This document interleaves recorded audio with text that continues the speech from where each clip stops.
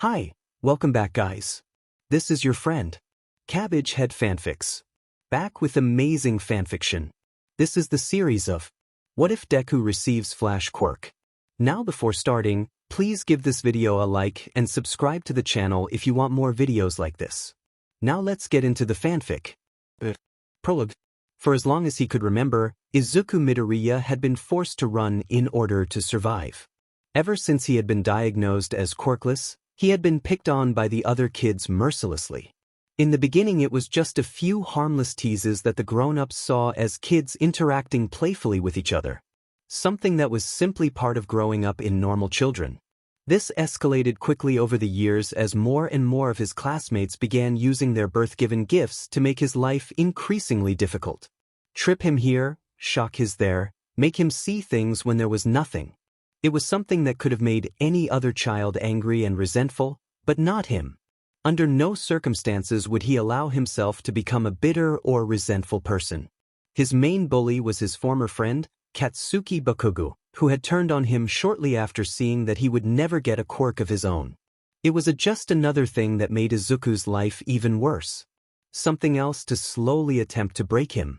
The teachers saw Katsuki's quirk as something that should be praised, and this quickly led to the boy's inflated ego. With this new attitude and the rest of the class turning on him completely. With this occurring, Izuku had no other alternative but to run. Away from his former friends, from his new prosecutors, from the pain, and away from his problems. He normally attempted to run away from his oppressors to little effect. His physicality didn't help him much as he was one of the slower kids in his grade and tired a little too easily. Over the years he had gotten a bit of practice in the running department and could now manage to completely outrun his more vicious bullies given that he received the sufficient amount of a head start. This sadly wasn't the only problem that he ran away from, just the most concurrent. The other problem was closer to home, one concerning his dad. Izuku's father had been a head scientist at the world-renowned Star Labs and had been involved heavily in many of the new and exciting discoveries that came from there.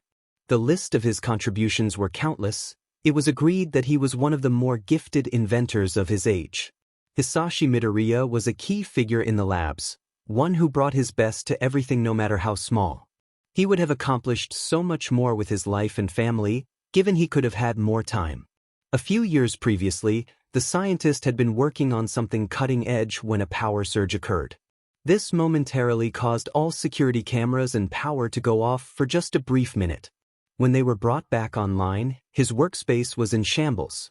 Work tables had been tossed on their sides, monitors had been smashed, and worse yet, blood sprinkled the walls. Still, no body had been found and the police were forced to give the family the only trace that they could find from him, his torn, bloodied lab coat. It was the one piece of clothing that his father loved to wear more than anything in the world. Izuku could not remember a time when it ever came off his shoulders. His mother had been distraught, falling into a bit of a depression and trying to get by. She tried to be strong for her son who had not fully comprehended the situation at the moment. This didn't go as well as it could have, her slowly gaining more and more weight till she lost the slim physique that she once had.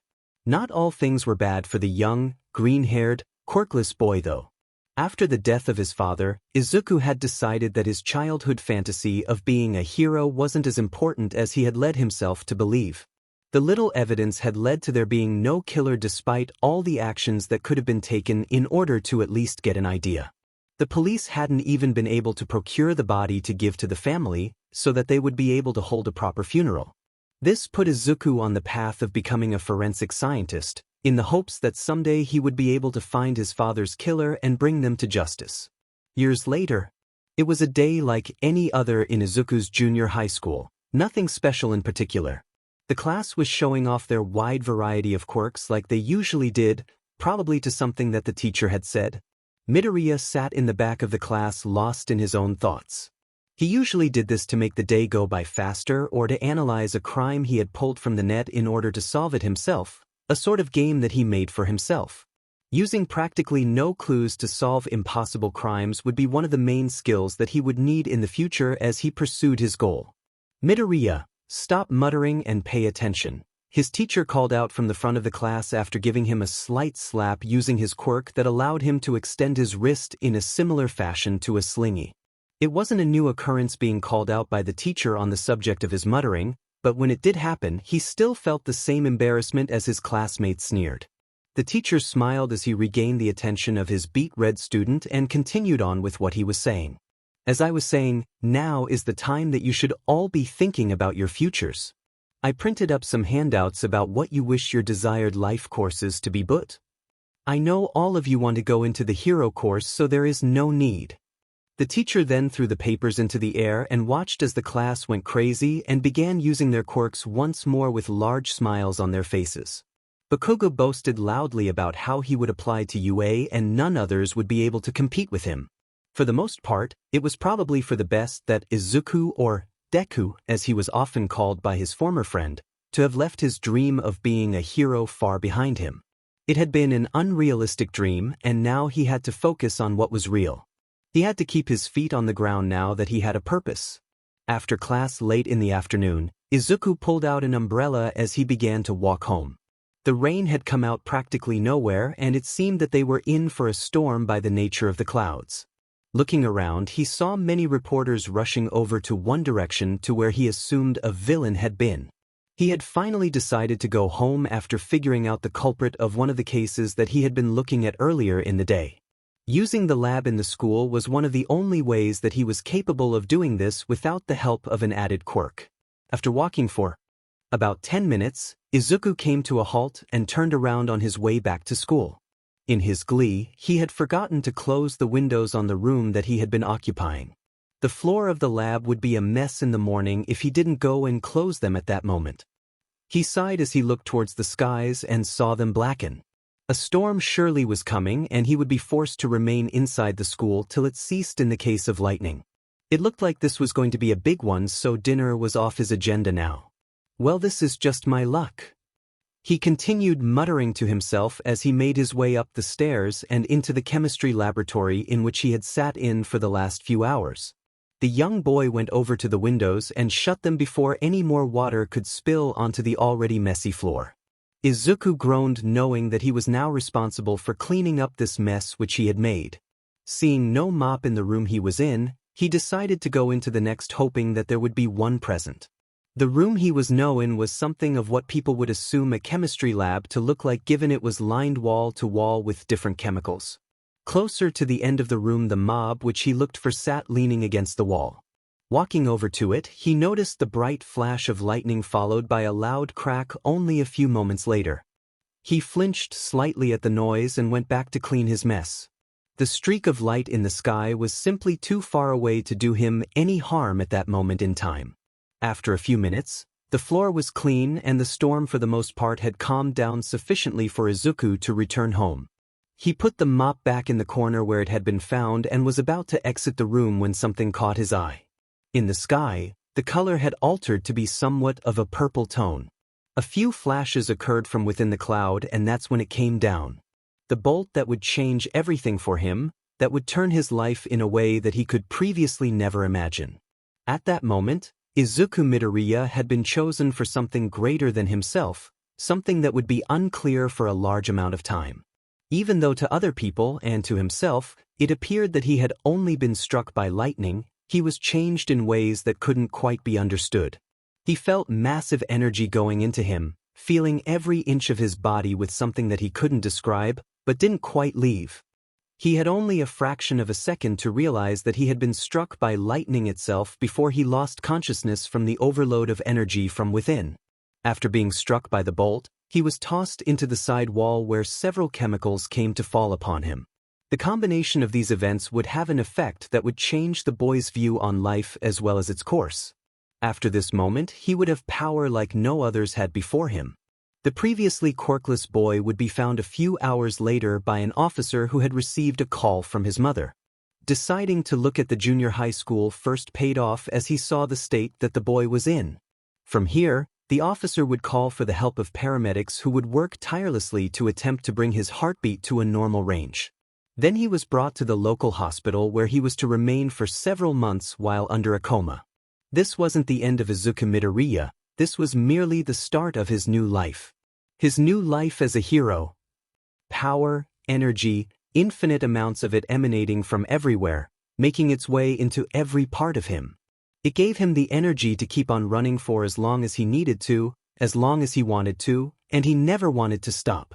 In his current situation, he saw no need to stop the running. Although he was uncertain of how long he had been running, he was certain that this was what it meant to be truly happy.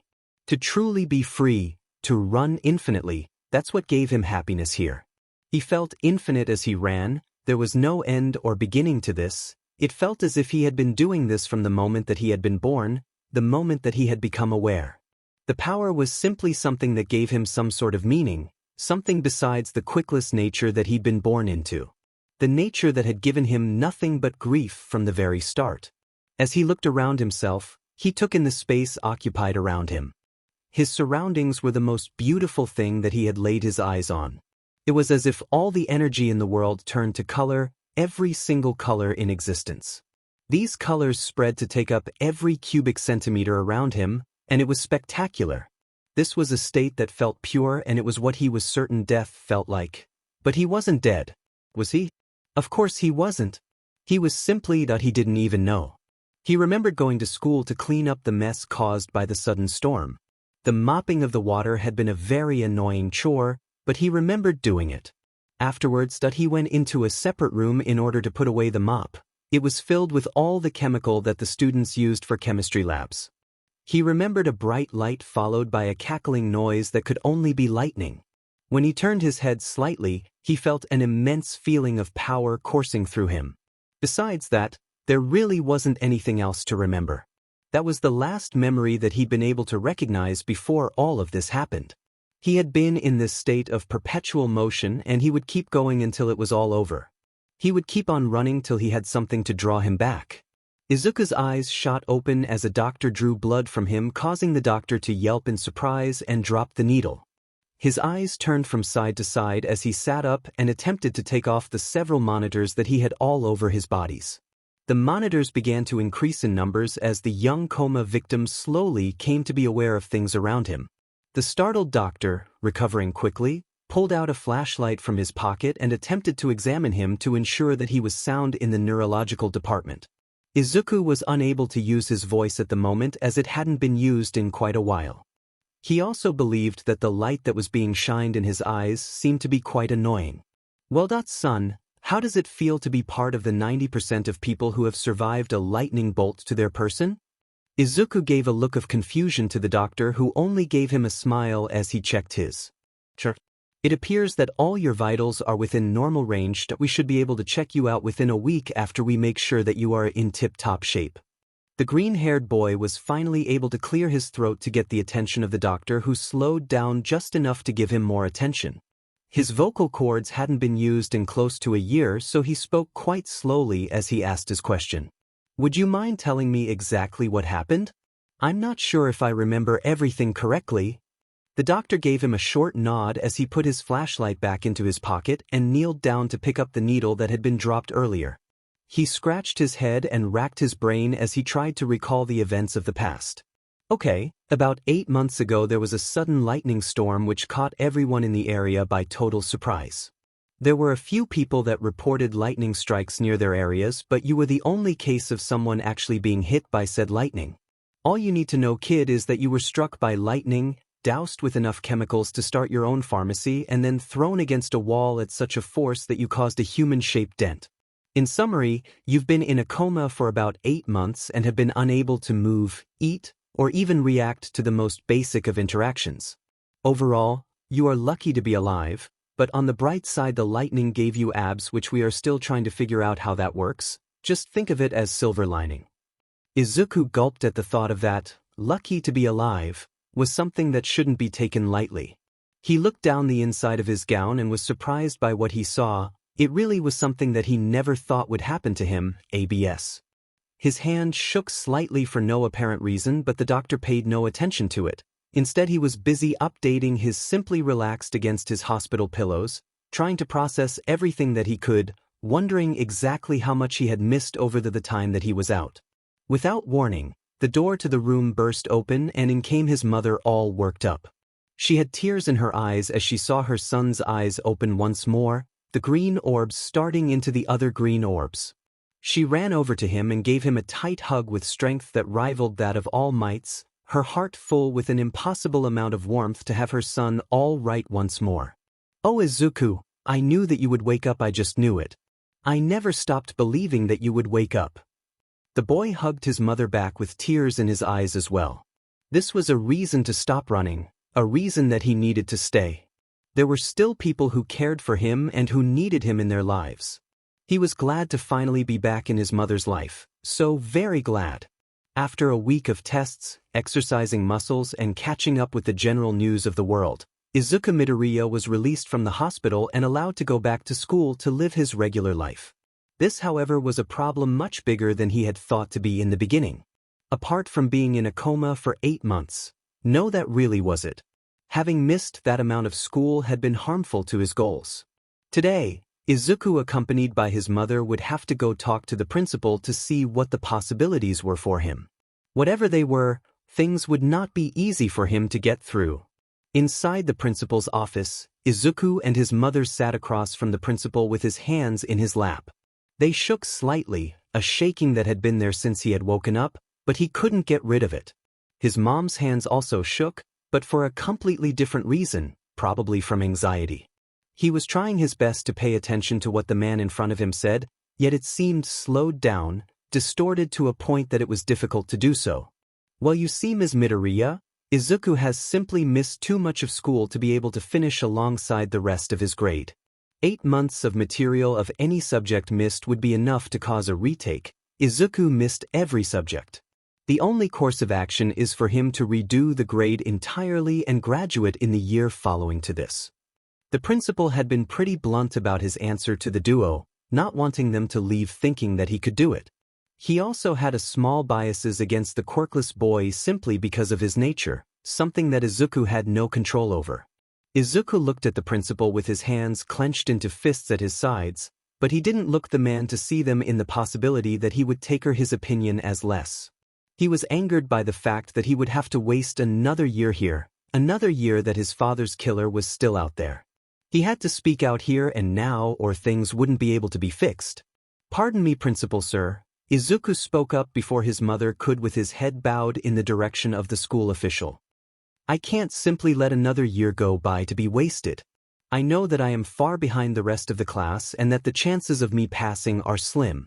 All I ask for is a chance to take the final exams alongside the rest of my peers. If I pass, then I believe that that is sufficient proof that I am ready to deal with what comes next." The younger Midoriya remained with his head bowed, staring into the ground, hoping that he had done enough. The two adults were silent at the sudden outburst from the so often quiet boy. Inko Midoriya had read that some victims from lighting strikes suffered from personality shifts. This looked just like what she had read about. The silence remained for a few more seconds before it was broken by the throat clearing of the principal, who looked baffled by the sudden outburst. He straightened his tie before turning to the still bowing student. Mr. Midoriya, would you mind going outside and wait in the courtyard while I have a private conversation with your mother? We'll only take a few minutes and be right out." The green-haired boy straightened himself from the bow and walked efficiently out of the room with hints of tears in his eyes. God, sometimes I get carried away with my emotions. Why couldn't I keep it contained like I usually do? Does this have anything to do with that bolt of lightning? Why does it all go back to that one bolt? Why does it always have to happen to me? Couldn't it have hit some other person at some other school? As he mumbled his thoughts rapidly, the green-haired, lightning bolt survivor was unaware of his former friend walking towards him with a scowl on his face. The openness of the courtyard was seriously a place that wasn't one to be alone with him. Memories of previous bullying experience came to his head. He heard him much before he saw him, the sounds of his signature explosions causing in a ruckus that echoed around the open yard. Someone besides him must have heard it as well. The blonde flew towards him, propelled forwards by his quirk with a maniacal smile on his face. This was just like all those previous times, no one here to help him either. This was just like so many other times before, except that it wasn't. The closer that he got to him, the slower and slower that Kaken seemed to get. Seeing the slowly moving king of explosions coming towards him, Midoriya simply chose to walk out of the way as Bakugo pulled his right hand from behind and aimed it to where he had just stood. All of his actions seemed to be exaggerated. It was like watching a video while it being at quarter speed or even slower. This all happened as if he had slowed down the world around him, except for the fact that he couldn't have given his quirkless nature. Perhaps this was all just a bad dream that he would wake up from and realize that he was still at the hospital. This theory would be quickly dissolved in the coming moments. Effing Deku! The blonde screamed loudly as a huge cloud of smoke rose into the air, blocking him from vision. No one told me that you were awake and running again. Do you know how boring class was without having someone like you there? The destructive teen looked down and realized that Deku wasn't on the floor in front of him crying like he usually was. What the f, Deku? How did you manage to avoid that explosion? You were like 10 feet away from me, and there is no way that 8 months of lying in a bed made you capable of avoiding my attacks. Kaken, please stop. The panicked teen yelled out, wondering what in the blazes was happening right now. None of this made any sense to him, and yet it still occurred. He had just come to get his school situation cleared up and had instead found himself knee-deep in trouble. The blonde heard the greenhead yell out and aimed a powerful explosion to where he had heard it. The blast hit the shorter boy in the chest and knocked the air out of him. Additionally, the blast propelled him away from the explosion creator. This sent poor Izuku flying into the air and against a pillar where he landed at an off angle, effectively spraining his left wrist. At least he hoped it was only a sprained wrist. It wasn't the worst injury that Kaken had ever given him, but that didn't stop it from hurting any less. He clutched his left wrist with his right hand and his breaths became shallow and quick. He for sure hadn't expected to suffer from this type of pain on his first day back. Trying his best, he attempted to hold in the tears but ultimately failed to do so. No matter how much time had passed, there would be no escaping his one friend turned bully. Well, look at Deku, can't do anything right and now ends up with a broken wrist. He used a baby voice to make him feel worse about himself and to inflate his ego even more. Deku, are you just going to lie there and cry, or are you going to pick yourself up and go to the nurse's office like you always do? Maybe I could give you a hand if you want, just like old times. His sneer was simply adding insult to injury and pushing things over their limit. Izuku grit his teeth, from the pain, from the anger he felt towards Kaken, the anger he felt towards himself for putting up with this, for two had allowed himself to be run over by this boy for far too long, all because of some feeling of respect that he once held for him. Their friendship had been so long ago, he didn't know why he even allowed himself to see the other boy as what he used to be. This was going to stop now. Neither of them were sure exactly what happened next, but before Katsuki Bakugo could blink, he was lying on his back, unconsciously grabbing his face in pain. It was something that had probably never occurred in his lifetime, but right now was the first time. Someone had stood up to the ruthless Bakugo and had pulled the rug from under his feet to show him that he was an equal, nothing more than another student. This someone was none other than Izuku Midoriya, who was still clutching his left wrist after using it to punch his former friend in the mug. Midoriya looked down to his left hand in awe, still shocked that he had been able to do what he had just done. Bakugo looked similarly in shock at the fist that had finally knocked him down. For several seconds both boys looked at it, till the one of the floor came to his senses and bellowed at Izuku as loud as his lungs could yell. F you Deku. You and your quirkless butt. The boy still held his hand to his face as he approached his newly created rival. You just think that because you survived a lightning bolt to the face that you can come back and challenge me? You are dead wrong. You hear me, Deku? Using his left hand, Bakugo began creating an explosion that brought shivers down the other boy's spine. He took a single step before something occurred that made him regret taking that step. A flash of light occurred and Izuku stood over Bakugo's fallen body once more with a look of anger, possibly also some satisfaction. No more bullying, no more Katsuki Bakugo. Your days of being an a-hole and bullying me are over. No more. Izuku took several deep breaths and looked up to see the principal talking to his mom, who had a smile on her face. That probably indicated that everything had gone well. Point 1. Young Bakugo, what is the meaning of this? The principal demanded for the explosion quirk user to answer his question. Unable to come up with a solid answer, he was forced to mutter, bathroom, while staring angrily at the younger of the Midoriyas. "Well then, continue on your way, then off to class." The principal said it as more of a suggestion than an order, which made Izuku's mother visibly upset. It also made it increasingly difficult for the boy who had been bullied to keep his emotions in check. After the spiked blonde left back to his classroom, the principal turned towards Izuku and gave him a grim look. It was the look that he gave him when he told Izuku to not attempt to pursue the heroics course due to his quirklessness. "Young Midoriya, that I have spoken to your mother and we came to an agreement." A small smile broke out on the young boy's face as he realized what exactly that meant. "You will be given the chance to take the final test with the rest of the grade in order to prove that you are capable of going on to high school. However, since this is a test of what you know, you will not be allowed to receive any outside help and must thus do it all on your own. Additionally, you will have to complete all coursework that you missed by the time that the tests are to be taken." Midoriya nodded towards the principal. He was filled with joy at being given the opportunity to stay on track, so much so that he disregarded most of the principal's conditions. He bowed to the principal once more as a gesture of thankfulness and felt as the principal smiled slightly.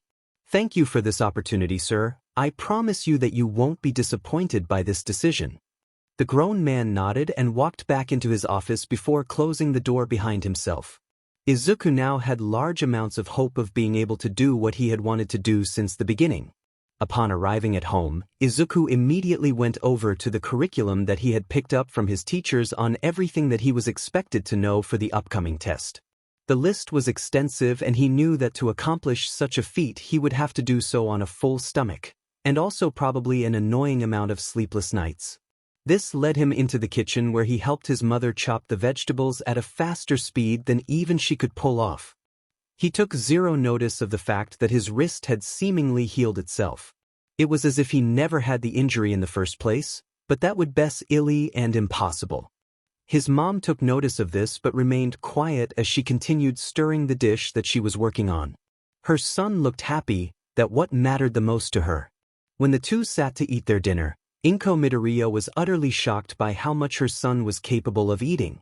She often made a little extra since she knew her son was fond of having a midnight snack, but this was unreal.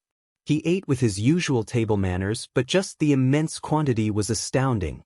Since her appetite wasn't as big, she gave him her portion as well, but it still didn't seem to be enough. "Izuku, sweetie, are you feeling well?" The hungry teengar looked at his mother with a mouthful of food and a pet head. He swallowed his food before responding to his mother. "Yeah, Mom, I just felt a bit hungry, that's all." The older woman nodded nervously at this, unsure of what to say. After that bolt hit him, her little Izuku had changed quite a bit. Some changes were more obvious than others, but he was still the same Izuku that she had raised, the one that had wanted to be a hero.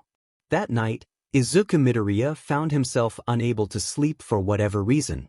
He attempted several times to slumber but was practically incapable of doing so. After being allowed out of the hospital, he found himself to be filled with energy that came from nowhere and also went nowhere. Wanting to try something new, Izuku got up and dressed in a forest green hoodie before going outside to see if he could rid himself of this extreme energy. Exercise had always been an activity low on his attention list. Quietly, the boy made his way out of the house through his window, trying to not fall towards his death. After a few minutes of shimmying his way down a wall, a task he didn't know was actually possible. As he touched the ground, the energy he had seemed to increase tenfold, almost as if the ground was giving him the energy needed. Putting headphones into his ears, and then his hoodie over them, he began to slowly jog in no particular direction. Allowing the music to flow through him, he continued to jog, increasing his pace every few seconds. Seemingly he couldn't get tired. Izuku wanted to test how much energy he had and how much exercise was needed to rid himself of it. His pace began to increase, slowly at first then faster. The world once again became distorted like it had earlier in the day when he had been confronted by Bakugo. Noise, motion, everything slowed down to as far as he could see. A cat falling out of a window, moving only centimeters from its original falling point. A man with a briefcase tripping and in the process of dropping a coffee on himself, except it was occurring too slowly to be considered normal. Grabbing his hair and turning around to look at everything, Izuku wondered how any of this could happen. A moment later, everything returned to normal and time traveled normally once more for the green-haired boy. Unsure what to do, he ran and ran. The wind howled as he ran at a speed that should have been impossible. This is crazy, right? This shouldn't be happening to me, it just shouldn't? My wrist. It was sprained a few hours ago, why isn't it now? Now I'm positive that this all leads back there, to the night in the...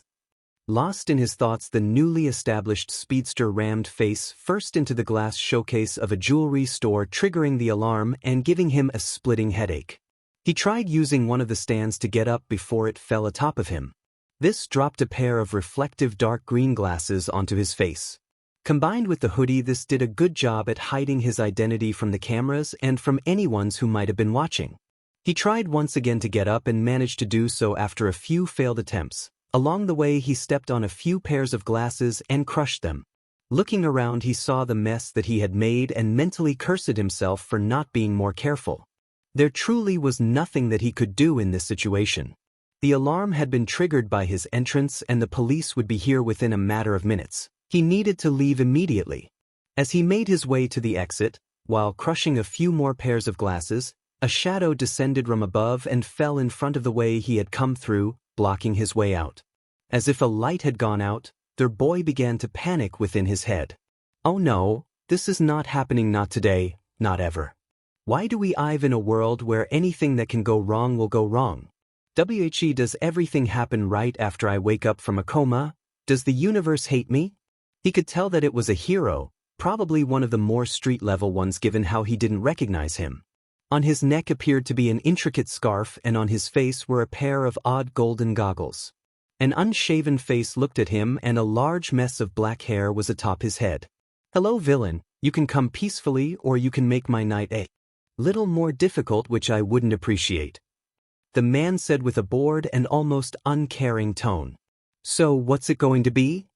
It had been a pretty quiet night for the hero known as Eraserhead. So far he had stopped 2 separate muggings and a duo of men from breaking into a home. Both had been quite annoying, but ultimately very simple to deal with, something that he liked about street-level crime. This had been early on in the night and now, towards the middle of his shift, he looked around for any sign of crime, not finding any, which was amusing. As he crouched atop of a bakery, he thought about how things were and of the incoming school year that he so often slept through. Well, it looks like this year we are going to be having the symbol of peace himself come and teach at our school. That'll be a day for the media, not so sure about the staff though. He scratched at his beard slightly, watching a traffic light turn to red, still nothing occurring. Deciding that this area had no criminal activity at the moment, Aizawa Fights stood up and began to move across the rooftops. The crime would just have to be elsewhere, it was always somewhere else. After a few blocks, the Erasure hero turned around to look down the long street. Something was coming. A flash of green caught his eye, or at least he thought it was green. Since there was no crime in the immediate area, he crouched once again and watched this green blur for a while. Another wannabe hero it would seem, or maybe a villain perhaps. The older hero continued watching the blur's activity, wondering what exactly it was doing. The more he watched it, the more that he realized that it wasn't paying attention to what was in front of it. That was the conclusion he reached as the green blur ran straight into a jewelry shop head-on, shattering the front window display. Well, there goes my peaceful evening, time to get to work. Make it 3 for 3. He jumped gracefully down from the rooftop, using his scarf to slow his descent. He promptly landed in front of the hole caused by the would-be thief and stared at him closely. A green hoodie and glasses to cover his identity, but this obviously was a kid that he was dealing with. The structure of the boy wasn't that big, a bit scrawny if he was being honest, and a plain look on the portion of the face that he could see. Hello villain, you can come peacefully or you can make my night a little more difficult, which I wouldn't appreciate. He tried telling him in his most bored and uninterested voice so that he could cause him to be on edge. Most villains that he came across tended to be frightened by his mere appearance. This kid wouldn't be an exception. He shook very much, almost as if he was on a sugar high, except this one was probably from fear. So what's it going to be? At that very moment, everything that Izuku had thought to be true went out the window. At school they covered the basic things such as math, history, science. The hypothetical question of what to do when confronted by a hero in the middle of the night after running face first into a jewelry store had never been covered, at least not when he was there. It was probably a topic that he had missed while in a coma. He racked his brain trying to look for which hero this could be. In his younger years he had catalogued several heroes and their quirks. He used to pride himself in knowing exactly how their quirks worked and of being able to regurgitate that information on the spot if that was ever necessary. Ever since he gave up on his dream, he had simply stopped it with the practicing and had similarly stopped trying to remember that information altogether. His brain was literally going at 1,000 miles trying to figure out what ways he could get out of this situation. Okay, what do I need to do in order to not get sent to prison? There is no way that I can fight a hero head-on without suffering from a disastrous defeat. Let's see that he has goggles with thin gaps instead of just being completely solid. This must mean that his quirk must revolve around the usage of his eyes. His scarf must have more purpose than simply for fashion. I need to be careful about that and wait to see what he does. I can't make the first move here. I need to get him to leave that entrance open for me. Okay, I think I have this. Let's hope that this works out in my favor. Although the thoughts going on in Izuku's head seemed to have gone by over the course of several seconds, in reality only a moment had passed since the hero had last spoken. Izuku looked at his surrounding to see if there was anything here that would help in his fight against what he assumed to be an experienced hero. The two looked at each other with caution before Eraserhead made the first move. He activated his quirk and stepped inside the store, not yet utilizing his scarf in hopes of this being a quick and easy capture. His eyes started to become irritated from the constant usage of his quirk, but he managed to keep his eyes open. At this point in time, the kid is simply another kid at the wrong place with the wrong hero around. With his quirk erased for the moment, there wasn't any reason for this to be harder than it needed to. Kid, I'm going to have to ask you to wait here with me till the officers arrive in 1 or 2 minutes. After that you'll be taken to the station and processed. Izuku gulped quite loudly, knowing that he wouldn't be able to go ahead with the hero's intended plan, as it would likely result in massive fines that he rather wouldn't have his mother pay, not that they could pay. On top of that, he would be charged with breaking and entering or some theft charges which he rather not have on his record if he had any chances of going anywhere. I didn't mean to fall into this store. It was a mistake. I am sorry. He was trying to be reasonable. Trying to be as reasonable but he could with a hero not exactly known well for that. The green speedster took a step back, trying to put more distance between both of them, not wanting to be taken by this hero just yet. After the first step backwards, he tries for another, but without realizing it, steps on what can only be assumed to be a pearl necklace. The round nature of the pearls cause him to fall backwards and cause the initiation of Izuku's first fight against a hero, or Eraserhead as he was known. As the green-haired boy fell backwards, Eraserhead attempted to catch the boy with his scarf, doubling as capture gear. Although that was what the real intention was, Izuku took it as something else entirely. The assumption was that this was probably an attempt to capture and detain him. Like any other reasonable person in the world facing the hero, he panicked and acted purely on instinct. Izuku wasn't quite sure how he did it, but he tried willing himself to fall faster, believing that it would somehow work. The plan was to run and get out of there as soon as humanly possible. His body responded to him, and so he did end up falling at a much faster rate than gravity should have allowed. Well, this is new. I will have to look into this later on after I find a way to get out of here. Still defying the laws of physics, Izuku rolled forward and began his way carefully to the exit, avoiding the dangerously round objects on the floor. He watched the hero react slowly in confusion as he himself started to wonder when his quirk would be put into use. Normally a hero would have used it already, so it was quite confusing when this one stood still and merely blocked the exit partially. The erasure hero on the other side of the spectrum had a mere second to realize that his erasure quirk wasn't working on this would-be villain for whatever the reason. Seeing that his usual tactics wouldn't work, he threw tacks from his belt pouches onto the floor without a second thought. If he couldn't negate his quirk, the less that he could do would be to keep him here till the police arrived with more quirk-negating technology that would surely be of use in this situation. As he ran towards the exit, the speedster put almost no attention to the tacks that were tossed and not the floor. Due to the lack of attention, the The boy stepped on one of the metal tacks and yelled out as it went through both shoe and skin. With this large amount of pain sprouting so suddenly and his movements hindered for just a moment, the Erasure hero grabbed the boy's arms. Using Midoriya's own momentum, the hero tossed him onto his back, using the most simple maneuver that he could. The blow knocked all air out of Midoriya's lungs and prevented him from thinking straight for just a moment. He bounced once off the ground, and with this the scarfed adult made his move to capture him once more. This time he wouldn't be surprised by the capabilities of the young person. He made sure to tighten the area around the boy's legs and tied his arms behind his back for good measure. In the distance, Aizawa could hear as the sirens got closer, signifying a job well done. As he looked at the boy, he brought him closer to himself in order to examine him, trying to see what made him different. Somehow he had been able to negate the effects of his quirk, which shouldn't have happened. There was something about this kid that just didn't seem right, something that could turn into a real issue. Whatever it was, he needed to figure it out to make sure it didn't happen again. All the while, the now incapacitated boy was thinking of all the possible escape plans that would get him out of his current debacle. "Hey Mom, I'm sorry that I can't go to school today because I've been arrested after I fought with a hero, right after running face first into a jewelry shop, right after I discovered that I did in fact have a quirk which I can almost bet my all-might backpack that it came from that bolt of lightning which I've already blamed too many times. Wait, what's he doing? Why is he bringing me closer? Is he trying to figure out who I am? Can't let him see me clearly, this can't go down like this. Use your head, Izuku, come up with something, wait." Without warning or grace, the entrapped boy reeled his head back as far as he could and shot it forward.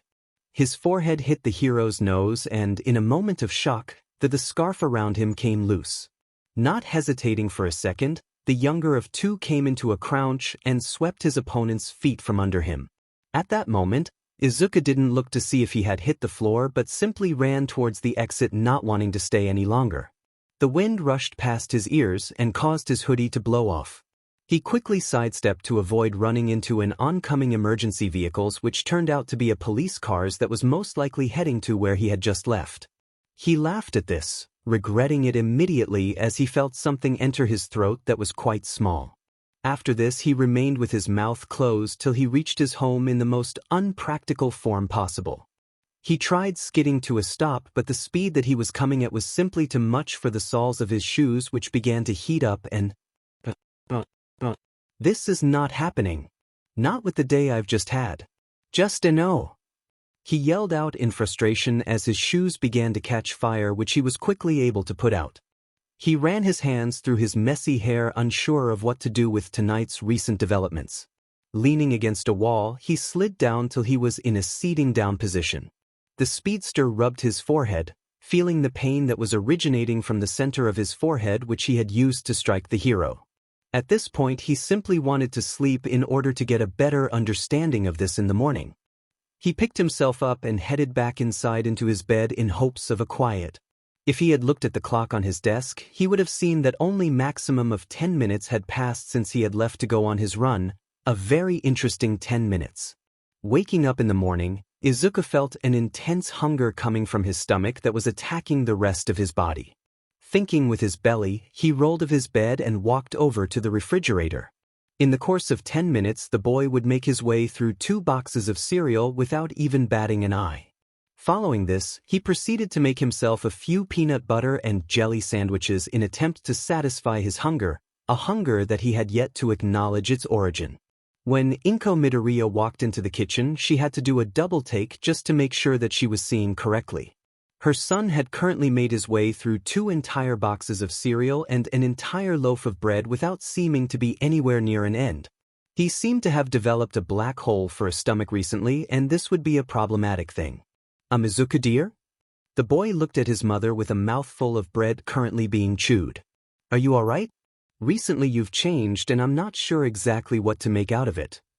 The young Midoriya swallowed the sandwich before speaking back to his mother. "What a crap, does she think I'm doing drags or something? Because of my behavior? Does she have something to say to me because I've been acting so weird? Mom, you know how I was struck by lightning 8 months ago?" His mother nodded in response to the question. "Oh, that bolt of lighting changed me, and I think you'd like this particular change." His mom gave a look of confusion towards her son. Izuku carefully grabbed the plate that he had been using to eat cereal and threw it as hard as he could in the direction of the furthest wall. He ran towards that same wall and snatched the plate gently out of the air in a split second. This was followed by his immediate crash into the wall, as he hadn't thought of a proper way to slow down yet. This caused his mother to shriek in fear at what her son had just done, thinking that he had destroyed a plate for no reason. After showing her the plate in his hands, her brain began to form the bigger picture of what she had just been shown. Walking over slowly and quietly, she put her arms around her child and began to cry from the happiness that she was experiencing. "Oh Izuku, I should have never stopped supporting your dream to be a hero without a quirk. That I should have kept supporting your dreams. I'm so sorry. I'm so sorry." Izuku stood on the receiving end of the hug as he waited till his mother calmed down. "You can be a hero if you want, Izuku. That you are capable of being a hero, just like you wanted." He thought of what she had said and of all the possibilities that were now open to him because of this new quirk that he had been given. He'd been given a gift, a quirk via bolt of lightning. He'd been given a second chance, a chance to be better than he had been in the past. This wasn't something that he could let slide by. He needed to figure out what he could do, and he knew of just the place to do it. "Okay Izuku, just calm down slightly. You've discovered another aspect of your quirk. Now think about all of this critically. What in the world did you do to trigger all of this? Just take a few deep breaths and relax for a few seconds before trying to go any further with all of this. You started doing your missed school work a few minutes ago in hopes of being able to knock some out before going to the principal and trying to talk to him about this new ability of yours that came up so suddenly.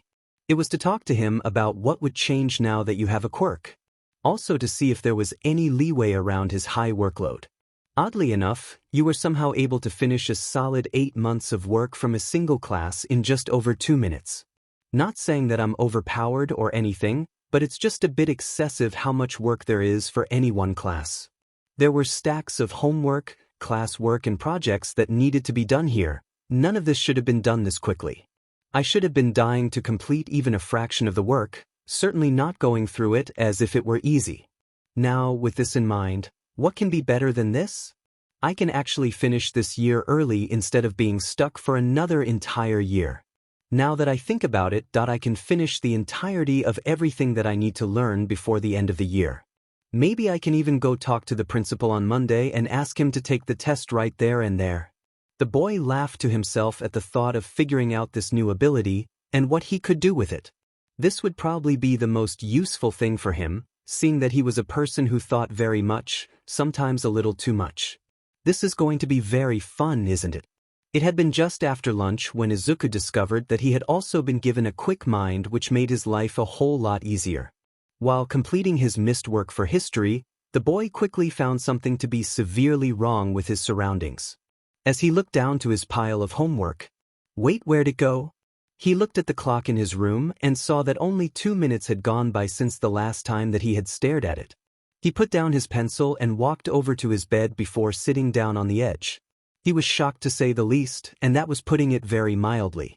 Now that he had this new ability on top of his already incredible speed, the possibilities were truly endless. This was something that he could use to make his life much better, much faster. Well, right now he just had to finish his 8 months of work, with his super speed and faster than computer mind. "Oh, principal, just you wait for Monday to come around. 8 months of work? I think I'm going to need to bring a wagon with me." Crap. It was obvious how he had been mentally and physically affected by the bolt of lightning. His completed work was a sure sign of it. That had been the mental part of his new abilities. Now he was attempting on seeing just what he could do on the physical side of things. Shorty, after managing to finally stand up to his childhood bully, he felt that he might as well see just what had made him finally go for it.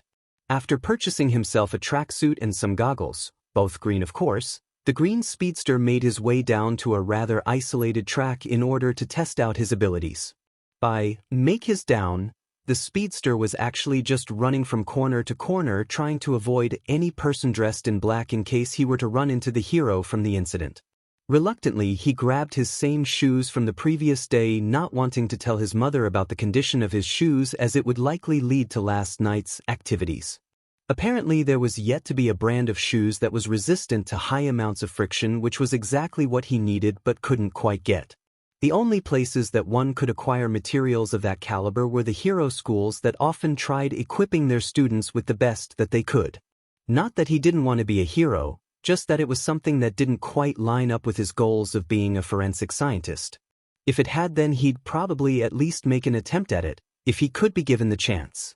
After arriving to the track, Midoriya began setting up several things in order to see how fast he truly was and what other aspects of himself had been altered by the speed. Some hurdles here, a timer over there, a speed reader that he had bought which said that it was fast enough to see the speeds at which All Might himself traveled. He did some quick stretches in order to prevent any unnecessary injuries to himself that he was sure he could heal, but he really didn't want to try it right now. He remembered once in his childhood that he'd pulled a leg muscle and that had been quite painful for him. He did not want to repeat that experience, or the sprained wrist from the day before. After turning on the speed reader and wedging it in between a few bricks to prevent it from flying off, Izuku lined himself up at the starting line. Both hands on the ground and his head down, waiting to hear the beep from the speed reader. His head shot up and he ran as fast as he could around the track, which appeared to be in quite a bad shape. Pieces of garbage and bits of broken glass scattered across the track. Once, twice, 3 times. Round and round he went, increasing his speed little by little. He was careful not to step on anything that could potentially injure him.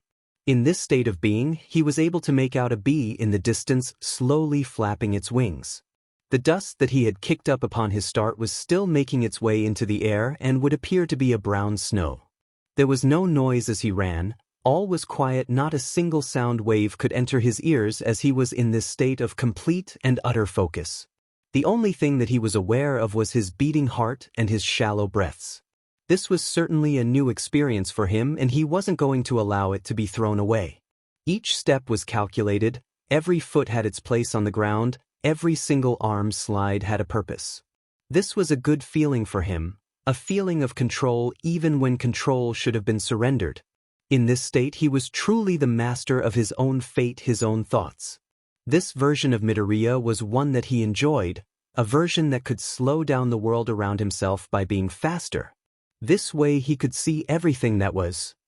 He felt an enormous wave of shock being exerted from behind him and wasn't able to help but look backwards to see what had occurred. This drew attention from where his foot went for a mere second. He stumbled slightly but his momentum didn't let him regain his footing. As he lost control, he heard what appeared to be a very loud crack. The area where he had been just a moment ago kicked an ocean of dust, and he continued to trip.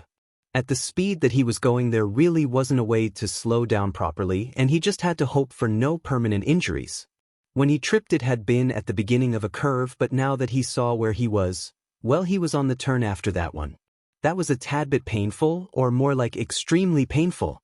Note to self, try not to break the sound barrier ever again. It hurts so much and I'm not even sure if this is going to get better by the time dinner comes around. Also, maybe look forward at all times so this doesn't happen again. At the moment it appeared that he had simply dislocated his shoulder, which was pretty painful for him, but there was a bright side to this. If his sprained wrist had healed in a matter of 2 hours, there was a strong chance that this slightly more severe injury would also heal in some time similar to that. After a few more moments of laying on the ground, Izuku picked himself up and headed over to the speed reader to see how he did. It was more like a crawl, but he was able to get there. He could feel the muscles in his shoulders slowly knitting themselves back together, slowly, but he could still feel it. He pulled his phone from behind the reader in order to record his results via audio file, which he would pull up later. Okay, so here I am on day 1 of training my quirk.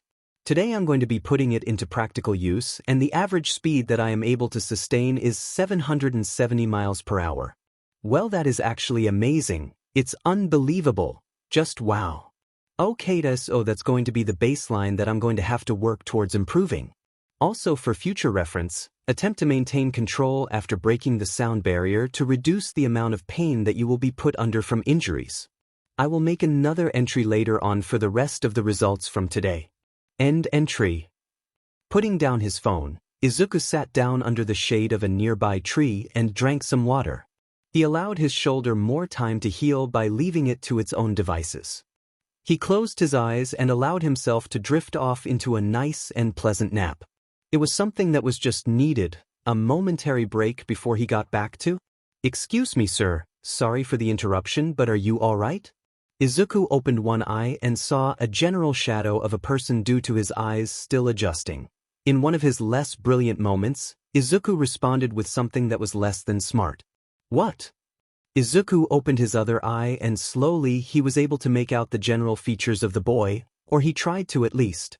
"I was around the area when I heard a loud sound which I presumed to be a sign of danger, and I wanted to make sure that there were no injured civilians in this area." The boy used his hands to emphasize his points, bringing his right hand to his glasses after he was finished talking. "Well, this guy is interesting, let's see what he has to say." The newcomer took a look at the green-haired boy before his eyes stopped on his left arm, which looked severely injured and in need of medical attention due to its odd angle. He knelt down next to the boy and took a look at his arm, which surprised Izuku by quite a bit. "Your arm appears to be hurt, and you seem to require medical attention." Once again his hands moved in straight and precise motions, bringing a sense of urgency to everything that he said. "Yeah, I was testing a few aspects from my quirk and I wanted to push myself beyond my established limits, but I tripped and injured myself. It's alright, I should be healed in a matter of hours due to my quirk." The boy gave Midoriya an odd look, then nodded at the mention of a quirk. "I see, I too am training my quirk to be better so that I may pass the UA entrance exam." Izuku noticed that he said so with a sense of pride and duty. He was glad to see that other people wanted to go there besides his childhood friend. "If you don't mind me asking, what is this quirk that led to your injury and will lead to your speedy recovery?" He coughed at the forward question, still not really sure about the full aspects of his quirk. He could probably get away with calling it a speed quirk and leaving it at that, since having a speed quirk wasn't too rare to see. "Well, my quirk makes all of my bodily functions go faster. This ranges from my metabolism to my running to thinking, and also extends to my naturally healing process." The blue-haired boy nodded as he smiled, having found something in common between the two of them, though it wasn't much. "I too have a speed quirk of sorts. Although mine makes my legs be more like engines and is a mutation-type quirk, I think that the basis is the same." After having this conversation for the past 5 minutes, Izuku more or less wanted to know who this guy was. "Not to be rude or anything, but who are you exactly? I mean like name, since we've been talking for a few minutes and I still don't even know that much." The other speed quirk holder held his right hand up and put it to his chest, palm down, before introducing himself properly. "Apologies for not introducing myself sooner. My name is Tenya Ida, and what may yours be?" He offered his hand, show his interest in the answer, and also to shake his hand. He sure does use his hands a lot, does he not? I am Izuku Midoriya." He took Tenya's hand in his own and shook it. "It's very nice to meet you." The older of the two nodded with a small smile on his face. "So Midoriya, would you like to have a race to see whose speed quirk is superior?" The engine quirk user said this out of curiosity, wanting to learn more about other speed-enhancing quirk. "Sure, why not?"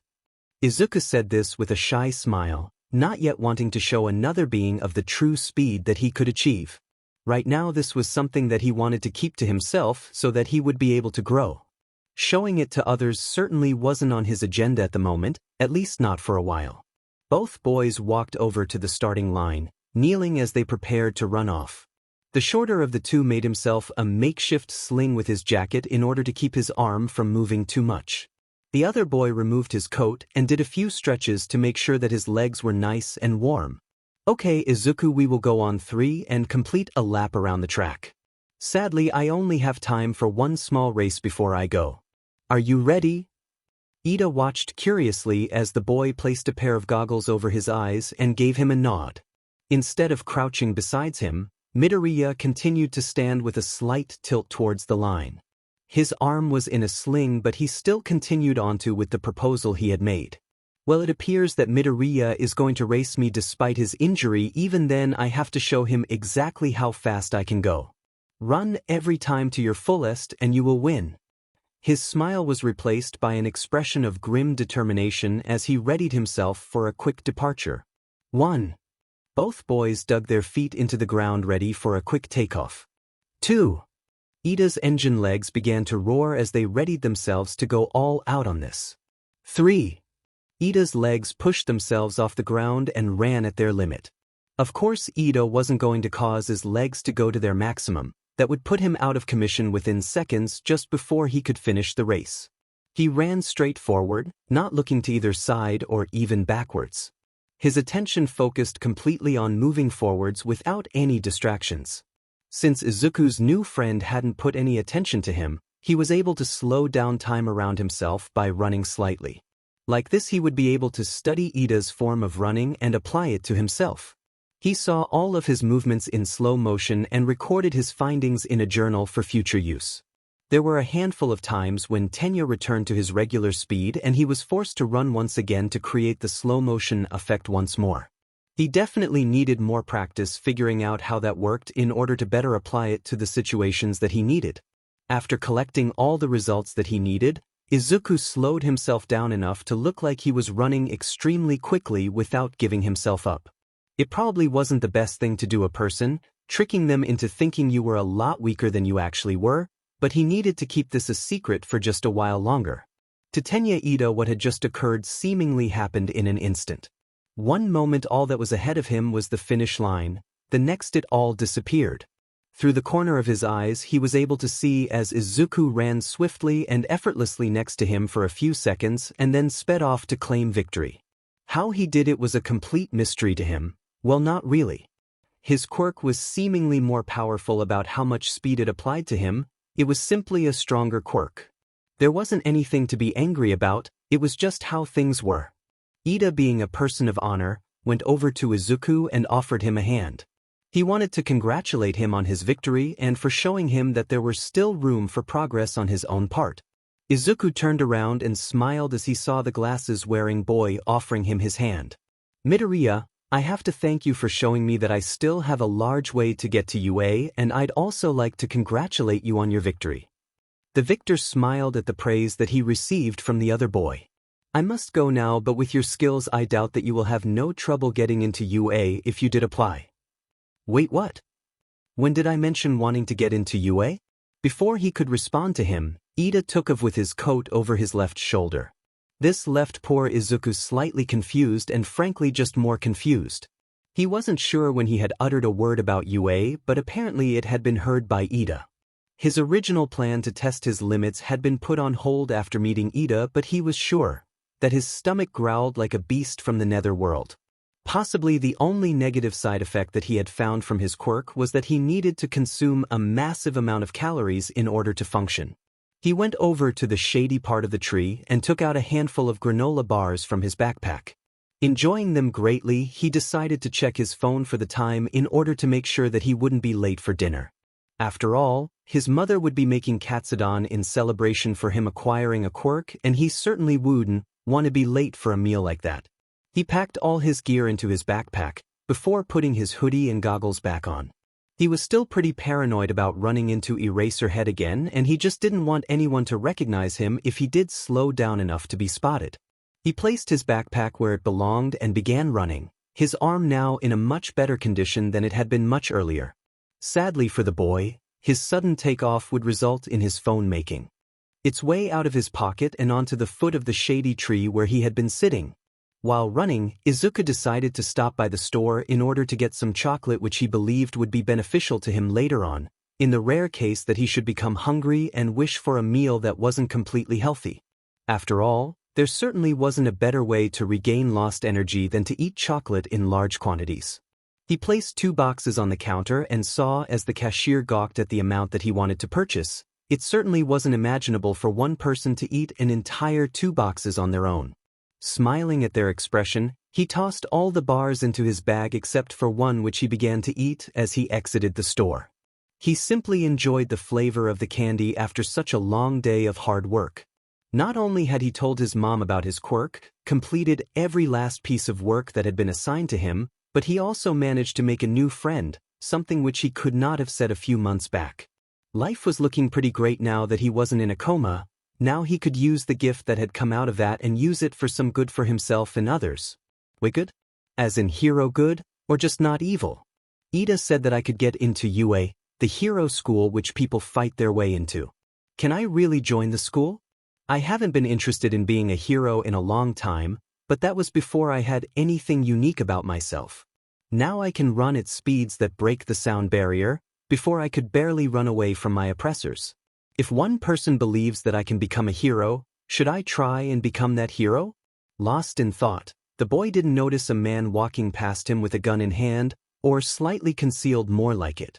It was a quirkless fellow who had just had enough of pretty much everyone. The people with quirks making those without feel like they were less. It made him feel like he was less and he just wasn't going to take it anymore. Someone was going to pay for all that had happened to him, and that someone was walking home by herself isolated and carrying a handful of books. The man walked up to the girl that looked to be about high school age and put the gun to her back. He leaned in and whispered into her ear. "Scream and I'll pull the trigger, you quirky freak." The hate could be heard in his voice, and the girl froze up as she felt the cold metal press against her back. "Now just take a walk into the alley and we'll have a chat." Reluctantly, she walked into said alley, her brain completely freezing from the suddenness and seriousness of the situation. On the other side of the street, Izuku realized that he had been given too much change, and when he went back to return it, he saw a man and girl that seemed around his age walk into an alley. He found this to be very strange, and instead of calling a hero, he went in to investigate himself.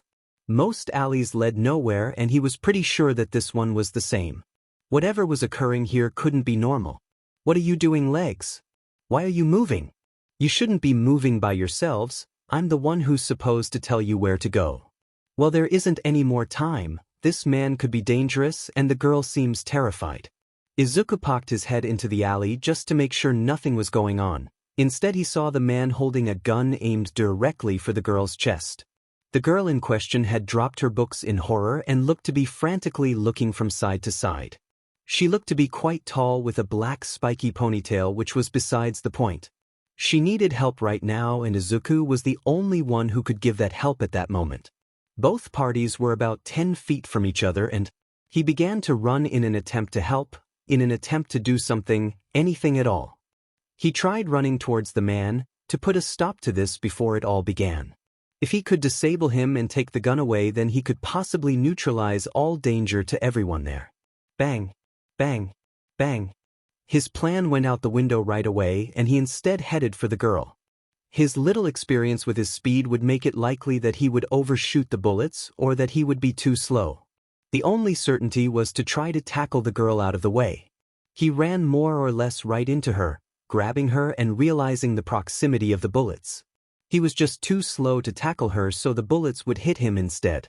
To make this not hurt him more than he needed to, Izuku twisted himself and the girl sideways. A bullet went cleanly between the two of them, while the other two hit him in his left bicep, embedding themselves into the muscle. At the moment of contact, his concentration broke, and all motion returned to normalcy, which he did not appreciate in the slightest. First, he went falling towards the ground, which he hit in a pretty bad fashion that actually made him wonder why he just didn't stay down. Second, apart from suffering the force of falling down, he also had someone else fall atop of him, which could have gone better. Third, he had just been shot in the arm. Fourth, his arm had just been hit with 2 bullets. Fifth, the guy who had shot those bullets, which were in his arm, still had a gun, and he wasn't in a position to do anything. He groaned in pain, obviously the only thing that he could do at the moment. The girl, who was currently laying on top him at the moment, reacted a second right afterwards, doing something that Izuku hadn't expected, which was to say a lot. The more proper phrasing would be, something he hadn't expected to happen so quickly. Out of her hands, she produced a staff and threw it with deadly accuracy at the gunman, knocking the gun upwards, away from both teens. This caused him to fire another 2 shots into the air. Luckily, there were no flying heroes at the time going over the area. She then produced another staff, which she then brought down upon his gun-wielding arm. The man cried out in pain as he tried raising his hand at the girl, who was causing him massive pain. This didn't happen in the slightest, as she used the butt of the staff to knock him upside the head, causing his immediate collapse onto the ground. The gun clattered to the ground along with his body, ending the threat to the quirked individuals in the area. The staff wielder panted heavily. Having taken down a gunman took a lot out of a person. She looked wildly around her for a second before she realized that Izuku was on the floor bleeding from his arm. She dropped her staff on the ground before rushing over to the boy who had saved her life. "Are you okay?" She asked him, created bandages and began applying them on his wound. "How did you do that?" Izuku fought past the pain before attempting to respond to her question. "Well, 2 bullets isn't enough to kill me, at least I think so." He chuckled a bit, which he shouldn't have done. The girl smiled at him, wondering how he would joke around at a time like this. "My quirk allows me to move at fast speeds, so I was able to get in the way on the bullets instead of letting you take them. I'm Izuku, by the way, Izuku Midoriya." After tightening the bandages fully, she introduced herself. "My name is Momo Yaoyorozu with the Quirk of Creation, as long as I know it's chemical makeup. I'd also like to thank you for what you did. It's something a true hero would have done. Now let's call the police and get you more professional help." Her voice was very shaky as she spoke, but evened itself out as she continued with the sentence. She helped prop him next to the wall and tied up the gunman with rope she procured as he called the police, all while thinking, "It's something a true hero would have done. Am I capable of being a true hero? Can I bring back to life dream long thought dead? If I'm able to do good like this, then I would be able to help more people as a hero. I just never thought that would come to be, but it's a chance I'll have to take." Tap, tap, tap, tap, tap, tap, tap, tap, tap, tap, tap, tap. Izuku, the fastest person in the room, was currently tapping his pencil over and over again on account of having nothing to do. That was actually not completely true if he was being honest, or it was his truth at the moment. Right now he was trying to complete the easy task of figuring out exactly what to do with the remaining 2 hours and 58 minutes of the 3 hours that they had given to him. The they that he was referring to was UA, and he really hadn't managed to nail the speed of his thought process quite yet despite the time that he had been given to prepare. Due to this, the Speedster had finished practically the entire test before he figured out what he was doing and tried stopping himself. The slowing down of his brain worked in a similar fashion to his running. It took some time to slow down after he had gotten going, which is why he was now simply waiting on the rest of the time to be taken up. Well done, Izuku. Now you have to wait for the rest of the time and sit here doing nothing. Or you could just go over your extremely short life and ponder about what you've done well. Yeah, that seemed about right. Let's just go into your mind and waste time. It had been about a month and a week after Izuku had stopped the gunman from killing Momo Yaoyorozu. Following the event, the police had come to question both of them while bringing in an ambulance to tend to Izuku's arm. A month and a week ago. "Son, could you please tell me what happened?" The officers at the scene were each questioning a separate person as to not confuse any of them by asking them questions together. On top of that, he had also been taken to the hospital as being a minor didn't really give him a choice in the matter. The thing about his quirk was that it had begun the healing as soon as he suffered the injury, so there was really no point to this. A few minutes earlier they had given him some pain medication in order to remove the bullets. In principle that would have been something that worked for every case ever, but of course Izuku had to be the exception like always. He felt the effects of the narcotics take hold for a second before it was gone, and he was back to being the same old Izuku, except now with 2 less pieces of metal within him. Turning back to the officer, he began to answer the question. So you see, I know that I wasn't supposed to use my quirk in public or upon another human being, but the girl's life was at stake, and it was just that my feet moved on their own. I'm not even sure how I got over there in the first place." The injured boy continued ranting on before the officer placed a hand on his shoulder, signaling him to slow down. "Son, I'm just here to get your story, not to imprison you for saving someone's life. Do you understand?" With a small nod from the boy, the officer continued to speak. "Okay, now that we have that cleared up, please tell me what happened," slowly.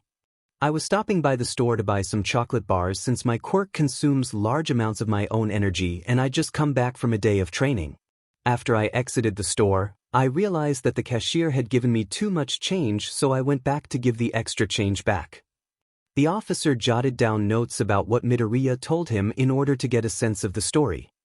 "Around what time would you say that this occurred?" The kid thought about it for a second before realizing that this had been about an hour previous. "It was around 6:30 in the evening, and when I returned I saw a man and a girl who looked to be my age walking into an alley. The green-haired boy ran a hand through his hair before continuing with his story. I followed into the alley because something just didn't seem right, and it turned out that it wasn't. The moment that I got there, I saw the man pointing a gun at her chest, so I ran to try to stop him from firing. I wasn't able to stop him from going ahead with the shots, but I was able to get in the path of the bullets in order so that she would be alright. After that, I was out of commission for the rest of the fight, in which she conjured a staff from her hand and incapacitated the man before he was able to do any more damage. Upon hearing the end of the story, the officer took down a handful of more notes before deciding that the kid had been through a lot for the day. He tipped his hat and made his way to leave, which Izuku couldn't help but appreciate. It was certainly something that he had wanted since getting these powers, to slow down for just a little bit. He leaned back into the bed that had been provided by the hospital and closed his eyes, waiting until the doctors came to discharge him. His rest was unfortunately interrupted by the girl he had saved earlier, Momo Yaoyorozu. She entered the room as quietly as possible, seeing as her savior appeared to be sleeping. She seemed to be coping with all of this pretty well, considering that she had almost died if not an hour beforehand. Then again, she had been training to be a hero, so being resilient was to expected. Izuku, was it? The tall girl asked him, in a quiet and calm demeanor, not trying to wake him up from his apparent slumber. The speedster opened a single eye and then the other to fully see her. I just wanted to say thank you once again for all you did. I froze instead of reacting, and you didn't even think twice about helping me. You went straight into it and tackled the problem head-on. Her voice became a bit shaky, but she maintained her composure. Seeing as a conversation was about to begin, Izuku sat up and propped pillow under himself. Luckily, he had maintained his clothing, which he appreciated for this situation, seeing as a hospital gown wouldn't have been a good look on him. Would you like to sit down? He pointed at the chair that was beside his bed, trying to be hospitable. Momo nodded as she made her way to the indicated seat, keeping her eyes on Izuku. Why did you take the bullets for me? This was the main question that had been bothering her for the past hour. Most people who knew about her family name would do it for the money or to get in good graces with her parents. This boy, as far as she knew, had no knowledge of her and had reacted within a second to save her from what would have otherwise been a lethal attack. I mean that you don't know who I am. You could have ended up in a worse condition than it just hitting your arm. Izuku's eyes drifted to the air above her head for a second as he thought about the question. Well, isn't that the question that everyone always asks? What is the correct answer for that? Is there a correct answer? Unsure what to say, he lowered his gaze once more and answered honestly. You looked like you needed help. The simple answer confused her, and the boy could tell that from her facial expression. What type of person would I be if I could do something to help but chose to do nothing? Besides, it's better to have 2 bullets in me than to wonder where they would have been if they weren't. He gave her a nervous smile, trying to lighten the situation, which she returned. So, are you planning on being a hero or something along those lines? She wanted to move the conversation to something else that they would hopefully be able to discuss without it turning south. Izuku, being the confident and smart person he was, simply shrugged, not really sure on the answer himself. I'm not really sure. His facial expression turned to be that with a slight frown as he thought. Up until recently, I didn't even have that possibility open for me. I'm not even sure if I'll be able to follow my other career path if I do go into heroism. Why not? Momo had obviously thought of something that was a solution to his dilemma. Other heroes have separate careers besides being professionals. Best Jeanist has a fashion company, Present Mike has a talk show, and All Might has all of his merchandise. She got up from her chair before finishing her sentence. If you want to be a hero, you can be that and follow whatever other path you want. If you were able to stop a bullet, I don't really see what's stopping you. Izuku's smile grew. Having someone finally tell him what he had wanted to hear for a long time was really uplifting. He was about to thank her for the uplifting speech when the doctor came in. Looking at him, Izuku was able to identify him as the same doctor that had been there to attend him for the week that he had been conscious. Oh well, it looks like I have to go. Taking out a piece of paper and a pen, Momo quickly wrote down her contact information before handing it to Izuku. We should stay in contact. Text me whenever you get out of the hospital and we'll talk. She then left the room with a small wave, all before the speedster could say anything on his part. He was a bit sad seeing her go, but at least he now had her contact info, so that was something. He placed the piece of paper in his pocket before turning to the doctor, who didn't appear too interested in his case. After that? Wait, what did happen after that? Losing his train of thought, Izuku's attention returned to the test that was in front of him. Once again, he went through it several times and tried figuring out how else to spend his time. That short trip down memory lane had taken a total of 10 minutes, which was nowhere near the time that he needed to waste. Looking around, the green-haired boy spotted a head full of blue hair that could only belong to one person he knew. He had gotten to Tenya Ida quite well over the past months, since he had met him that he had begun training his quirk. The boy had been a very good person to talk to and was also very interesting. Izuku smiled as he departed in the memory train once more, going towards a memory that was made with Ida the day after he had met him. It was quite fun, and both of the boys had gotten much out of each other's company, especially Izuku, who had no experience in dealing with quirks beforehand. It wasn't like he had anything else to do. Right now all he wanted to do was get rid of the time that he did have. Hopefully it was enough to get him through the rest of this test. Probably wouldn't happen, but still, one could hope. Izuku had been discharged from the hospital that same night after his mother scolded him for trying to be a hero. She was glad that he was alright, but it was still hard for her seeing her son's green hoodie with 2 holes in it.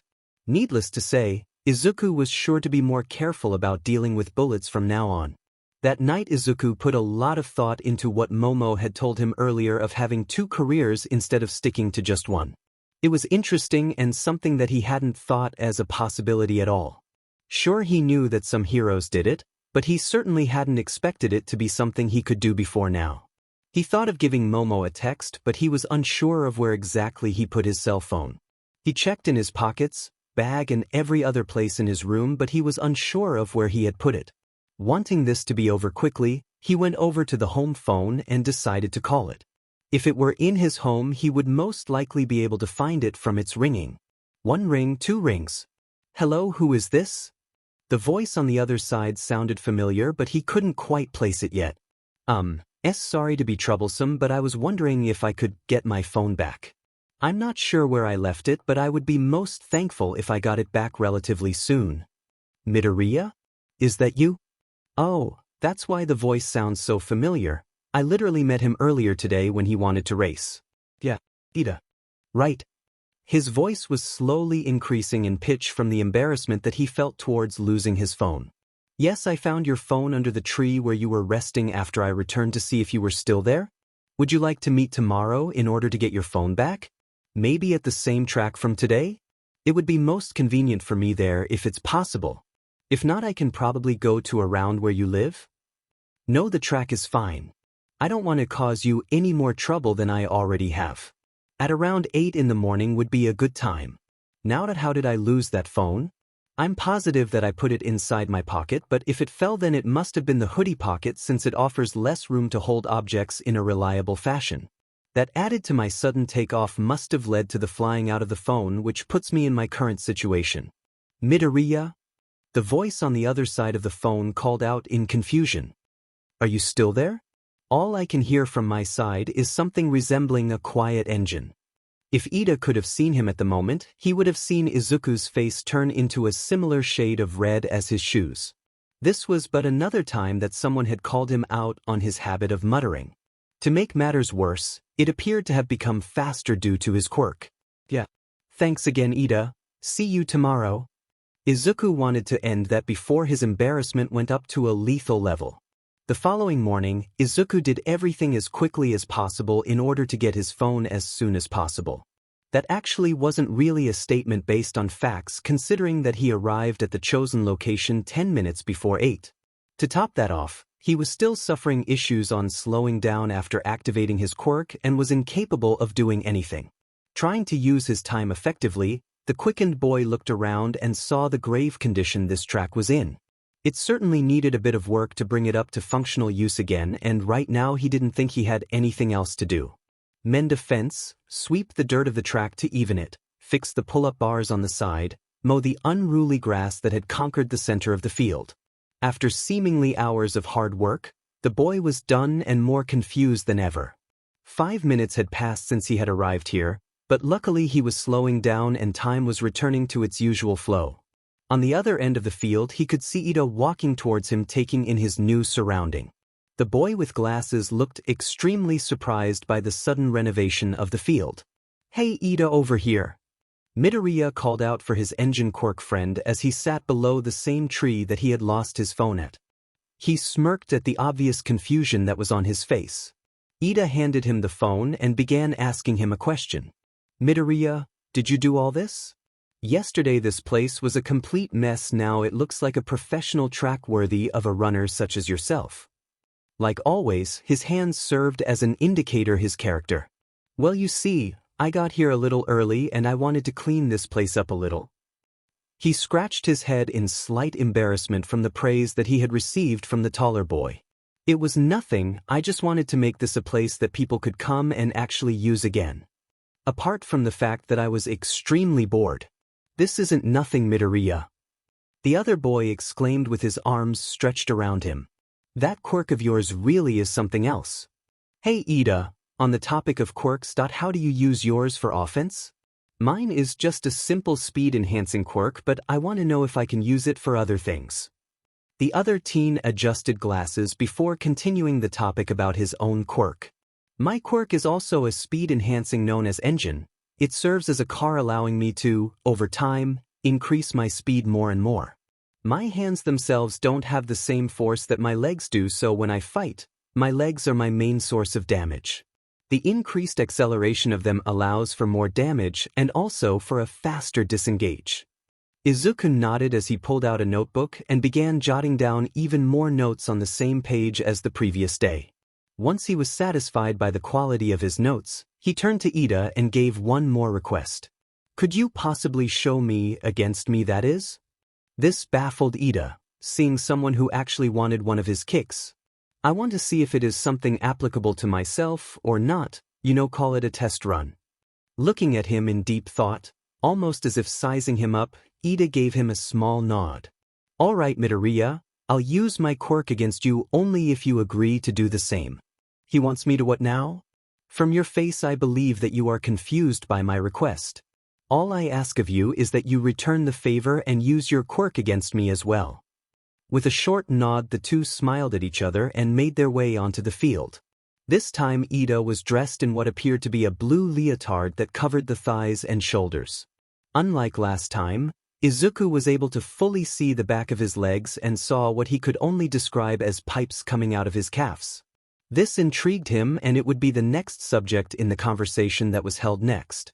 Izuku himself had decided against wearing any loose clothing and had switched his track suit for a skin-tight one that didn't cover his arms and the majority of his legs. To improve his speed it would be necessary to show a bit more skin than he usually did, but he had determined that it would be worth it in the long run of his training. Without warning, Tenya Ida charged at Izuku Midoriya. He raised his right leg high while maintaining the left one grounded. His quirk was used to increase the speed of the leg mid-kick and as a result exerted a greater force. Izuku knew this last bit because he had been too busy admiring the mechanics of his opponent's fighting style to realize that it was being used on him. Ida's kick caught him in the stomach and caused the wind to be knocked out of him while at the same time sending him flying back. As he did fly backwards, Izuku saw Tenya ground his right leg before continuing after him to likely finish off what he had started. He did notice that to maintain a good flow Ida needed to turn a full 360 degrees to not have any abrupt stops. Had Izuku been a normal person, he would have flown through the air just like any other person. He would have been subject to the same laws of physics and gravity as everyone else who walked the planet, quirked, and however, wasn't the case for the resident Speedster. He, like in his fight with Eraserhead, willed himself to fall at a faster rate, and so he did. Rolling backwards, he managed to regain his footing and face his charging foe with a look of grim determination. He ran straight at the engine quirk user using only half of the speed that he currently had at his disposal. This was to make things more even and to keep a few cards in his sleeve for future use. Watching the rival speed quirk user carefully, Ida watched in wonder as Midoriya fell backwards and rolled away at an incredible speed. Normally he would have pulled off such maneuver and caught his opponent before they reached the ground. He guessed that this was part of the speed-enhancing quirk, but he had thought that it was only physical. Regardless, he continued charging at him till that he disappeared. One moment he was there and the next he had flickered out of his view. Perhaps flicker wasn't the right word, it was more of a blur more than anything else. A green blur that made itself directly behind him and caught him by surprise. He reacted at the words, "Peek a boo," with trying to swing his ouster leg a full 180 degrees around. This was too much time for Izuku, who was able to dodge the attack while at the same time dropping down and sweeping his legs. You know, I'm really starting to like this sweep kick that works so often. The winner of the spar watched as Tenya fell onto his back with closed eyes. He hit the ground with a pretty loud thud that mustn't have been pleasant. This of course only worsened as his own momentum had added more speed to the fall. That's quite a kick that you have there, Ida. Knocked the air straight out of my lungs. Izuku praised his friend, knowing that he was too self-critical of himself. It was one of those things that was obvious at first glance that anyone could see about Ida. He offered his hand to help get up and Ida took it. One recommendation I have for you is that after you kicked me you did a complete turn which took a few seconds. You might want to replace this with jumping off your supporting leg and using the momentum to keep on running. Thank you, Midoriya. I will take your advice into great consideration. The boy gave him a bow in order to show his gratitude. I would like to continue training alongside you if possible in order to better use my quirk. His sudden desire came as a bit of a surprise to Izuku, who had only just started with the use of a quirk. I'm sure.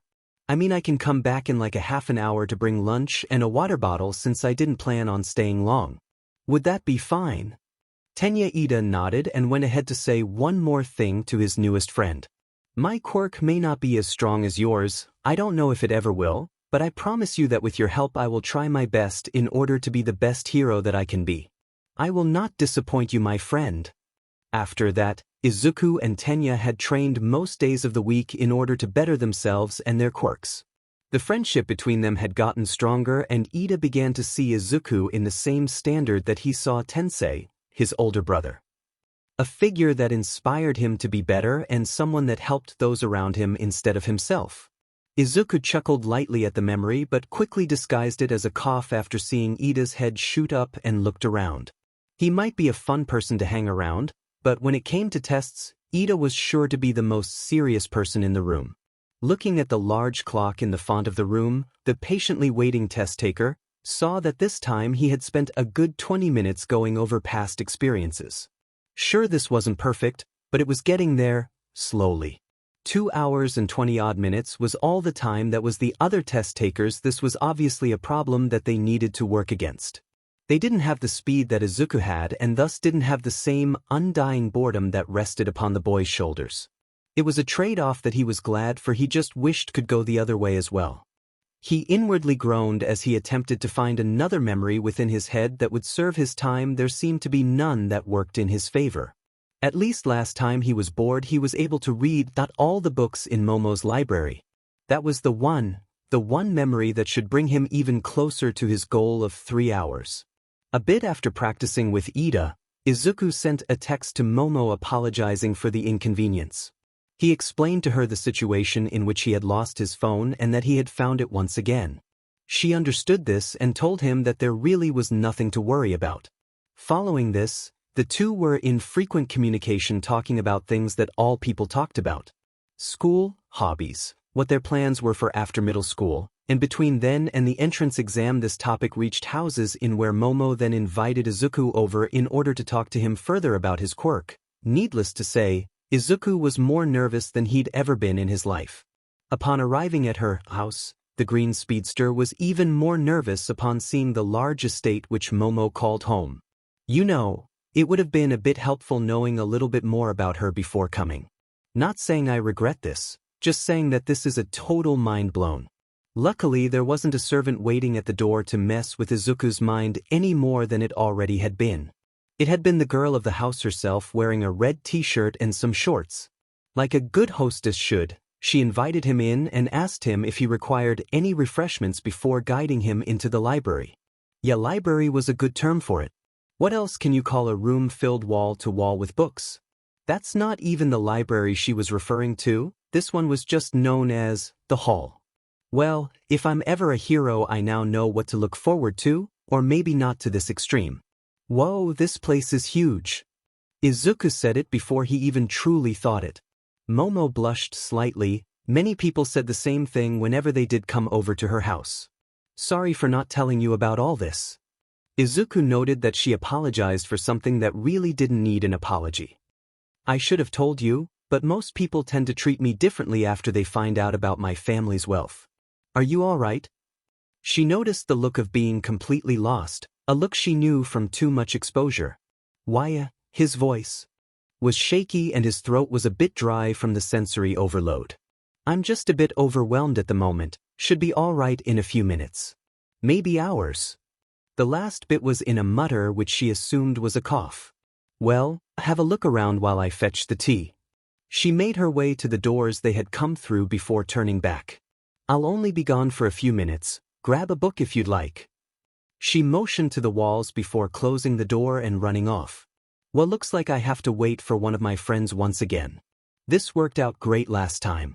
Let's see what we have here, The Old Man by the Sea. Never read it, let's start here. Like they always say, you can't go wrong with Hemingway. The book itself was alright for him, a bit dry in some areas, but overall it was a book that had made it to be a book which couldn't be said for countless of other things. Looking at a watch that he had recently gotten for himself, Izuku saw that about 5 seconds had passed. This was after he had taken a break from the book in order to go read another few books that were adjacent to this one. With his hostess still not returning, the guest went on ahead to read another book, and another, and another. When Momo did return with the tea, she yelped quite loudly at the mountain of books that had accumulated onto the table. Not since she had been here had she seen all of the books placed onto the table in such a way. It looked like it was made to be a mountain which she couldn't really wrap her brain around. Izuku? Are you there? She called out for him, hoping that he hadn't buried himself under the piles of books. As she looked around, it looked like every book in the room had been pulled from the shelves and had been forced to join the mountain. Yes, Momo. The quick boy had appeared so suddenly that the creation Quirk girl reacted instead of thinking. Forming a staff from her hand, she swung it directly to where Izuku had appeared. Had he not been himself, the boy would have ended up with a concussion most likely. Luckily, his quick reflexes allowed him to see the staff coming precisely at his face. His two options were dodge it or catch it. He chose to dodge, which ended up having problems of its own. Momo's swing didn't just end at his location, but it kept going till it hit the cart that she had rolled in moments earlier. The cart was then pushed to its side, tossing the steaming hot tea in the direction of the books. Something that would look very bad on his part if it did end up happening. Not seeing where he went, Izuku rushed to grab the teacups and pot out of the air as he used them to catch airborne tea. He wasn't completely successful as a bit of tea landed on his skin, causing it to hurt quite badly. Upon completing this task, he used his foot to catch the falling cart before placing down all the pieces neatly back on their tray.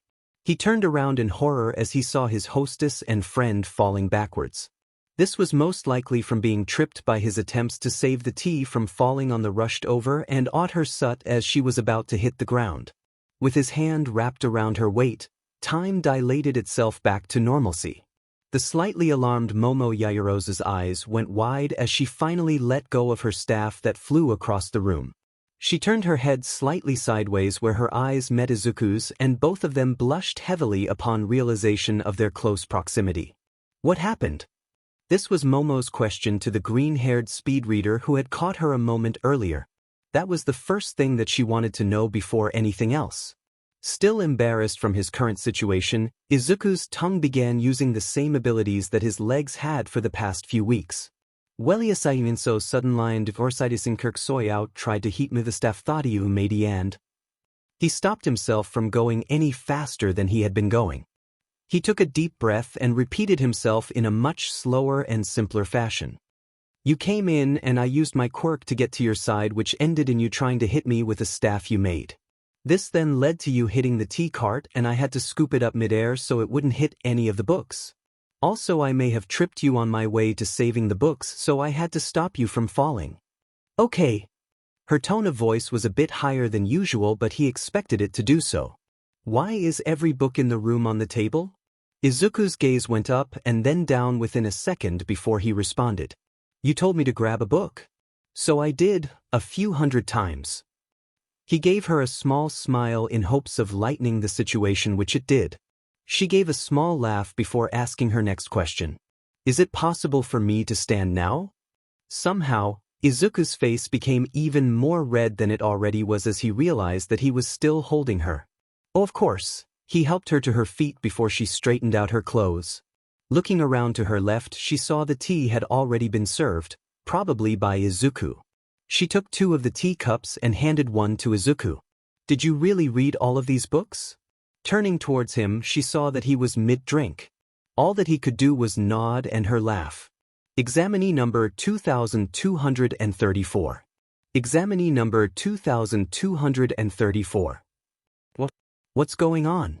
Izuku's head shot up as he saw that a test official was referring to him.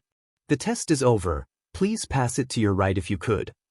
Hey, I did make it past those 2 hours. He handed the test to the person sitting next to him, which was Kaken. Stupid Deku, was what he muttered angrily at having to wait because his childhood friend had been lost in thought.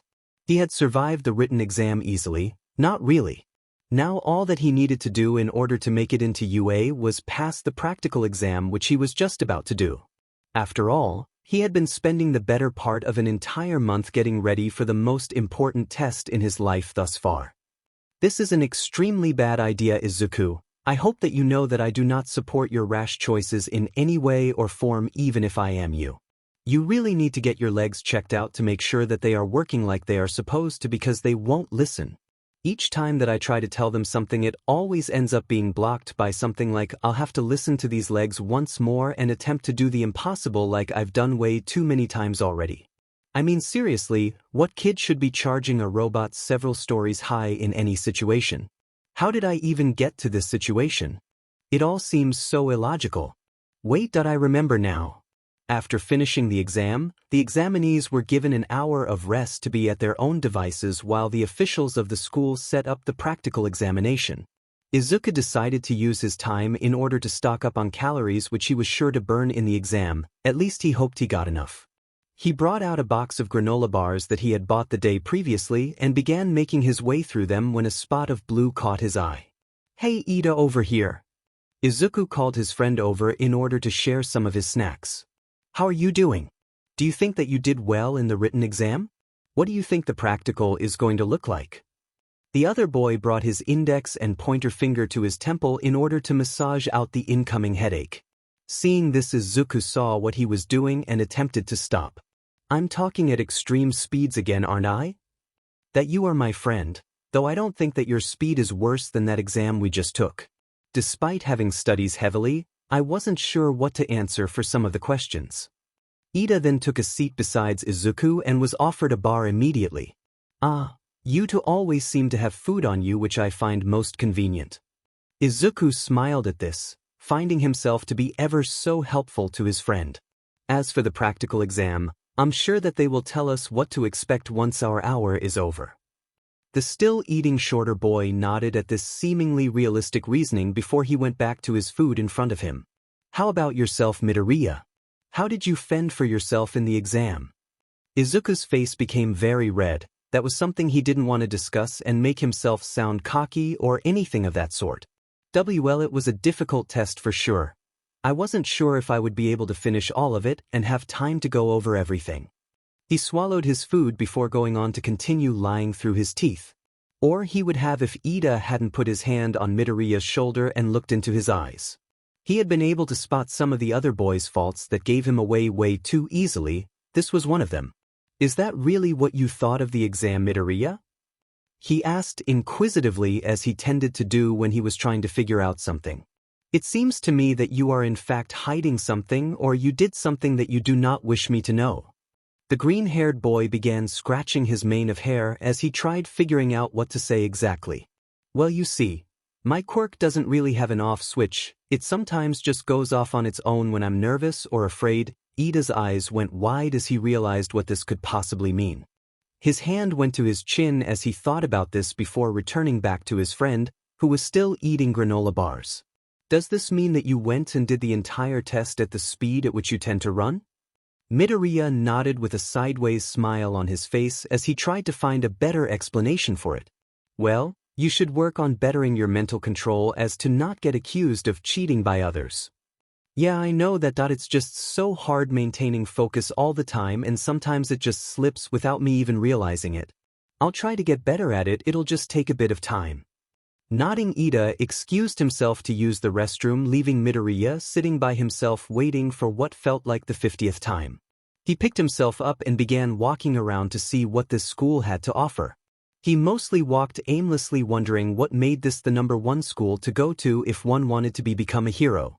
The halls were obviously nice and clean with lots of room to maneuver. The doors of the classrooms looked like they had been built to allow people of all shapes and sizes to enter, and the floors were quite shiny. As he looked at the floor, he was unaware of a coming bend that indicated a turn onto the hallway. Continuing the path that he was taking, Izuku came crashing into a fellow examinee who was currently listening to some music and hadn't heard Izuku coming. Izuku was able to regain his footing right away because of his speed, but the other boy fell on his face and groaned in pain. Oh dear, I think I may have just injured Pikachu. Of course I would be the one to hurt Pokemon's prized mascot. Are you alright? I'm very sorry, but I didn't see where I was going. Are you alright? Izuku made sure to repeat himself in the chance that H hadn't been heard the first time. The boy only groaned in response, which made the speedster very nervous. I killed him, didn't I? Now my entire plan is ruined and I can't go on to become a hero despite just having gotten the motivation to become what I could do. Preoccupied by his own mumbling, the standing boy didn't notice as the one on the floor rolled to his side and began rubbing his head. Looking at the floor once more, Izuku yelped as he saw the dopey face of the boy he had just knocked over. Once again, I'm very sorry. Izuku apologized, trying to make the situation better as he offered his hand in order to pick up the other boy. As their hands touched, the speedster felt an exchange of energy and saw as the boy yelled out in pain before he went tumbling back into the ground. Ouch, I think that was my quirk misfiring or something like that. It's alright though, I've electrocuted myself many times before. Name's Kaminari, Denki Kaminari. Pleasure to meet you. The boy on the floor picked himself up and gave a smile to Izuku. Hello, I'm Izuku Midoriya, sorry once more for making you fall on your face. I hope that no permanent damage was done. Denki simply waved him off, not wanting to appear as if he had been hurt at all by the fall. It's all good, not the worst tumble that I've taken. The electric book seemed to be all right now that he was off the ground. Anyway, thanks for helping me out, I appreciate it. With not much else, the Pikachu-esque boy kept walking on his way to get ready for whatever presentation UA was going to give. After their 1-hour break, the potential students were shuffled back into the hall in order to receive the information needed for their practical exam.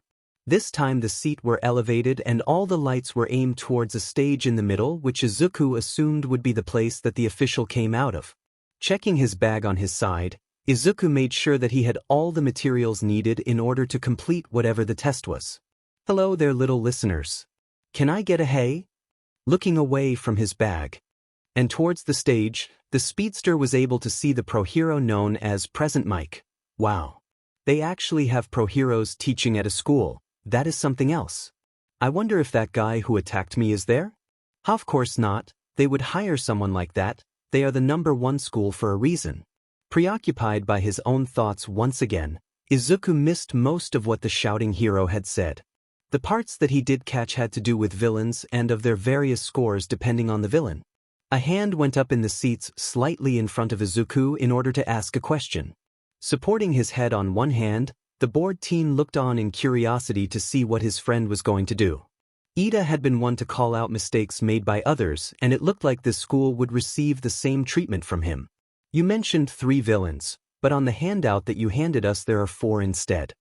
He pointed at the paper that the examinees had been given when they walked to their seats.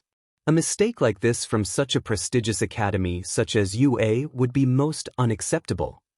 Unconsciously, Izuku nodded from the amusement and didn't realize that he had done it till Ida turned in his direction. You there? Ida called out to the seats behind him, not really being able to see who had laughed due to the poor lighting. This is a test for those of us who are serious about becoming heroes. If you aren't here for the same reasons, then you should leave.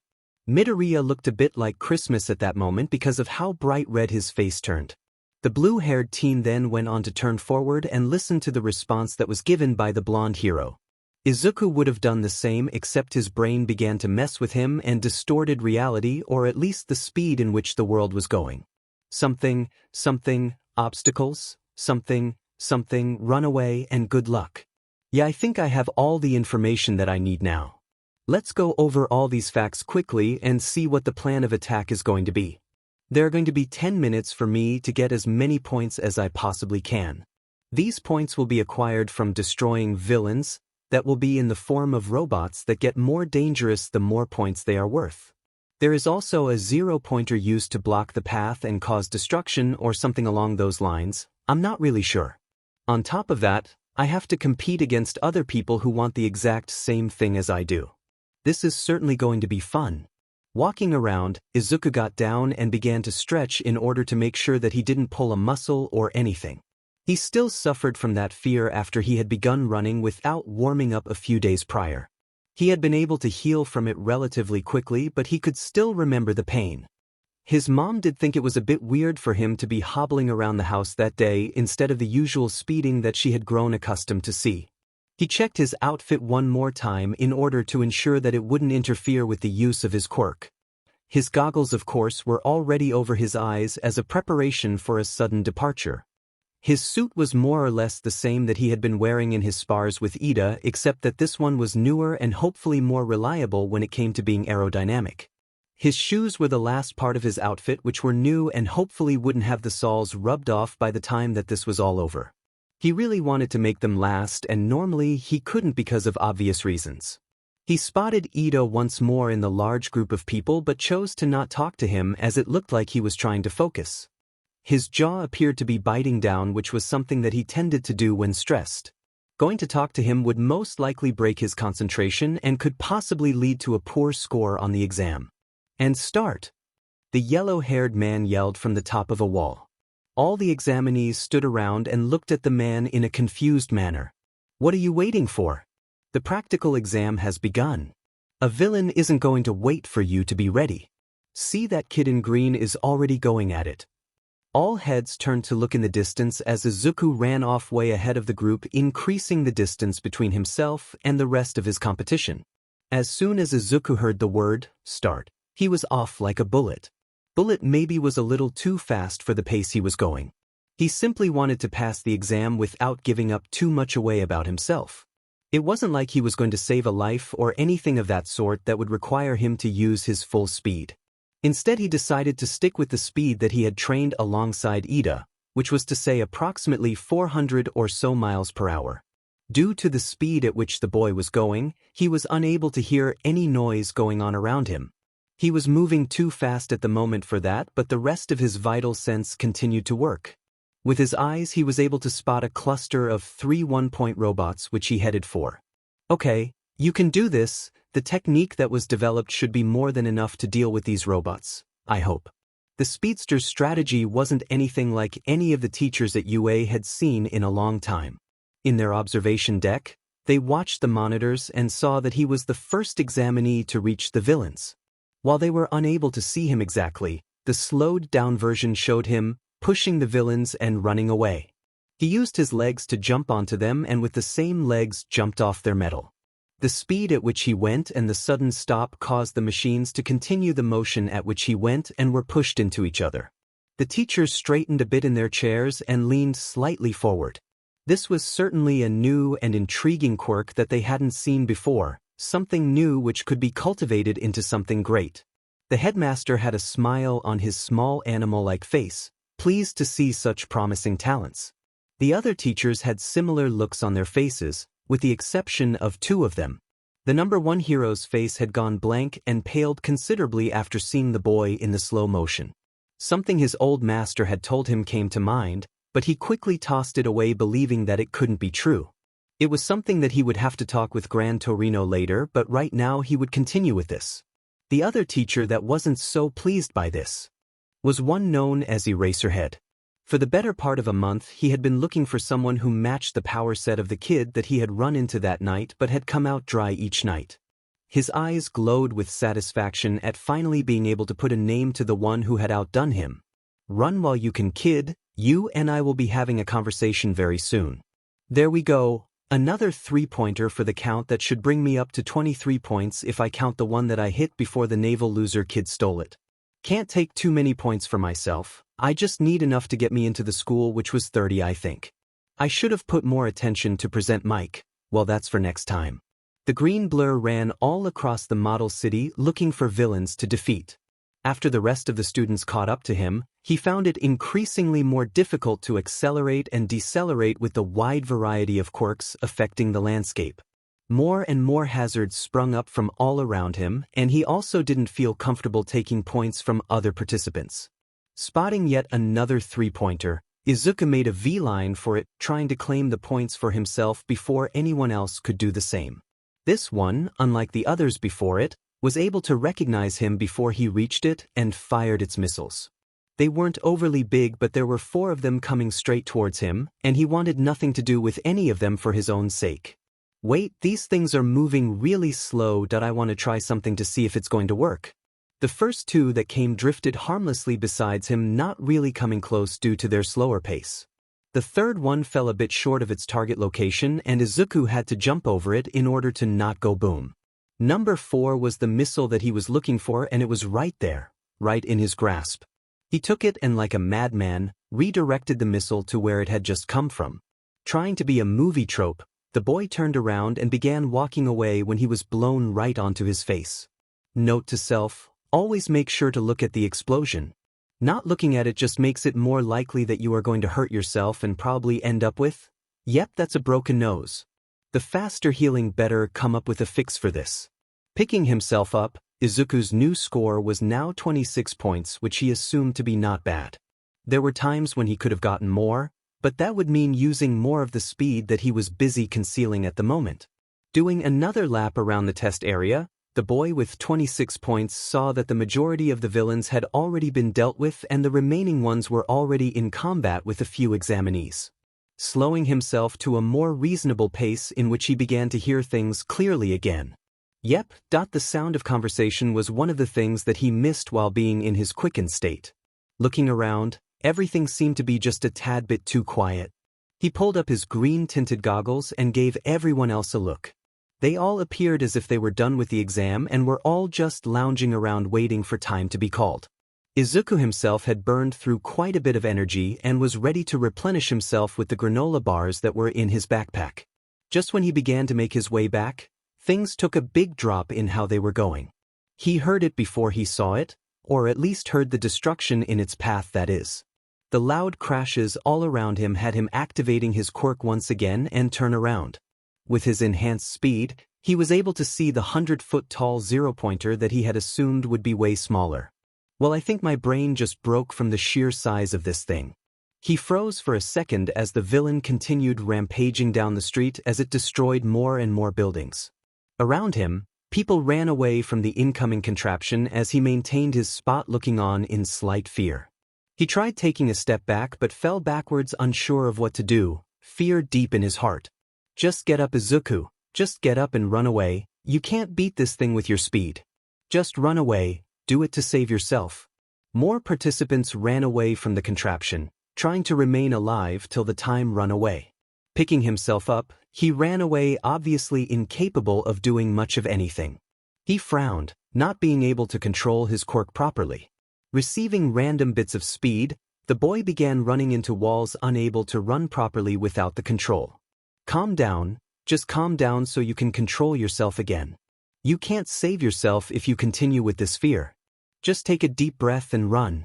Looking back, he saw a girl with brown hair that was trapped under a giant piece of rubble. He could do nothing to lift it, having his abilities amplify his speed and not his strength. The giant obstacle grew ever closer and he closed his eyes in order to think, to clear his mind and in order to do what needed to be done. In doing this, he entered the state that he had done during the written exam and his mind raced. Izuku Midoriya, the Speedster, the 8-month-long coma patient, the green blur.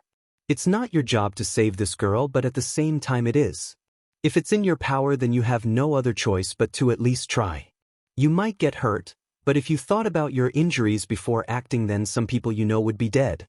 Just run now. Slipping his goggles back over his eyes, he closed his eyes once more and took a deep breath, allowing his mind and heart to relax. His eyes sparked with green flickers of electricity as he opened them one more. He smiled slightly at the sudden surge of energy that he felt after calming down. His control over his speed had returned once more to him. There really wasn't more that could be said at what happened next. He ran. At first all the examinee looked as the blur in green ran away from the problem. He would be the one to outrun them all and remain the most safe if the time didn't run out soon. They saw it run past them and disappear in the distance, probably wouldn't return for any of them.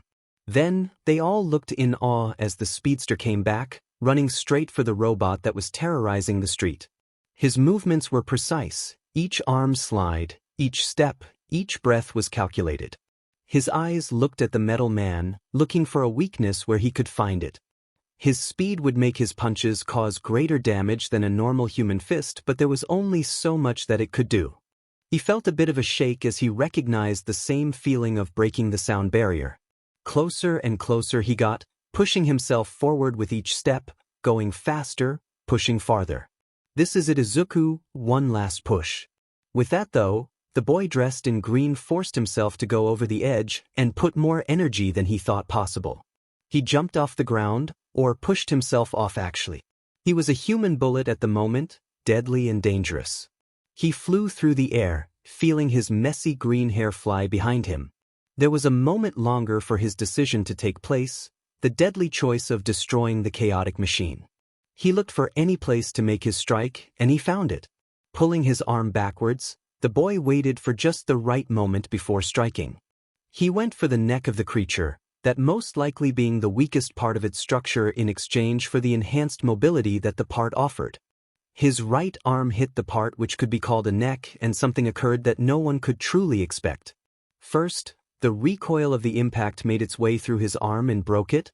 The energy that had been released had simply been too much. Second, a thin break began to stem from the point of contact, and it began to increase in size. Third, the boy who had just hit the robot began falling backwards and downwards quickly and without any particular direction. The pain in his arm hadn't yet registered, but when it did, now that would be a jolly day for him. Fourth, the piece of machinery had its head fall backwards and the rest of the body soon followed as it went up in a spectacular display. Falling through the air, the boy had a limited amount of time to think about possible solutions as there weren't so many. His quirk could only work on the ground and not much else. It wasn't like he could defy laws of physics that had been set in place much longer than he had been around. Try Izuku, try to figure out something. The ground quickly approached and the choices still weren't any clearer than they had been in the start. Okay, let's try to roll and see if that works. He was out of options, nothing he could do would be much of use now. He had to hope for a Hail Mary and slept. There was a sudden sense of both pain and weightlessness. He looked sideways to see the girl who had been caught under the rubble a few moments earlier.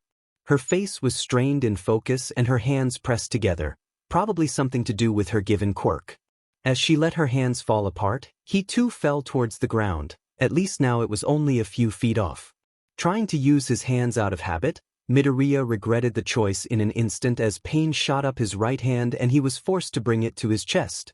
He saw and heard the hero from the presentation informing them of the ending of the test. The hero with the broken arm sighed in relief of no longer having to run, but was quite angered at having this broken arm which would take more time than any of his previous injuries had. Bringing himself to a seated position, the young male pulled off his goggles and looked at them in sadness. One of the lenses had completely fallen out and shattered while the other had quite a large break in them that was unlikely to fix. His shoes were also a very large problem given that one of them had actually caught fire. He kicked it off and groaned at the thought of having to get another pair that would be able to handle his running speeds. Maybe it was due to the pain, maybe due to going into shock, maybe it was because he had run well past his previously established limit.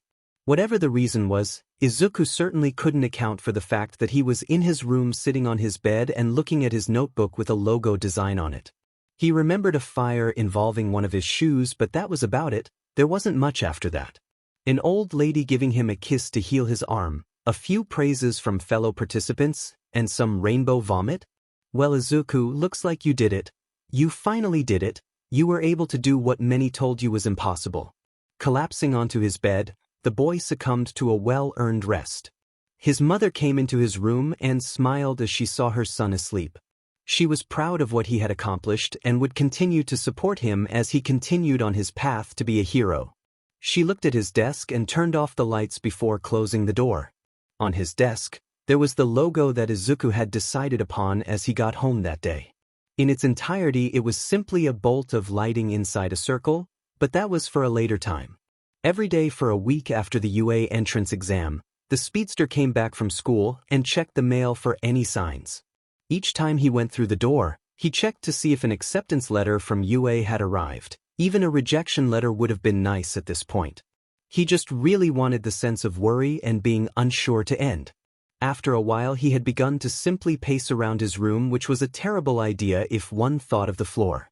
Without his knowledge, he activated his speed and paced over the same spot over and over again within a matter of seconds that applied lots of friction to the floor and nearly ruined it. Nearly being that after a carpet was put on it looked completely normal. They said 1 week. Or was it 2 weeks? I don't remember much after running at that ginormous machine. Never knew I could do that much damage, but I suppose that now I can if I picked up enough speed by running for a while. Looks like yet another skill that I have to work to develop into something concrete that works most times. Without me ending up with a shattered arm, that is. After a bit of pacing, the boy decided to sink into his bed and wonder what to do about his situation. He wasn't sure what to do and still wasn't fully sure if he'd received the required amount of points. His eyes looked straight at the ceiling as if asking it to solve the problems that he currently held. Midoriya closed them in order to give them a bit of rest from the activity that he had been repeating for several days. That activity, of course, was asking the roof to solve the problems that he knew couldn't be solved like this. He had called Ida to find out if he had received his letter yet.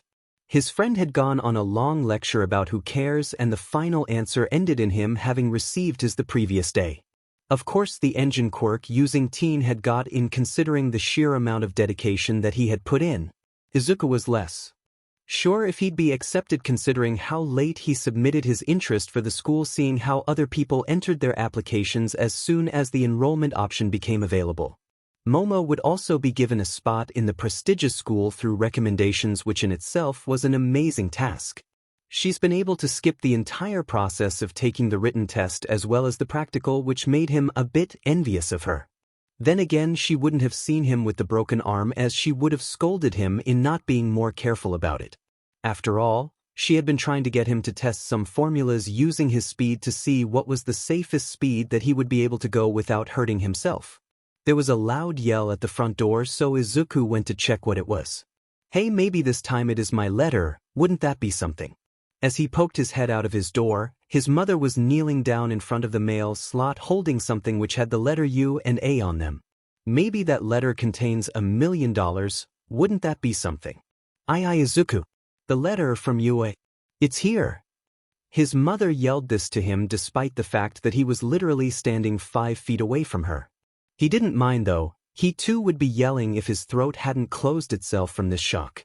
The boy's mind went blank as he took the letter from his mother and walked into his room.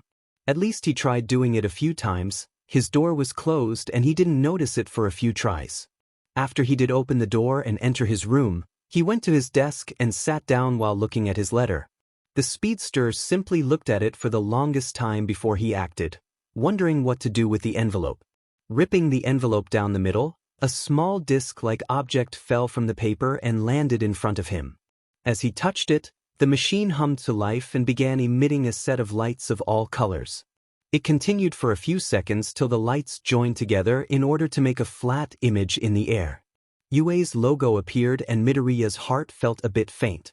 It was all too much for him. That was until the image changed to be that of a hero that he had met a few weeks prior. The video version of the hero pulled out a paper and began reading off of it without much interest.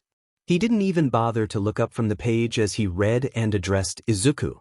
If anything, he looked to be more interested in his paper than Izuku himself.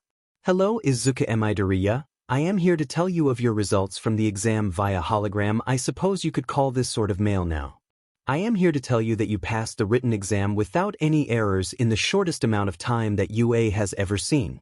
That was what the exam overseer told us. The odd green-haired kid just stared at the clock for close to 2 hours. Was his exact quote of you. Your performance in practical exam also managed to impress the panel, which is why you will be accepted into the school starting in 2 weeks. Izuku's smile grew to compete with that of All Might's. He truly didn't know what to do with the amount of sheer joy that he felt at the moment. It was unreal how far he'd come in such a short amount of time. Just 2 months ago he was in a state of coma atop of a hospital bed with no end in sight. Now he was entering the #1 hero school, which was just hard to think about. Oh Midoriya, I also neglected to mention one little fact. Izuku's smile decreased in size by a significant amount, believing that he knew where this was going. As you know, last time that we met wasn't under the best of circumstances. Andy would very much like to meet in order to set the record straight. I will be notified of when this video ends, so I am asking you to meet me at Dagoba Beach in, let's say, 1 minute. Yeah, a minute should serve the purpose. Don't be late. He said, what now? That's not a thing he expects me to do, right? This guy is a bit irrational, but still that's a bit too irrational. He won't actually be there. There was the chance that I wouldn't open my letter for a few days. Would he have waited a few days at his current location? Of course not. Well, what do I know? I just have to hope that this isn't a joke and that he sticks with his end of this and doesn't leave me by myself on a beach. Obviously, the speedster ran for his dear life in hopes that if this was true, then the hero would be nice to him for arriving within the time that was given to him. He tried making the most of each stride in order to get there in less than a minute, but sadly he had no idea where he was going and had to look for a map. On top of this, the speedster overshot his destination by a few miles and had to go back to where a beach was supposed to be. He mentally cursed himself for not getting out more often to explore the city, which he would begin doing from now on. As he arrived to his desired location, Izuku looked around to see heaps of trash as far as the eye could see. Looking at the map again to make sure this was a beach, Izuku became oblivious to his surroundings. He knew that splitting his attention was something that needed to be worked on, but he had never fully mastered a skill such as that. If there had been a person watching him at that very moment, then he probably would have been unprepared for any attacks that came his way. Wait, that was exactly what happened to the green-haired boy, silly boy. While looking down at the map of the area, a figure descended from a pile of trash that was nearby and, for a lack of a better word, repaid the favor from before. The erasure hero, better known as Shoyuta Aizawa, sideswept the boy, removing his main weapon, his legs. Izuku became aware of his presence in the air, but there was really nothing that he could do to save himself now. Eraserhead willed his capture gear to wrap around the boy's entire body, much like the first time. This time, much to Izuku's disappointment, he also wrapped it around the lower part of his head and then proceeded to hang him upside down. Izuku struggled for a few seconds, trying to break free, but the bindings only increased their hold on him. Upon giving up, the boy looked slightly downwards at the hero who had just gotten even with him. Well, this is certainly something that I did not expect to happen, especially sweeping my legs. Now I can understand where that was coming from. I expected more from you than simply charging in here without first taking in your surroundings. The erasure hero pulled up his goggles to look at the boy with a bored expression. I'm making sure that the last time's outcome won't happen again. I found it a bit damaging to my ego of losing to a child. At this, Izuku began struggling again, trying to clarify what was going on, but with his mouth blocked there really wasn't anything that could be heard than a few muffled screams. Does he seriously think that I'm a bad guy? There can't honestly be a reason for it, right? I mean, he's clearly someone at UA if he was in my acceptance letter video. If that's true, then he probably saw how I did in the entrance exam and then would be able to determine that I in fact am not a villain. I just have to tell him that with these bindings over my mouth. Relax. Izuku calmed down a bit and stopped struggling for a few seconds, willing to hear the hero out. I know that you aren't a villain. A villain wouldn't have come here in the first place, unless he were an idiot. I just want to talk to you, so if you agree to not run away, I'll put you down. Izuku nodded eagerly, knowing that this was the only way that he would be able to reason with the street-level hero. Thank you, the boy said as he was put back onto the ground. His face felt quite hot due to the blood rushing to his head. Likewise, his feet had received none and he fell onto the floor as soon as he touched it once more. So, what did you want to talk about, Mr. Eraserhead? Aizawa's eyes increased slightly from having his name called out by the boy in front of him, obviously not amused by him. I did a little research on you and am just as confused about my condition. I can clearly see that you have a quirk, but it doesn't work like other people's quirk now, does it? Izuku shook his head to this, trying to be as truthful as he could be. I thought as much. My quirk should have served to neutralize yours, yet I was unable to do it during our first encounter and just now when you zoomed past. If that's not the case, then I'd like to hear more about you, the origins of your abilities. I have my suspicions, but I'd like to hear it from you. Well, you see, it's very strange to explain this. You are the first person to know the full truth since everyone else just assumed that I'm a late bloomer. Well, where to start? Oh yeah. About 10 months ago I was staying late at school when I went back to close the windows as to not cause a bigger mess that I'd have to clean up in the morning. There was a sudden shift in the weather that day that took me by surprise and I just didn't think anything of it, so I went on and did my thing. I was then struck by a bolt of lightning and doused in chemicals which forced me into a coma for about 8.5 months. I'm not sure exactly how my body changed, but I know that I was given the speed which you see before you. The first time that we met was actually the first time that I was able to use my quirk properly. I've been practicing for about a month, but I'm still not in full control of my quirk yet. It's constantly revealing new parts of itself to me and I have to constantly adapt to keep up. Eraserhead looked at the boy and began to think about what he had said. Izuku Midoriya, given a quirk that gives him the potential power that gives him the ability of being as strong as All Might. On top of that, he had a lot less time than any other of the participants with his quirk, and yet he managed to outshine the rest of them. He was also able to beat me in single combat by using strategies that normal villains wouldn't have thought of. The question that is next, what is his quirk? What makes it so unique? Kid, this stays between the two of you. As far as everyone knows, you are a late bloomer and happen to have a very flashy quirk. There are people who would hunt you down for what you are capable of doing just to find out the information of how you work. The less people who know of this the better. Keep this to yourself and tell no one. Izuku nodded and began to get up as the feeling returned to his feet. I know that you have the heart of a hero and the mind of a genius. That much I can tell just by looking at you. The rest is a blank slate. You have proven yourself to act in an instant and that you can keep a cool mind in dangerous situations. I can also see how your eyes move from side to side when you get into thought, which is about a second, so I assume that your powers extend to your mind.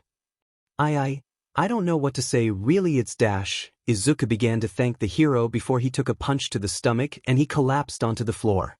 The boy never saw it coming, so he fell forward at the normal speed of a human without getting the chance to activate anything. I can also see that you are quite weak when your quirk isn't activated. You are no better than a quirkless person if anyone did manage to mess with your quirk. My particular quirk may not work, but there will be others besides me. I think that you need more training than the fancy tricks that you have practiced for the past month. Izuku groaned as he attempted to get back up, unsure of what had just gone down. Looking at the man's unkempt face, he wondered what he meant by training. This was the hero Eraserhead, who wasn't well known because he had made that choice himself. You will be part of the Class 1A in 2 weeks' time, and I want to make sure that you are capable of handling yourself. Your quirk gives you the speed advantage, but you rely too much on it instead of any other forms of defense. Other kids have had their whole lives to practice combat and have used their quirks in conjunction with anything they picked up. You have neither of those, so you will have to have some training, and I will do what I can with the time that I have.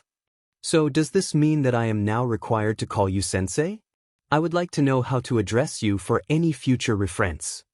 Recalling his scarf, Yuku's feet became free once more instead of chained to the other man.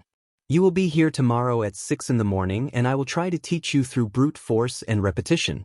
I know that you heal quickly, and so that means that I won't hold back.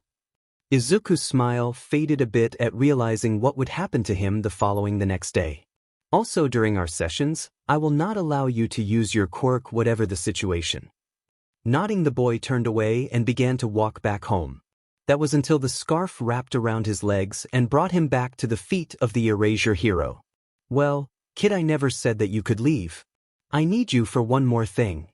The boy raised his eyebrows in question, wondering what this additional task was. You know this was a beach at one point. I expect it to be a beach by morning if you know what I'm telling you.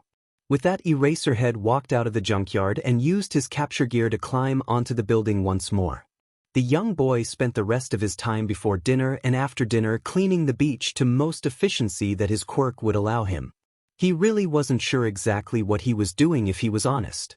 He had been told to clean the beach by a hero for a purpose that he hadn't explicitly been told. He had assumed that he would be told come morning of what exactly this exercise served to illustrate, but right now he had one thought. That was to make sure that every piece of garbage, down to the last screw, would be lifted from this beach and taken to a proper place. What that place was would be a problem for later on.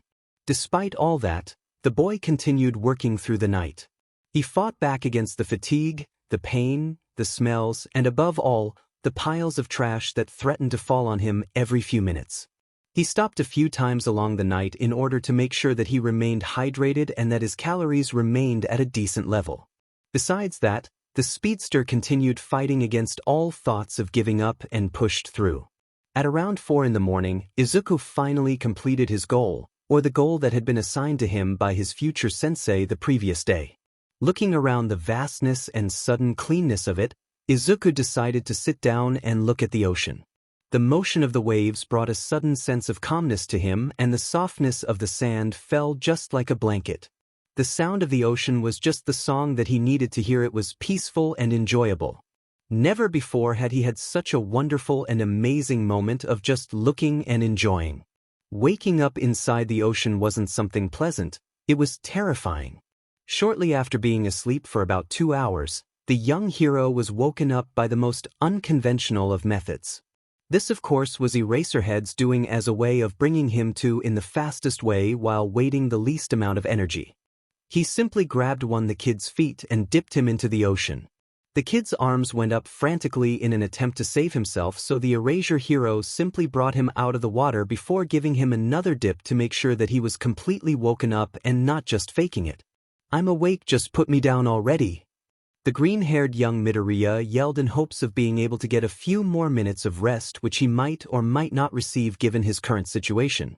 The erasure hero was currently amused by this fish-out-of-water performance and decided to comply, sort of. He was still holding the boy over the water when he did decide to free him, so Izuku ended up taking an early morning bath in the newly renovated beach. "Gah, why did you have to wake me up like that? I could have gotten up in a less messy way."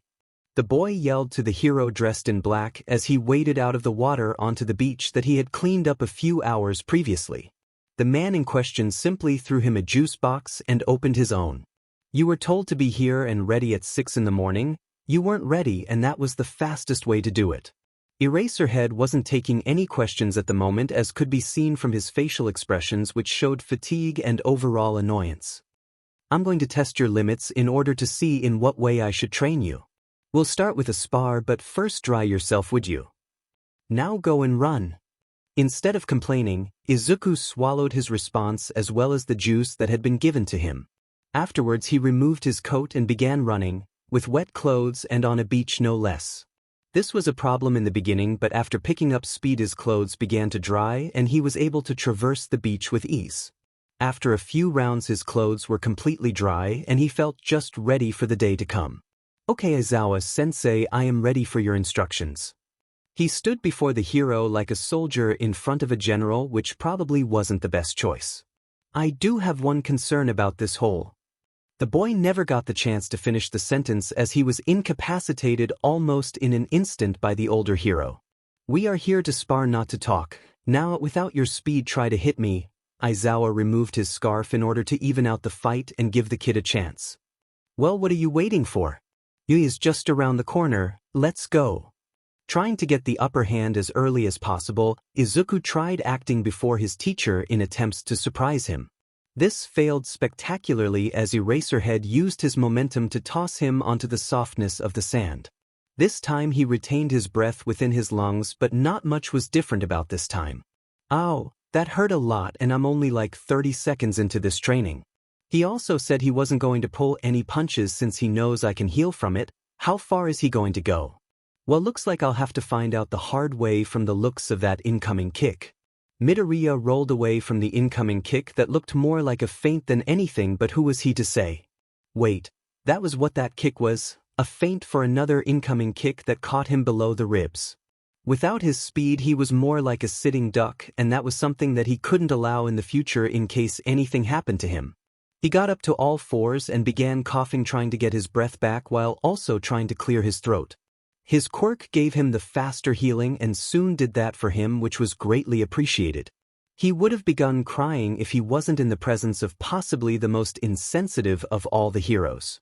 Okay, Midoriya, you did quite badly in that, but we will try again after you cover that same distance you ran earlier without using your speed. By that I mean that you will have to run from one end of the beach to the other till you cover the same distance that you did earlier when you were trying to dry your clothes. Now go! This was going to be possibly the 2 worst weeks of Izuku's life, but after all was said and done, he would be a better hero for it. Now all he needed was a pair of shoes that wouldn't catch fire. He was running, that much is what he knew. To where he wasn't sure, all he knew is that this wasn't reality. Or he thought he knew that. He faintly recalled his surroundings as if he had been here before sometime in the past. The large storm around him propelled him forward and at the same time held him back. There was no ground beneath him, but he knew that this was still considered running. His legs moved and stepped on, propelling him to where he assumed was forward. The ground seemed to maybe be energy, but he couldn't be sure. He was beginning to feel something that he had a faint memory of. This was a good feeling, but it was too good for him to stay here. If he didn't get out of here soon, he would simply stay in here forever. He remembered suddenly that he had seen this place before when he was in a coma a few weeks prior. Pushing himself further, the speedster kept going, trying to GT out as soon as he could. He spotted into a white light ahead of him. This was his goal. He ran towards it, into it. Izuku Midoriya's eyes blasted open to allow light passage into his Vison. His alarm clock was going off, clearly signaling his late start to the morning, as it had been happening more and more often. He groaned at this, but worried not, since, with his speed, he could very easily manage to do anything that he wished during the time that it took most people to simply rise from bed. He laid back down and looked at the ceiling, which was becoming a habit that he had developed over the past few weeks. Another bad habit was also beginning to do things later than he should, which tended to make him tardy. During these few minutes that he gave himself, he tended to think about many of his problems and of their possible fixes. Today's problem was merely the first day of school, as well as that odd recurring dream he kept having. Relax, Izuku, you aren't going insane. At least I don't think. No. You are not going insane. This is a side effect of your quirk, since you are always running nowadays and not any other outside force that you don't know about. This isn't something you should worry about. Just remain calm and everything should work out. Besides, you have your first day at UA today, and that should be your main focus if anything is. Looking sideways from his bed, a UA uniform hung from a chair and looked as neat as it could be. He'd put it there the previous night in order to be ready the next day in case he woke up later than usual. He of course had done just that and now was in a tricky situation. In times like this, there really was only one way that he would be able to get through everything that he needed to do: use his quirk to the highest efficiency. He sat on the side of his bed and closed his eyes, trying to gather himself. Tick, took, tick, took. The rhythm of the clock slowed down to a crawl as Izuku's hyper-fast mind took hold and began with his morning schedule. This was something that he could do for a maximum of 1 minute in real time every so often. It required a completely clear mind and nothing else to break his concentration. It also drained him very much, leaving him quite defenseless after using it for too long or at all. He opened his eyes and looked to the clock beta his bed in order to see if his quirk was working as he planned it to. Walking out of his room, the boy saw a plate of food that had been set down by his mother in prediction of what he was about to do. He of course took the plate, and with it he began to run as he packed his bag for the day. In a satchel he tossed pencils, notebooks, and other school supplies that would be needed for the day. Between every school supply tossed, he ate another item of his breakfast as carefully as he could as to not have to go back for it later. After everything was packed, The enhanced individual went on to change into his school uniform, still on his chair, unmoved by the events that were happening around it. Slipping on the blazer of the school onto his shoulders, Izuku Midoriya felt ready to tackle the bull by the horns. Tick, tock, tick, tock. Losing his concentration in a moment, his perception of the world around him returned to normal and he unfortunately collapsed due to fatigue. He caught himself on a chair but was still pretty tired and the time to enter school was nearing. His hands shook a little like they always did after he tried doing this, an unfortunate side effect which he was aware was very unpleasant. Slowly making his way to the door, he supported himself against the walls as to not lose his balance and fall flat on his face. The first time that he did this he was extremely unlucky and ended up smelling like trash for the remainder of the day. He'd improved a bit when controlling it but still nowhere near mastering it. Looking down at his watch, he saw that there were 10 minutes to go before school began.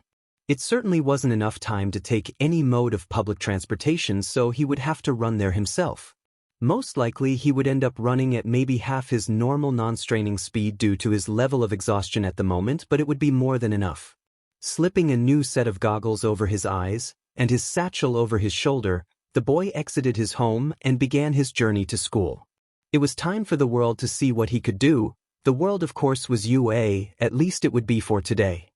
His running was probably the best part of his mornings, besides restocking his calories on large amounts of food, that is.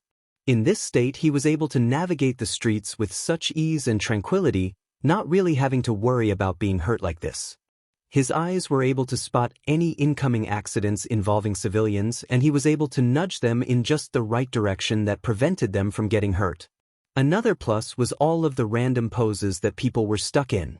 It was just so fun to look at them as they went on with their normal lives. Instead of increasing in speed, he slowly decreased as his journey went on. He'd been practicing on how to do so and realized that doing so within a few hundred feet of his destination was a recipe for disaster. Now he simply started fast and slowed down along the way in order to keep himself from going splat on any walls. His exhaustion from using fast life was slowly fading, or at least he hoped that it was in preparation for what Aizawa had warned him happened in the school during the first day. His instructor for the past 2 weeks hadn't explicitly told him anything exactly. He more or less told him to not expect any mercy on the first day of school and that his homeroom teacher would surely come after him for being one of the top students in the exam. He was simply making sure that he was capable of handling himself, or so he had said. The practice with Eraserhead had been one of the worst, no scratch that. It was the definite worst experience in his life. Morning after morning he was forced to push himself to an extreme which he wasn't sure why. If he had 10 months to do a workout like this, then he'd probably be strong enough to inherit someone else's quirk or something along those lines. However, this was more of making him more battle-prone and capable of handling himself in a fight against his sensei, who very regularly was taking down villains with quirks far stronger than the one which he used. Turning his gaze at the watch on his wrist, he nodded, knowing that he had enough time to get to class. He left it there for a moment too long and didn't see UA's massive gates or a person walking into said gates. He really needed a better way to stop himself in these types of situations than trying his usual skidding. That would be a matter for later, considering that he was once skidding into another being and knocking them onto the floor along with himself in what could honestly be called painful.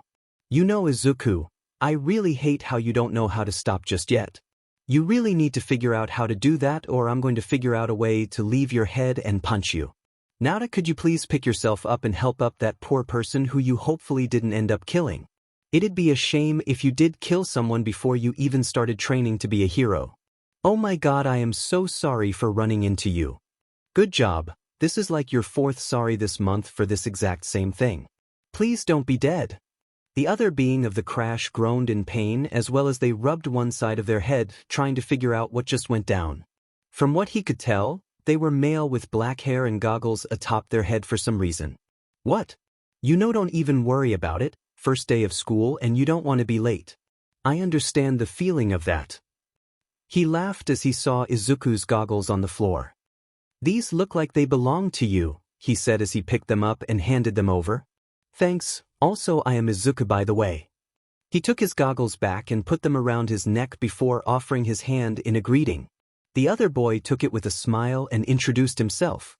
Francisco Ramon, but you can call me Cisco. I think that the less syllables the better. I'm from support here at UA. What about you? I'm enrolled in heroics. Today's the first day of school and you already said that. I'm sorry, I'm just trying to make sure you're fine. Cisco laughed at this before speaking in an old and mysterious tone. Do or do not.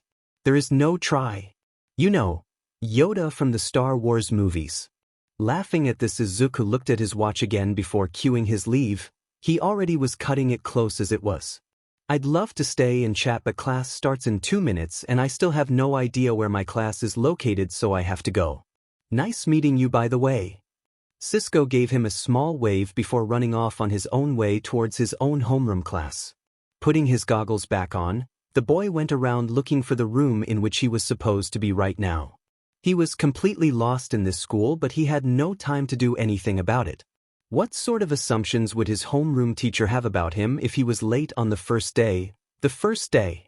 Come on, Izuku, just look for the number 1 and the letter A. It seriously can't be that difficult to do that. Wait, that's the girl I saved in the entrance exam. That has got to be the room that is mine. No time to think, let's go. Running down the hallway, the green-haired tardy speedster grabbed the frame of the door before skidding into the room. His speed carried him toward the opposite side of the room, where he collided with the wall at his speed, causing the windows to rattle and leaving the faintest of impressions upon the wall. Pulling off his goggles, Izuku saw that the whole room had come to a complete and utter silence at his arrival. All eyes were in his direction, and frankly he didn't know what to do about it. He simply gave all of them a small wave and went to find his seat wherever that might be. Midoriya, it's good to see that you made it on time. This was from Ida, who hadn't heard from Izuku since he had informed him of his acceptance into the UA Heroics course.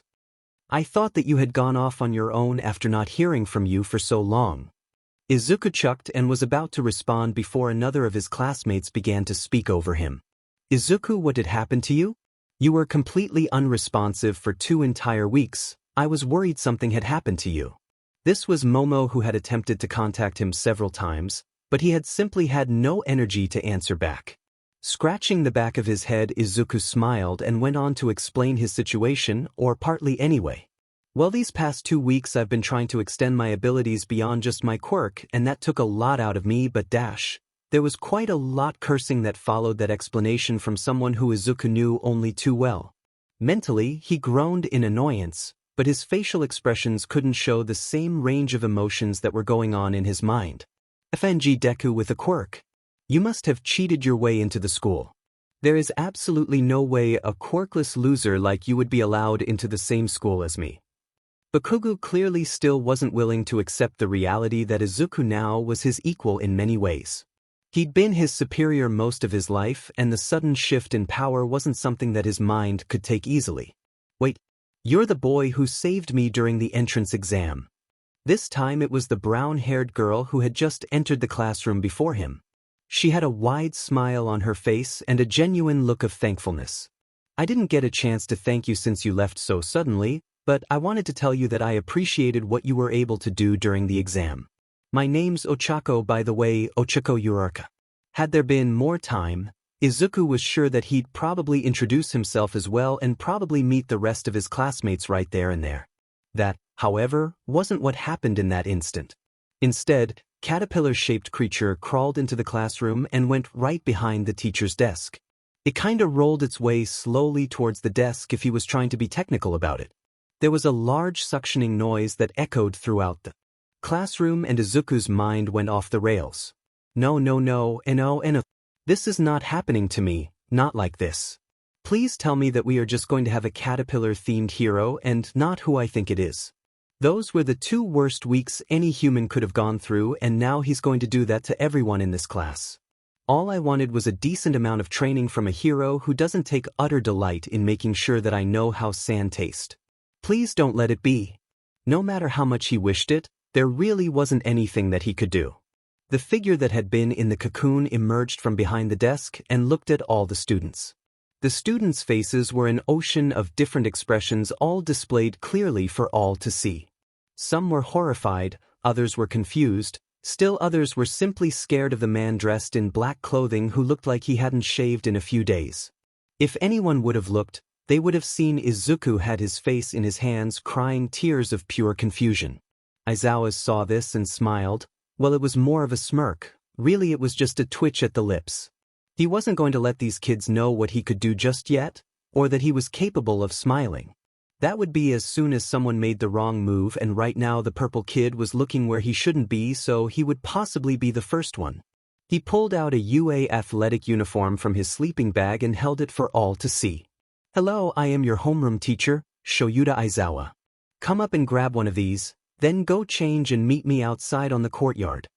Despite their horror-filled faces, they all followed through and grabbed an athletic uniform before rushing out to change, trying to put distance between themselves and their clearly senile homeroom teacher.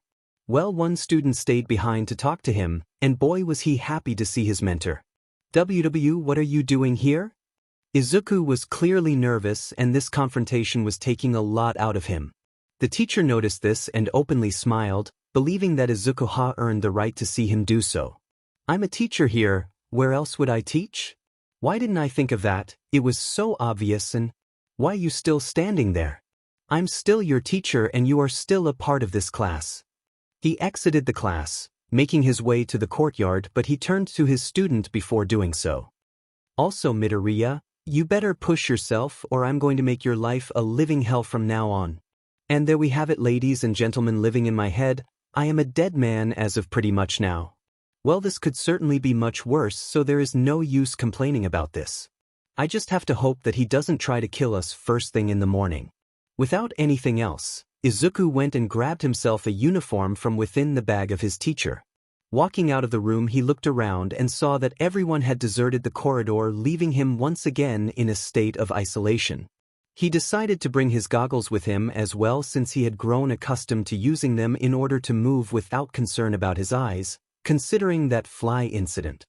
As his class gathered around the desired location, Midoriya's brain began to analyze his classmates and see what their obvious quirks were as well as the practical uses of them. He unconsciously smiled as he had not done this in the longest time, and it felt so good to do it once more.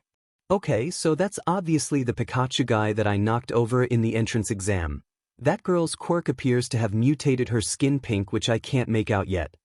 The boy with red and white hair has yet to speak at all and hasn't made any significant facial expressions, so I don't think that I can approach him about his quirk. That there's an invisible girl, a guy with a tail, and that the guy who stole my points at the exam? You know, it's alright, it's in the past, so nothing else that I can do about it. Hey, does that guy have 6 arms? Izuku's curious mind got the better of him as he began looking at all of his classmates more than would have been acceptable.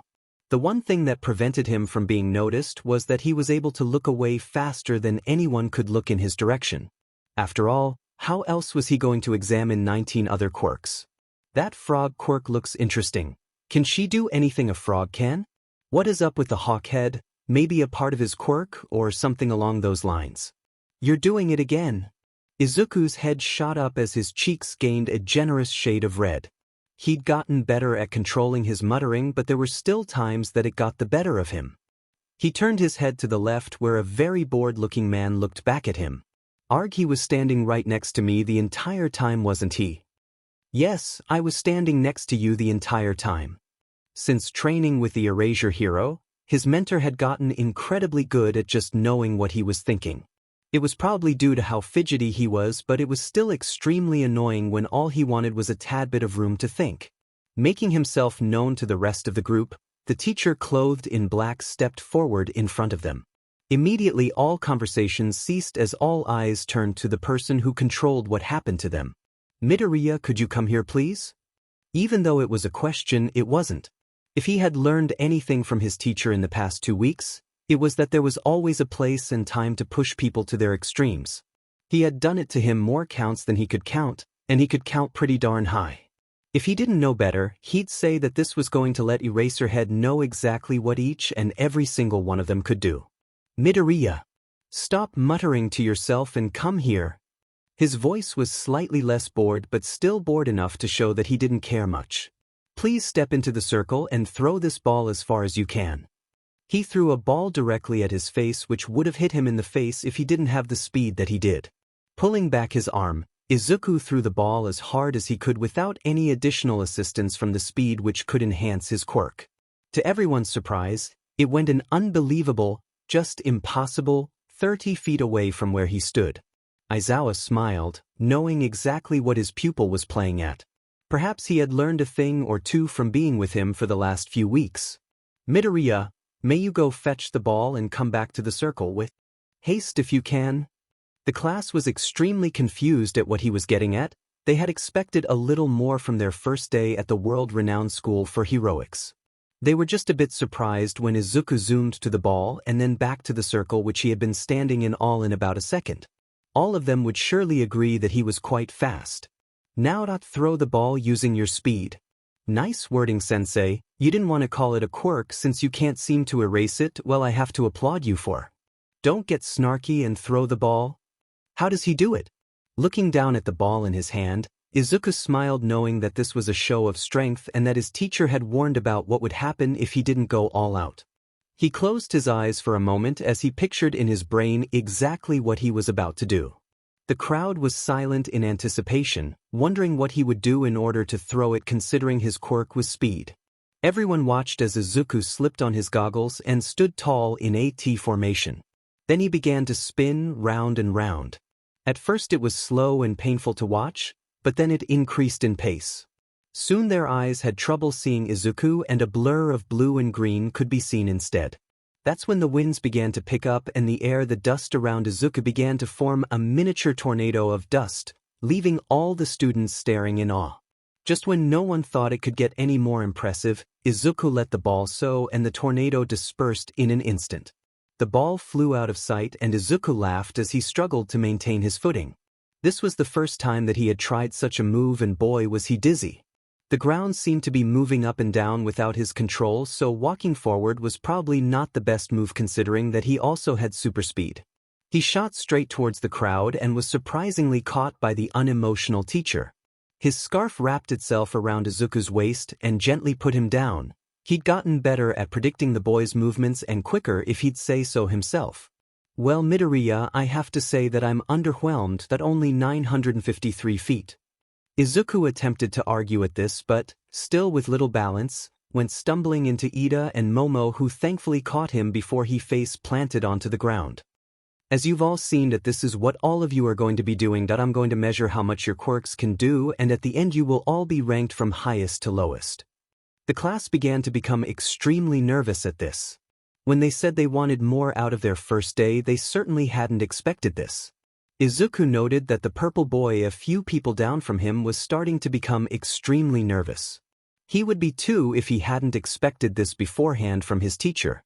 Oh, there's something I forgot to mention. Oh no, don't say it, just don't say it, it's the first day, so just keep it to yourself. And the person ranked lowest in the class will unfortunately be transferred downwards into general studies, while a pre-selected individual will be brought upwards.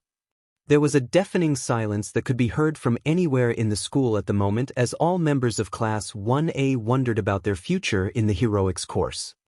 Remember these words, for they are the school's motto and have helped produce heroes from all parts, plus ultra.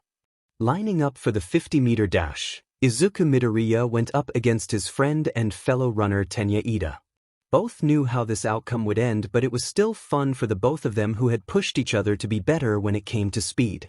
The rest of the class eagerly stood on the sidelines wondering what Izuku would do this time, as he had blown away all their expectations in the demonstration. Good luck, Ida. Remember to move your arms as well in order to get the fastest time possible. The blue-haired teen smiled at the advice that he was given, knowing full well that it was intended to improve him. Midoriya always did have the best intention for others' mind. You too, Midoriya, hope to see you gain a new personal best out of this. The now goggle-wearing boy laughed at this and readied himself to take the cake. Aizawa, who was standing along with the other students, looked at the possibly two fastest people in his class and knew that it was best to do it this way, as friendly rivalry often pushed quirks further. And start!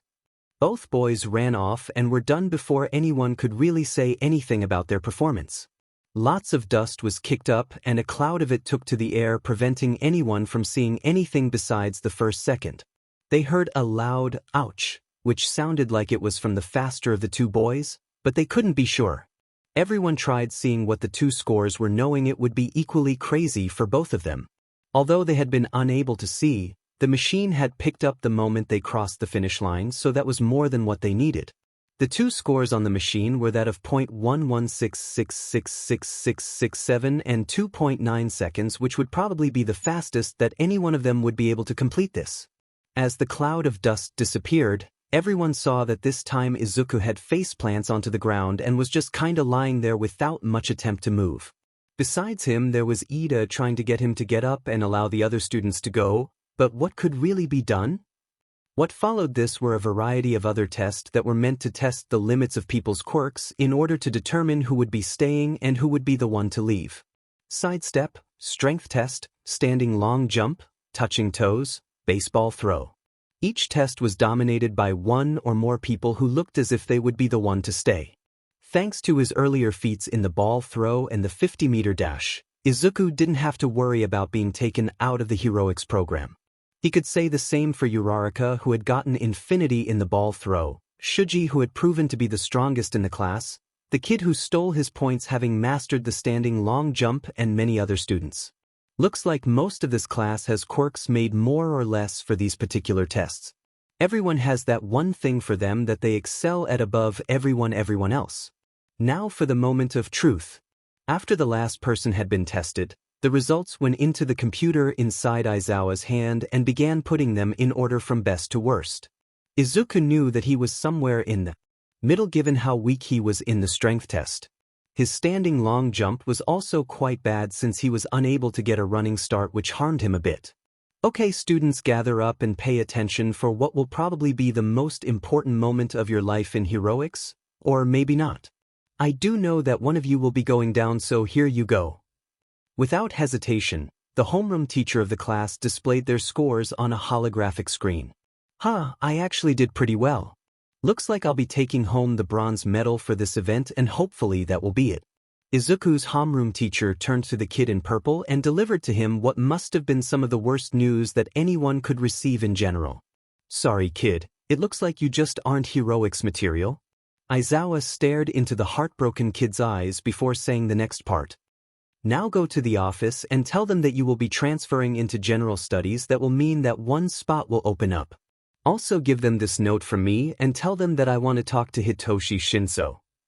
The boy began to weep in front of him, but the erasure teacher couldn't show that he cared just yet. He did have an appearance to keep in the heroics world after all, and he couldn't throw it away each time a kid began to cry in front of him.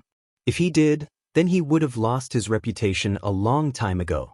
He turned to the rest of the students before going on. The rest of you go change into your uniforms and grab the syllabus from the room on your way out. Get some rest because tomorrow is where the real tests begin. Class dismissed. With this, he began walking to the main building while leaving all the students dumbfounded at what just happened. Wow, things just got extremely real. It's really looking up for me. This is sure going to be a tough year, but what fun would it be without all the difficulties? Can't wait to go home and tell Mom all about this. She isn't going to believe it when she hears it. Oh, but I have to stop by the bank first, so I suppose that'll have to wait for just a while. Probably won't take too long. What's the worst that can happen in a bank? 5:12. First attack will commence in the southern part of the city upon the Happy Dao Bakery. I was able to recruit a person with control over yeast, which should prove to be most useful in this scenario. There will be massive destruction upon the building and kitchen, but there will be no deaths in the matter. The bakery is one of the major companies, so this won't even harm them.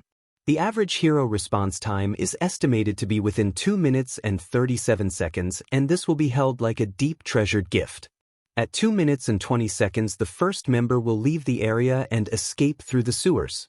They will leave the city for several hours and return to the predetermined location after final objective is complete. 5:15, 2 separate attacks will occur at 2 separate locations in the northern part of the city. Desired targets are the 2 small town construction companies that will be harmed by the attack, and so will their machinery. The immediate danger of the damaged equipment will keep the officials at said locations. Quirk that will be used in the first location is the one allowing her to heat up metals to extreme temperatures. This should allow the damage to nearby building projects and result in the timely response of a hero. Second location will have the quirk user of control over copper wiring.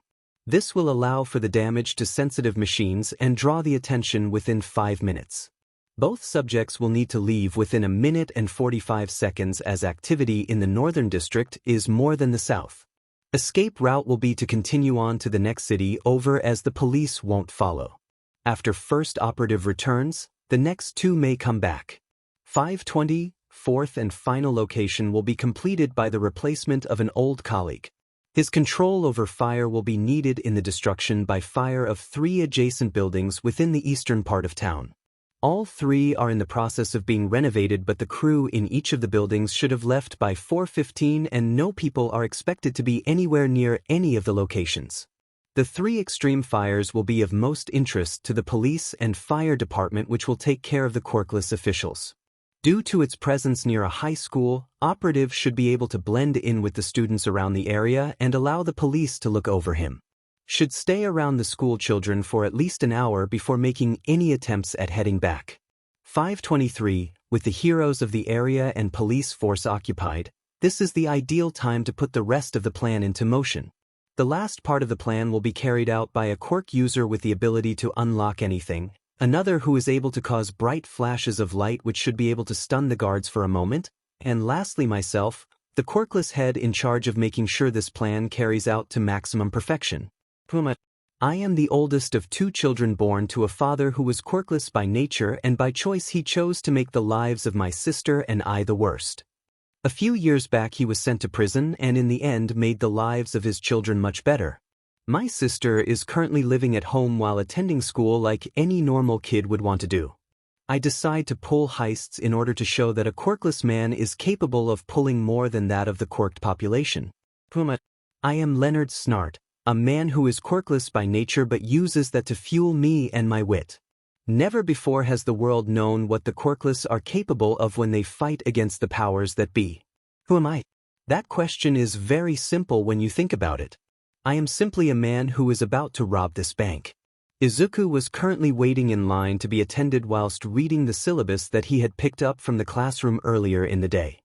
His mind was elsewhere at the current moment from the general fatigue that he had accumulated during the day. He wasn't really used to sitting in the classroom for so long after being hit by lightning and having his brain altered. On the bright side, he got to run really fast on top of having his brain act like it was on drags every minute of the day. Sitting through an English class now seemed to require an immense amount of added work on top of the regular amount that would be required pre-accident. Bonus, he now knew the answer ages before. Everyone else in the class did. Negative, he had to wait all those ages for everyone else to reach the same conclusion as he did. Another bonus of being hit by the lightning, his interest in finding out heroes' quirks had been relit and he had even dug out some of his old notebooks. When he opened them he was instantly hit with nostalgia and a small sense of grief. There were crude drawings of heroes on every page with words that seemed to differ in size and meaning every few centimeters.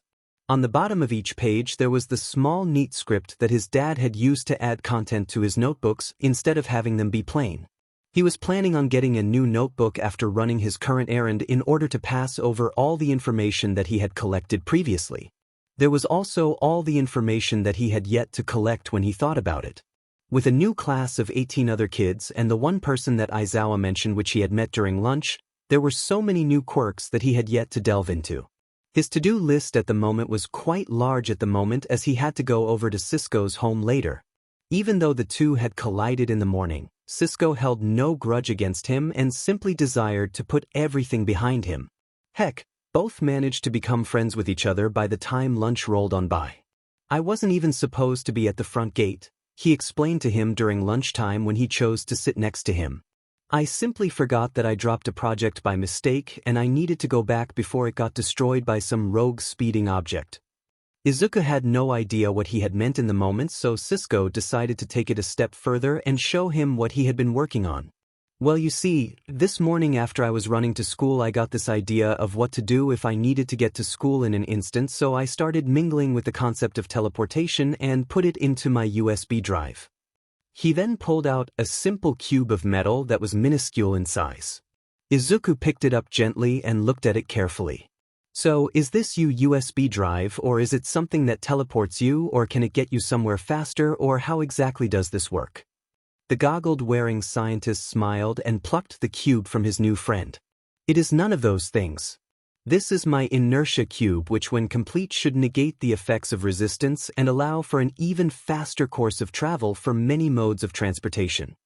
Izuku allowed his mind to go at faster speeds so that he would be able to understand what Cisco just said while not having to wait all century. Okay, so what does that have to do with friction? Cisco's eyes lit up as he found someone else who finally talked like him. Well, right now I'm working on this special gel at home which makes anything that it is placed on extremely resistant to friction. It's still experimental since I haven't yet gotten something fast enough to find its upper range. Wait, you have something that can make my shoes resistant to the effects of friction, as in they won't burst into flames each time that I go for a run. The Speedster was getting really excited at finally finding something that would be able to help him greatly. Yes, I think that's what I'm saying. Yes, you can be the Marty to my Dr. Brown or something along those lines. Izuku was greatly confused by Dr. Brown, but tried not showing the large amount of confusion which he held. Just come to my house later today. I think that if you want at 7 I should have everything that I need rigged up and ready to go. I believe that this is the start of a beautiful friendship, Mr. Ramon. The black-haired boy nodded at this as he pocketed the cube. I have to agree with that, Mr. Midoriya. I have no other choice than to agree. There was a laugh from both boys that was cut a bit short by the sudden appearance of a sullen boy who, bang, bang. Izuku's memory train was tossed completely off the tracks as bright flashes of light made the room turn into a big ball of white light. Hitting him directly in the face, he truly has no other option than to clutch his eyes and go down onto the floor. He pulls his goggles down over his eyes, hoping that the green-tinted lenses will at least make it more bearable for him to see. He pulls his hood out of his bag and puts it over his head and over his face, making sure to not allow any light in. Well, now, I'm pretty sure that I did nothing this time to incite an incident or anything of that sort. My eyes at the moment are pretty messed up, but they should be fine in a second, I think. Now to stop whoever this is, just like I've done already. You know, I think that I'm getting pretty good at this hero thing. I may even be able to skip this school thing if I want. Rising to his feet and supporting himself on a column, Izuku surveys the scene, trying to figure out what is going on. He sees 3 blurs heading in the direction of the cashiers, but he can't be completely sure if they are people considering how bad his vision is at the moment. Taking one step forward, he instantly collapses, unable to get a clear footing of the ground as he is unable to see where to step. Oh, this isn't good. My vision needs to get better fast or things will go south. I also need to figure out how to call a hero if possible, if anyone else already hasn't done so. There is the chance that the silent alarm has been triggered and that some form of protection is on its way. Just have to hope that it occurs soon. Midoriya watched, or not really, as one of the 3 blurs no shades put their arm onto the handle and opened a door and then another. His vision improved bit by bit as he crawled on all 4s in the direction of the 3 robbers. Okay, let's go with my best plan that I've been able to come up with in the last few seconds. Run and push people into walls before running away again before being spotted. At this point Izuku's vision had cleared up to the point that he could make out the general shape of a person. There were some colors, but it wasn't enough to get a full description. At best he would probably be able to say the number and the approximate. He wasn't going to be giving the best sketches. He could surely run at them and put a damper on their day. Okay, let's go after the one on the right who I think might have blinded everyone here. Finding the straightest path possible, Izuku ran head-on into the figure which stood before him. He reminded himself that the speeds at which he traveled weren't safe for passengers and let go. Hoping that he wasn't a murderer. Hearing a low emerging from the figure next to him, he was quite glad. 1 down, 2 to go, kinda meeting all the people today. Hello, would you happen to be Izuku Midoriya? The boy in front of Izuku and Cisco looked a bit like a ghoul if both of them were honest with themselves. His eyes looked to be tired or bored, maybe both. His face looked very relaxed, almost lacking emotion. His hair and eyes were both purple in color, bringing Izuku's mind to the name that Aizawa had mentioned earlier. "Why, yes, that would be me. How can I help you?" His tone was usually nervous when it came to talking to new people of all sorts. The corner of the boy's lips twitched upwards and remained there, bringing Izuku to a state of slight ease. He was a bit like Eraserhead, who had the tendency to hide his emotions.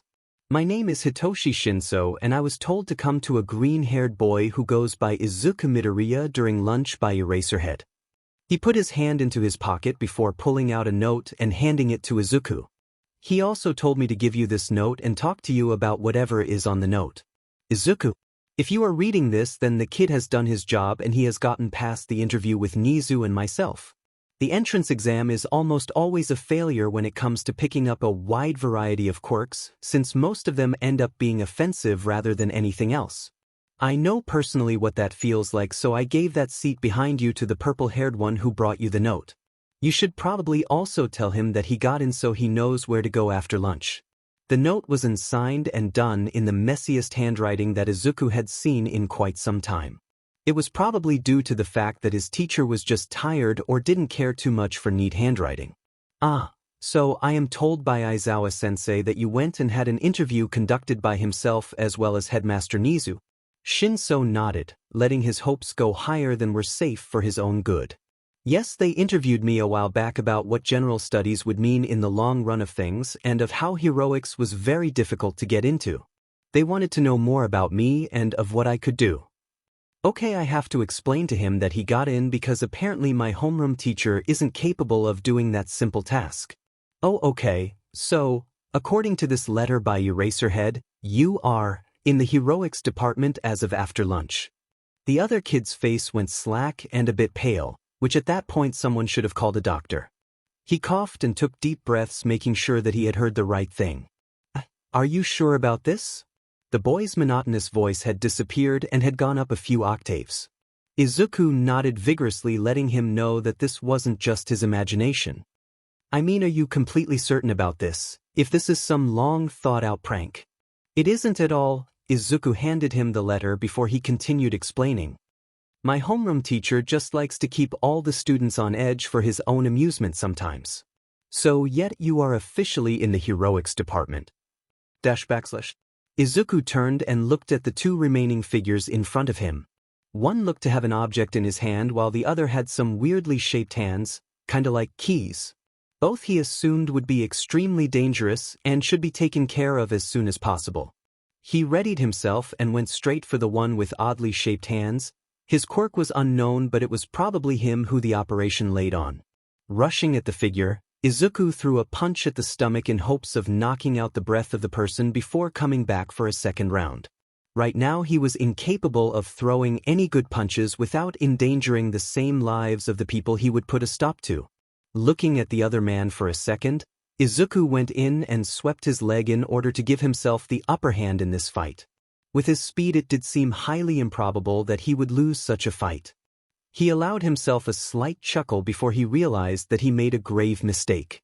"So are you playing hero or something like that, kid?" The man that he had knocked down was now pointing the item in his hand at him. This made him realize that more likely than not, it was a gun. "I'm pretty sure that no registered heroes have super speed as their quirk, which means who are still in training, and that is why my plan took a fall, for a lack of a better word." The speedster looked at the gun, wondering if he could dodge the bullets at the distance that he was away from the man. He'd been able to stop the last bullets from hitting Momo because of the distance that he had, but here it was anyone's guess. "I am curious as to how fast you are exactly." "Let's see." Without warning, Leonard Snart turned around and instead of firing at Izuku, he aimed at the incapacitated security guard. Izuku ran past him without even thinking about what dangers this could pose to himself. That was another large mistake on his part as a hero in training. Snart continued firing his gun at other beings within the building, none able to do anything because of their blind state. The green speedster ran at breakneck speeds, trying to catch each and every single one from hitting any of the civilians. He was unable to get anywhere near the gunman due to the rate at which he fired at civilian and the location at which he fired. The newly UA student was unable to keep up with all of this. It was simply too much for him. He was used to running at fast speeds, but even he had a limit of how much he could do it. Eventually, there was a point where he began to slow down and his movements began to be more and more predictable. He saw this in himself, and so did the armed assailant. Smiling at this, the newly made bank robber fired to where he would be in a few moments. Izuku, while speeding towards another airborne bullet, was hit in the leg and sent flying. He watched in horror as the bullet got closer and closer to a person. He was powerless to do anything about the matter as the piece of metal entered his leg and put him out of commission. He collapsed at the insane speed in which he ran and started rolling till he hit a column. The boy groaned in pain and tried his best to cope with the intense pain that he was beginning to get accustomed to. The bullet then just flew harmlessly past the person which he had assumed would be hit. Well, kid, you know what they say, you snooze you lose? Izuku looked upwards to see the butt of a gun coming towards him. Had he not been in the pain that he was, there would have been an almost certainty that he would have dodged the hit and captured Leonard Snart. That however wasn't the case, and he was knocked unconscious to relive the rest of the events having occurred earlier in the day. All this went by as the rest of Snart's crew completed their given tasks and began taking the money out of the safe. After the introduction of Shinszo, the rest of Izuku's table was filled with the presence of Ida, Ochako, and Momo. They all introduced themselves to Shinszo and Cisco, wondering how it was that Izuku was able to make new friends so quickly. So sure new, since you're going to be in heroics with the rest of us. Would you mind cluing us in on what your quirk might be? You know, since we are going to be classmates and all. This was Ochako who said that in her apparently usual happy tone. The purple-haired kid awkwardly started scratching the back of his head and a light blush began to creep its way onto his face. The topic of his quirk had been a sensitive one as of the last few years, and he was always worried about what people would say about it. Well, my quirk is called Brainwash. It allows me to tell people to do whatever I want them to after they've responded to me. He tried wording his quirk as best as he could in order to avoid the usual, that sounds like a good quirk for a villain response that he usually got when describing his genetically given gift. That's a really useful quirk. Imagine how useful and handy that could be for when a villain starts monologuing. It can put an end to hostage situations in an instant. The brown-haired girl saw the bright sides of his quirk instantly without going to the generic villain response. He smiled at someone finally seeing his quirk as something besides a tool of evil. What about the rest of you? What are your quirks? Shinszo, who had not been a part of the quirk apprehension test, had no idea what any of his peers were capable of. Well, I'll go first. If I touch something with the pads of my fingers, I'm able to cause it to lose its gravitational pull and float as a result of this. Ochako neglected to tell them the drawbacks as to not gross them out too much. I am able to create anything from which I know the composition of. This was Momo, who proceeded to create a Russian nesting doll which popped out of her hand and took a seat on the table. Hitoshi nodded as he turned to Ito, wondering what his would be. My engine is a mutant-type quirk which causes my calves to take the shape of small engines and increases my running speed to that well above a regular human. Ida also left out a few facts about what else his quirk was capable of in order to have something for the future. I think that my quirk is pretty self-explanatory, with it being super speed. It allows me to move at extremely fast speeds and sometimes think at those speeds as well. Sadly, it also gets away from me and I have to deal with a lot of time in my hands. He didn't tell them about the test because of obvious reasons and because he didn't want to sound snarky. All of them turned to Cisco, who had begun fiddling with the inertia cube. He was unaware that they were waiting for his response till Izuku poked him, oddly enough discharging a bit of energy onto his hand. Yao, alright, I'll tell you mine, just don't shock me. Everyone looked confused, unsure of what happened. My quirk is something I like to call vibe, since it allows me to see images and entire events after touching something. It also gives me a certain feeling about something. This overall was the most confusing quirk out of all the ones that had been given today. Okay, so I'm seeing that no one gets it, so let me explain it another way. Let's say that this Russian nesting doll was used in a crime.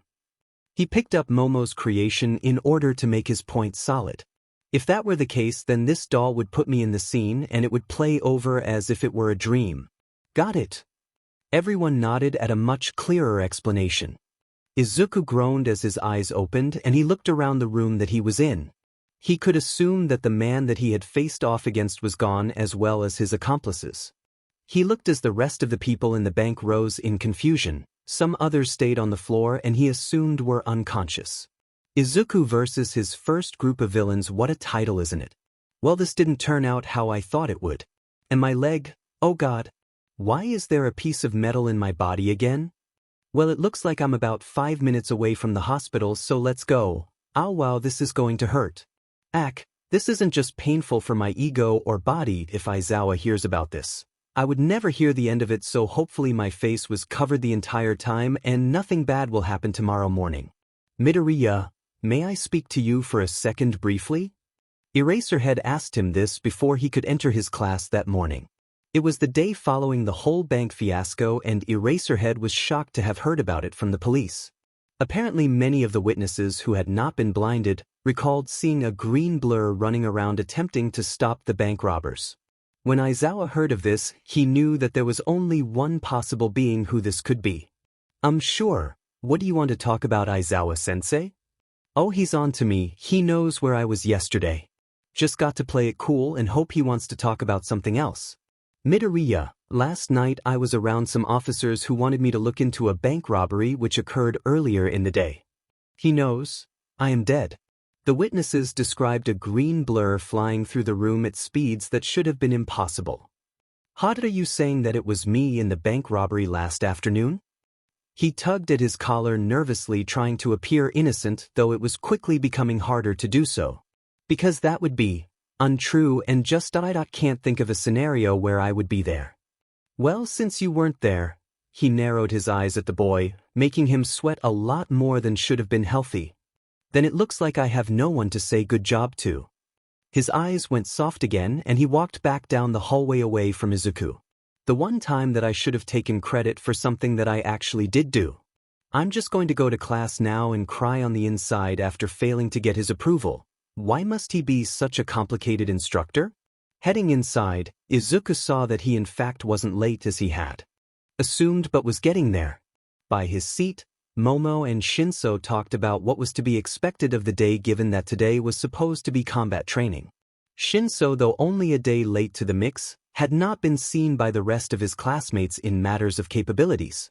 To them, he was a blank slate which should be watched with caution and treated with the utmost carefulness. Hey Momo, Shinszo, how are you guys doing? Izuku entered the conversation as he placed his backpack in his chair. His two friends gave him small smiles seeing that he had arrived on time. Shinszo's was barely visible but Momo's was more obvious.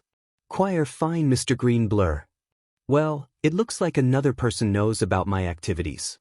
Then again, I'd be surprised if Momo hadn't figured out that was me.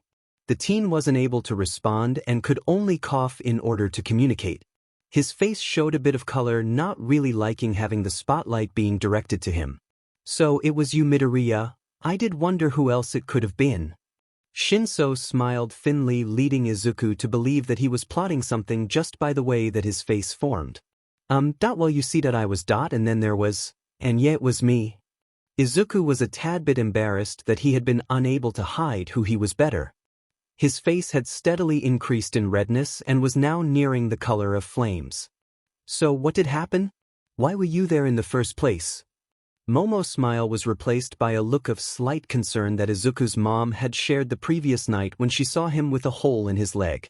That had been specially difficult to explain, and he had been forced to go with the most simple explanation: I fell. Well, you see that I kinda had to run some errands and then some people decided to rob a bank. I'm not sure why there were no heroes who showed up since it was in a pretty popular area of the city.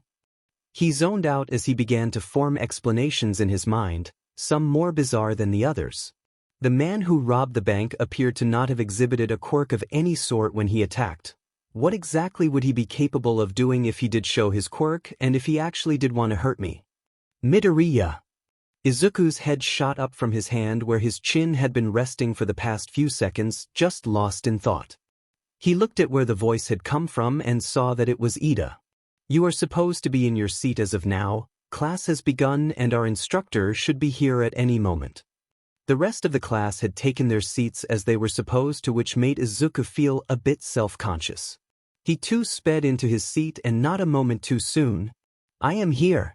Walking through the door like a normal person.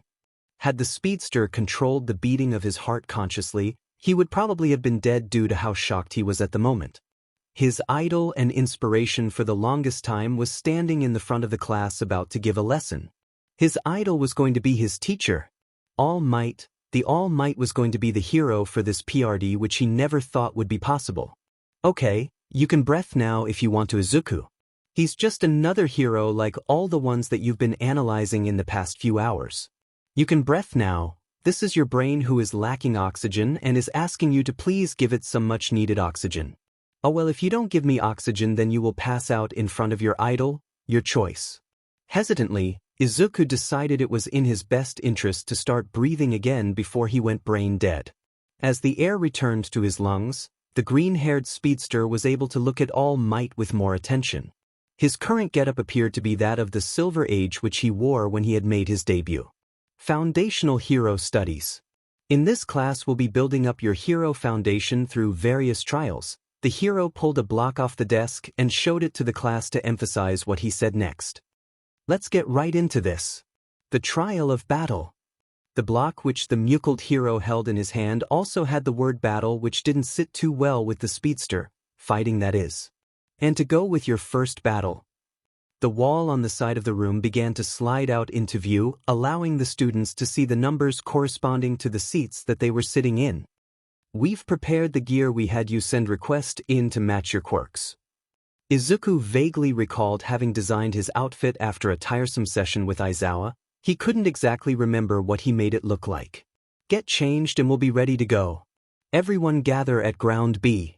The garb you bring into the battlefield is virtually important, boys and girls. And don't forget, from here on out you are officially heroes. Izuku had picked up the box reading 18 and carried it down into the locker room with care, as this was his very own costume. He chose an isolated corner in order to be able to examine all the aspects of his suit with the minimal amount of distractions from his other classmates. He just hopes that the company that had made his suit had not altered the design too much, at least the design he had thought of while being half lucid.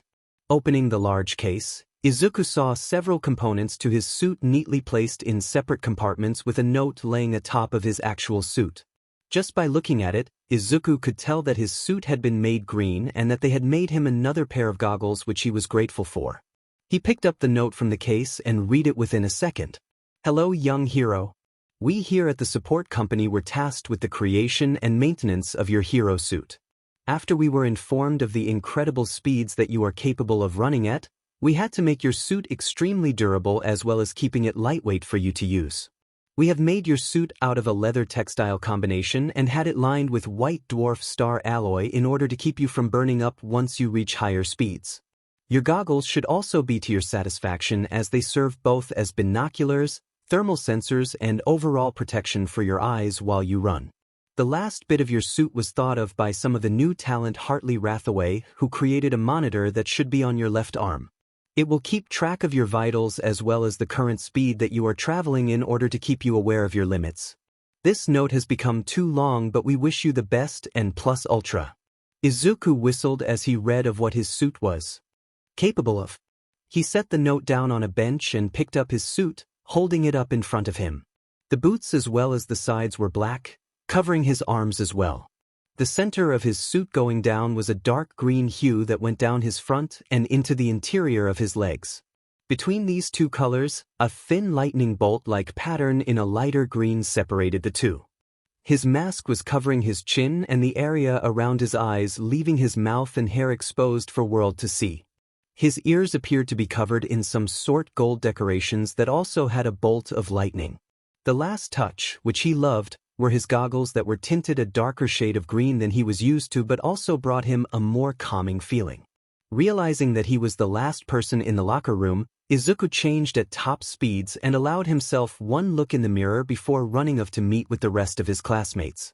This new suit immediately felt good on him, allowing him to run without the wind resistance that his other clothes had.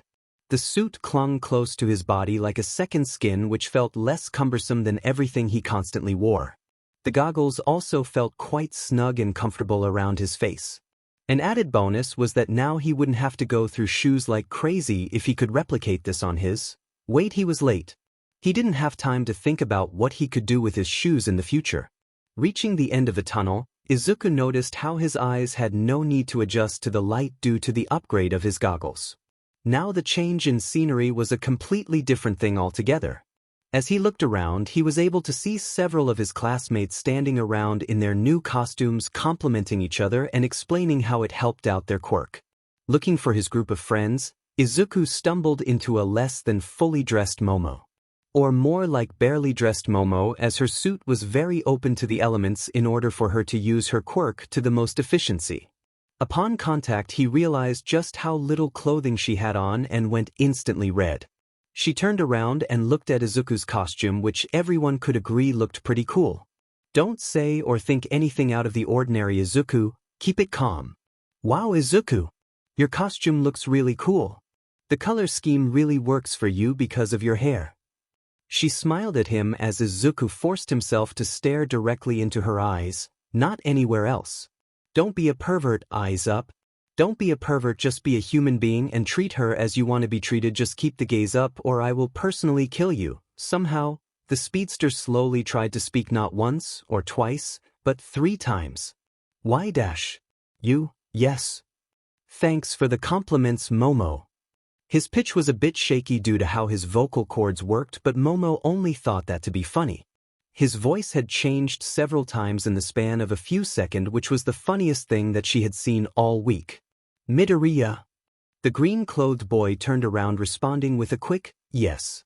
He felt a loss of control in his body before he heard the next command. Calm down and breath. He complied and then felt his body return to him. What just happened here?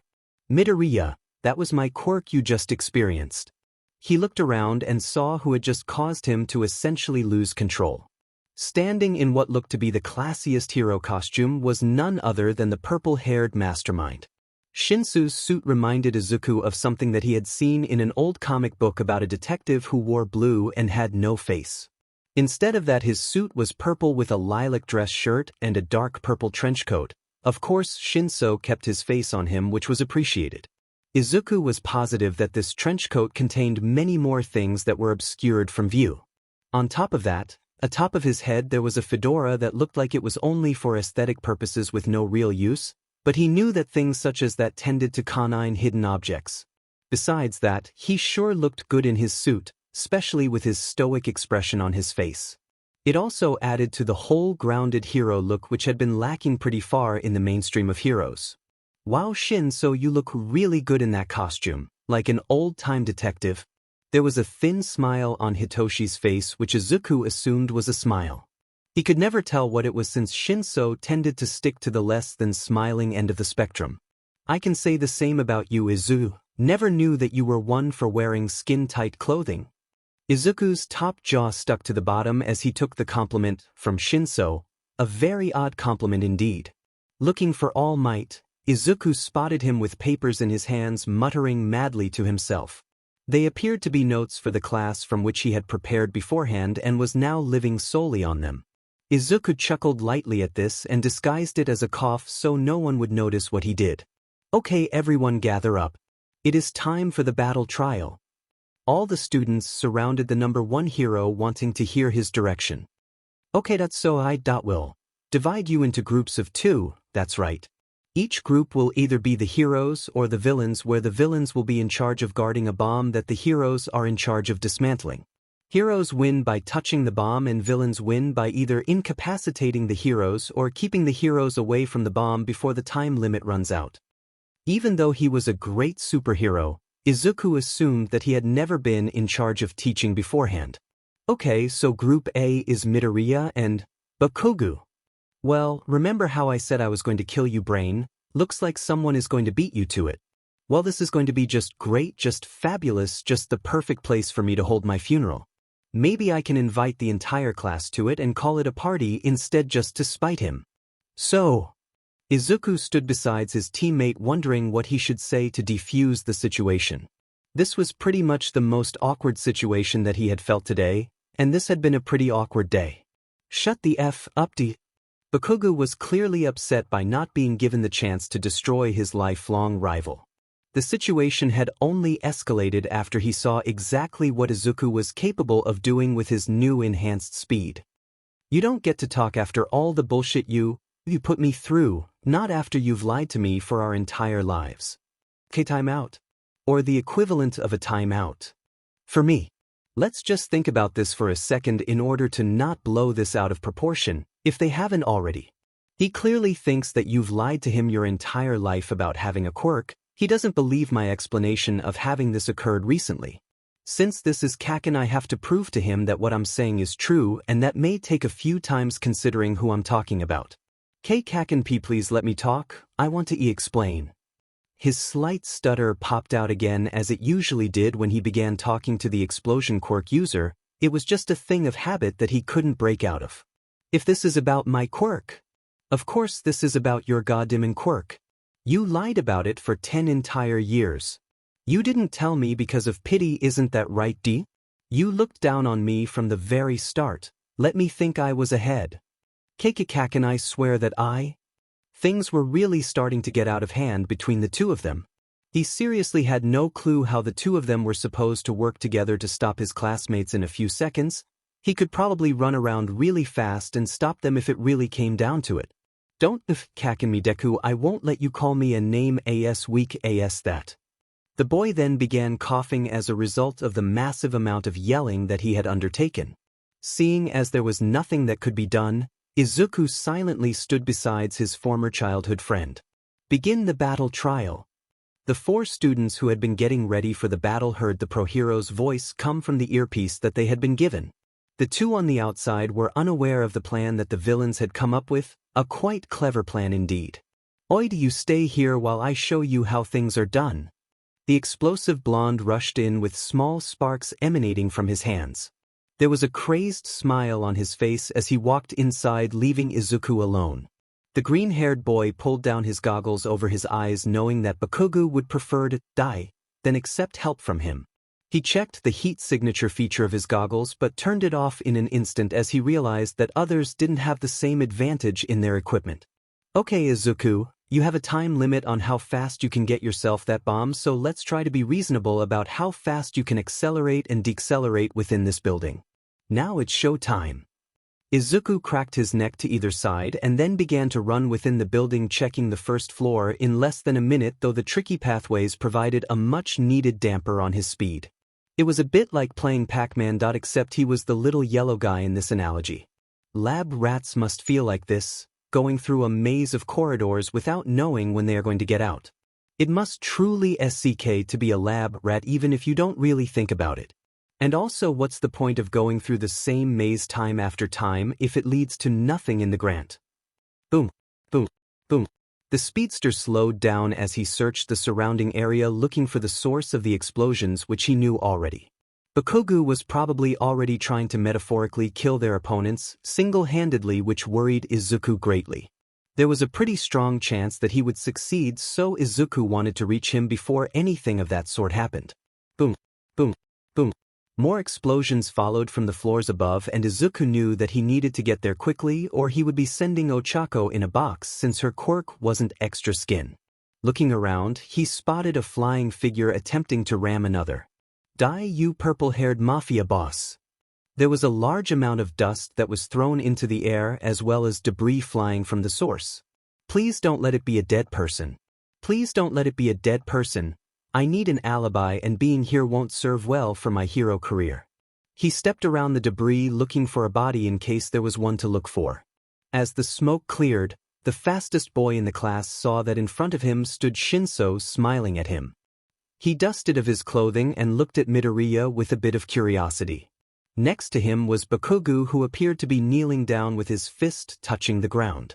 His back was to Midoriya, so there wasn't much more that he could draw from this. Hello Midoriya, don't you have more control over your teammate than this? He nearly blew off my head multiple times. The speedster opened his mouth to respond but then remembered how it worked before closing it and keeping it shut.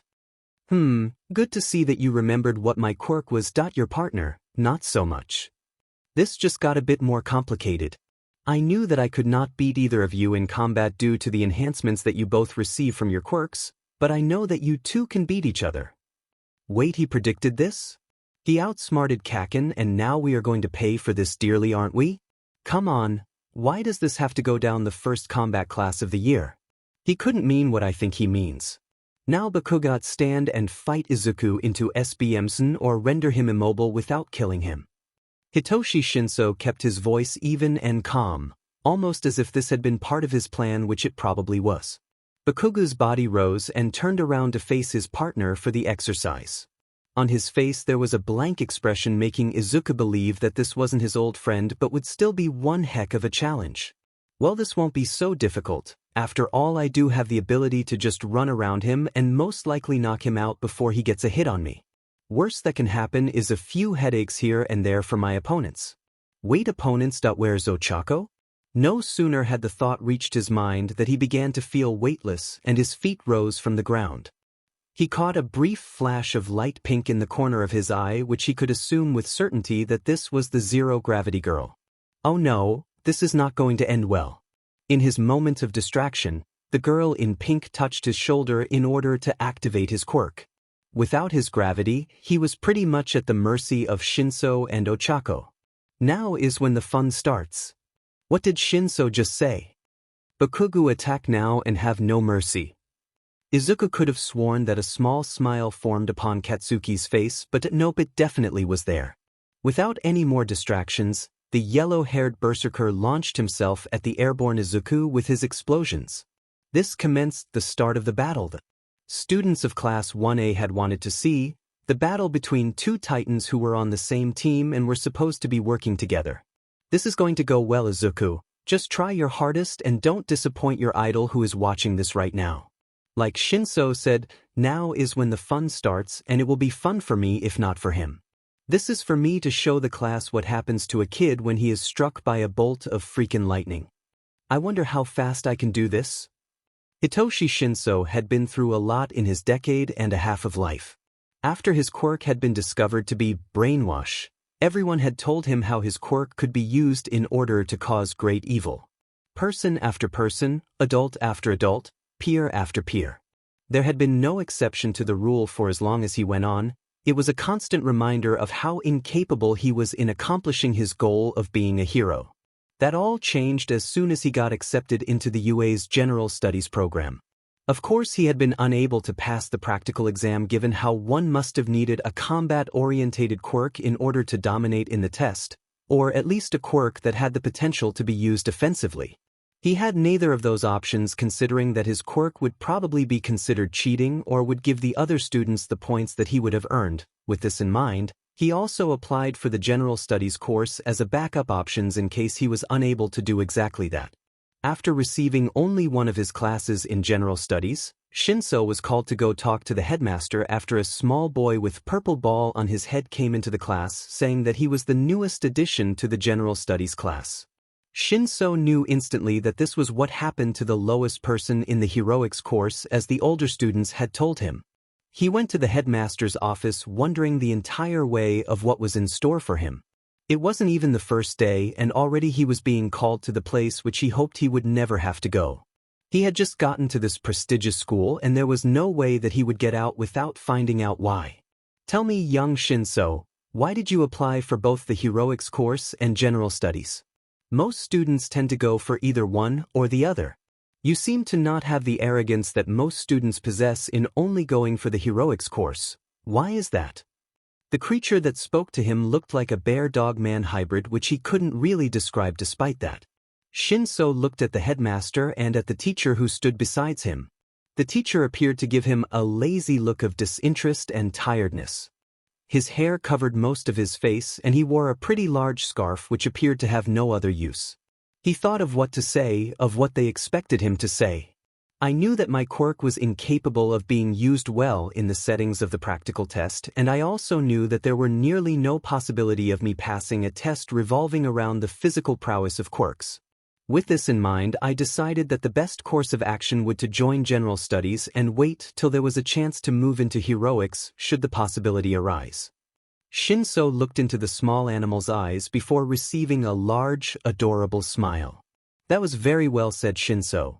Now recently a spot has been opened in the heroics department and we were interviewing potential candidates for the position. You may go on ahead to your lunch and please deliver this letter to a green-haired boy named Izuku Midoriya. Thank you. The rest of the story really wasn't as important for Shinszo at the moment. All he needed was to hold onto that one moment when he had been told that there was a possibility of being accepted into the heroics course. It was what he'd use to win this game against Midoriya and Bakugo. When they were given the 5 minutes in order for preparation, Shinszo knew that he would have to plan something that would be able to handle both Midoriya's speed and Bakugo's destructive explosions. Given the nature of both people, there was a strong likelihood that neither party would be able to work together, so Shinszo needed to figure out what he was working with before coming up with a plan. Uraraka, could you tell me the specifics of your quirk? If we're going to have a shot at outmaneuvering Midoriya and Bakugo, I'm going to need to figure out what both of us can do. The trenchcoat-wearing teenager asked his shorter companion, trying to not say it in a monotone as he tended to do so. Let me think. The pink-wearing heroine put her finger to her chin as she went into deep thought. Well, my quirk allows me to manipulate the gravity of objects after touching them. The drawback is that I can only lift about 3 tons before I become nauseous and vomit this really yucky rainbow liquid. Shinszo leaned against a wall and began to put the pieces that he had been given into place. Also, you can call me Ochako if you want to. After all, we are friends, right? Yeah, I suppose we are. Friends, never really thought about it like that, haven't had true friends in a while. Okay, I think that I may have a plan that had a small possibility of working, but at the moment it's the best choice that we have. The gravity girl nodded, eager to learn of her purple-clothed companion's plan. Midoriya and Bakugo have a shaky relationship if I'm putting it in the best terms, so we'll have to use that to our advantage. Wait, what do you mean by using that to our advantage?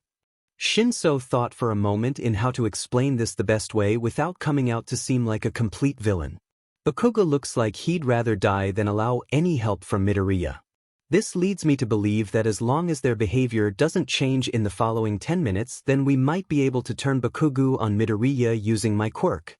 I just need him to respond to something that I say, which shouldn't be too difficult considering who we're dealing with. Uraraka nodded as she pictured the plan going off in her mind. Okay, so that deals with Bakugo. What about Midoriya? Shinszo thought of a few scenarios in which they could deal with the Speedster, and in the end there really was only one that had any chance of coming into fruition. We'll have to surprise him and get you to use your quirk on him. Without his gravity, he won't be able to run on the ground and he'll be a sitting duck. From there I can instruct the controlled Bakugo to keep him busy for the remaining amount of time while we try our best to keep him from the bomb.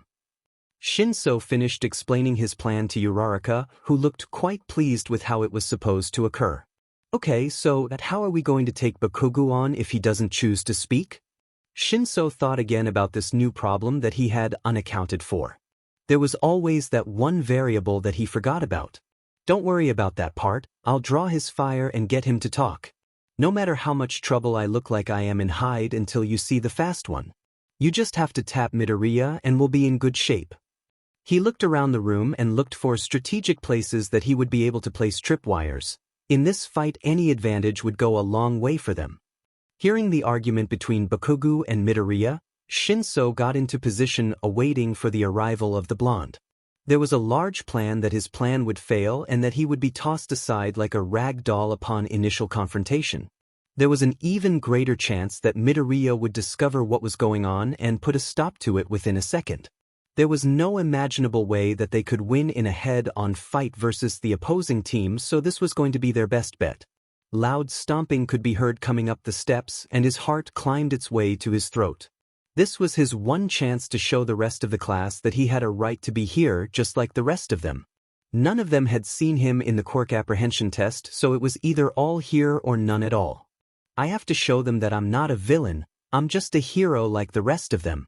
Shinszo. He looked across to where Ochako stood in preparation for Midoriya once he ran up the stairs. Good luck. I'm sure your plan will work. She whispered loud enough for him to hear before returning to her hiding spot. Now or never. Time to shine. Upon seeing the mess of blonde hair on top of the stairs, Shinszo did what any person with a working brain would do. He threw a pebble at Bakugo. It flew through the air with a slight whistle and hit the boy in between the eyes, startling him for a second. Is off guard for now, time to work magic? Bakugo, you look more like a villain than I do, and I'm supposed to be the villain in this situation. Go figure. He used his patronizing tone and ended it with a plain and obvious smirk. All of it was one big act meant to get him to speak out despite knowing what he could do. The explosive teenager recovered quickly from the insult, gritting his teeth in response to the insult that had been thrown his way. The distance between the two boys had been that of 15 feet when the pebble was thrown. After Bakugo projected himself forward with explosions, that distance decreased to only 1 foot. At that distance, the angered male brought his right hand forward and attempted to ignite his nitroglycerin like sweat on Shinszo's face. He dodged quickly to the side, continuing his verbal barrage upon his opponent. His teammate continued to hide as he had instructed her to until the time was right. The plan had already gone off its hinges as Bakugo hadn't responded immediately. Why aren't you speaking, Bakugo? Or would you prefer if I called you Kaken? After seeing his explosive reaction to the pet name that Midoriya had for him, he knew it was a sore topic to bring up, but he needed the edge. Has the cat got your tongue? Bakugo targeted the floor beneath him, this time with greater effect. Chunks of rock, floor, and wall began to break apart as the blast got more destructive. It would continue to worsen as the fight drew on for longer periods of time. Bakugo would only sweat more, and this in turn would make life a lot harder for him considering everything. A blast caught the side of his trenchcoat, revealing a gun-like contraption on the inside of it. Bakugo glared at it before causing an explosion right in front of his chest. Shinszo was blown backwards and hit the floor with a loud thud. His body groaned with pain and his lungs felt as if they had inhaled smoke. The purple-haired mastermind put his hand on the inside of his coat but then took it back out. He was going to have one more shot to do this right before using his support items. Why are you here, Bakugo? The male that had blasted him away only seconds glared deeply into him. Why aren't you with Midoriya? Are you too afraid to admit that he's better than you, that he's always been better than you? Katsuki's eyes widened and then became cold as stone. His hands clenched into fist, trying to contain the massive anger that he felt towards this individual, trying not to shout. Sadly, the effort was for nothing. No one is better than me. He propelled himself forward, trying to pull the same trick he had done before, except now he had spoken.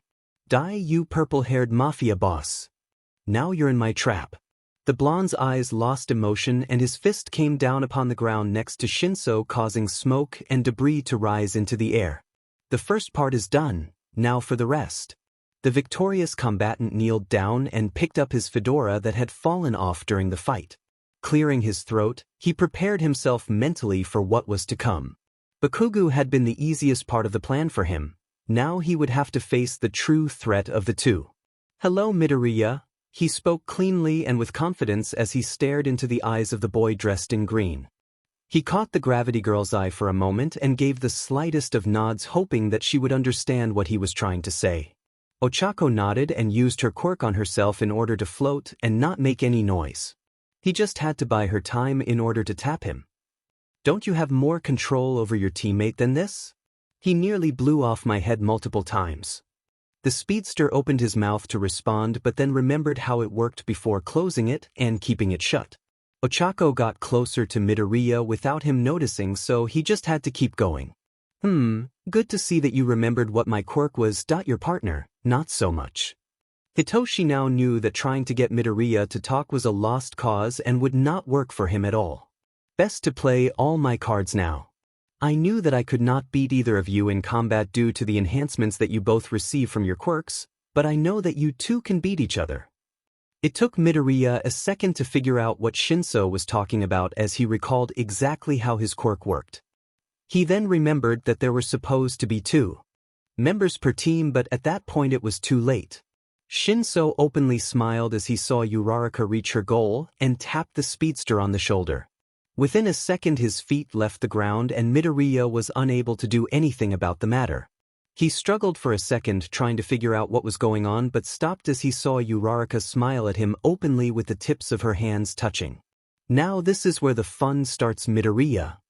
Shinszo gave him another thin smile before all hell broke loose and the match truly began. All members of Class 1 stared into the screen that was broadcasting the match. None of them had known what to expect when they saw the new kid after lunch the previous day. It had been a surprise when one of their classmates had gotten demoted to general studies, but this was something else altogether. Those who had talked to him knew of his quirk, but not really. Those who hadn't were simply mystified as they watched their most aggressive classmate go down when he was about to hurt him. It was simply like no other quirk that they had seen in this class thus far. All of theirs were capable of being turned into a weapon and used extremely well in combat. From what they could tell, their classmate only needed to talk to put his opponents out of commission. As the match carried out, the execution of Shinszo's plan surprised even All Might, who had seen lots in his day. In a class like this, if no one responded to him, Shinszo would be no more capable than a quirkless being. His intellect had changed the entire match within a minute, and that itself earned him the respect of everyone in that room, as well as a small amount of fear. Returning to Midoriya's mind, it was working overtime on its overtime trying to figure out what to do in the moments he had before he would be attacked by Bakugo. Okay. Shinszo was ready for us. How was he able to do this within 5 minutes? I need to figure this out now, and I need to figure out the options that I have, since right now it looks like I'm going to die unless I get. The airborne teen was blasted backwards as an explosion went off on his chest, causing him to spin backwards. Shinszo had chosen to set this up in a mostly open area, so there were absolutely no walls or pillars near him to bounce off of. God, why does that hurt so much? It feels like my insides are plotting to kill me by going to the outside. Unluckily, when Izuku finally stopped spinning out of control, he faced away from his opponents, which now included his own teammate. Turning his head, Izuku was able to glimpse an open hand coming at his face before going off once again. This blast tossed him downwards onto the broken ground. Looking at his partner's face, he noticed that Bakugo seemed to be enjoying this a bit too much. Bakugo, if you're in there, I need you to snap out of it and stop beating me into SBMson. His pleas fell short as Bakugo came at him, but he was ready for it this time. Using the ground under him, he sped upwards with a force that was comparable to that of Bullet. Not a moment too soon either, as the destruction of the spot he occupied was unbelievable. He could very well see the floor below them, and the floor appeared to have been a few inches thick before his friend had come in to renovate.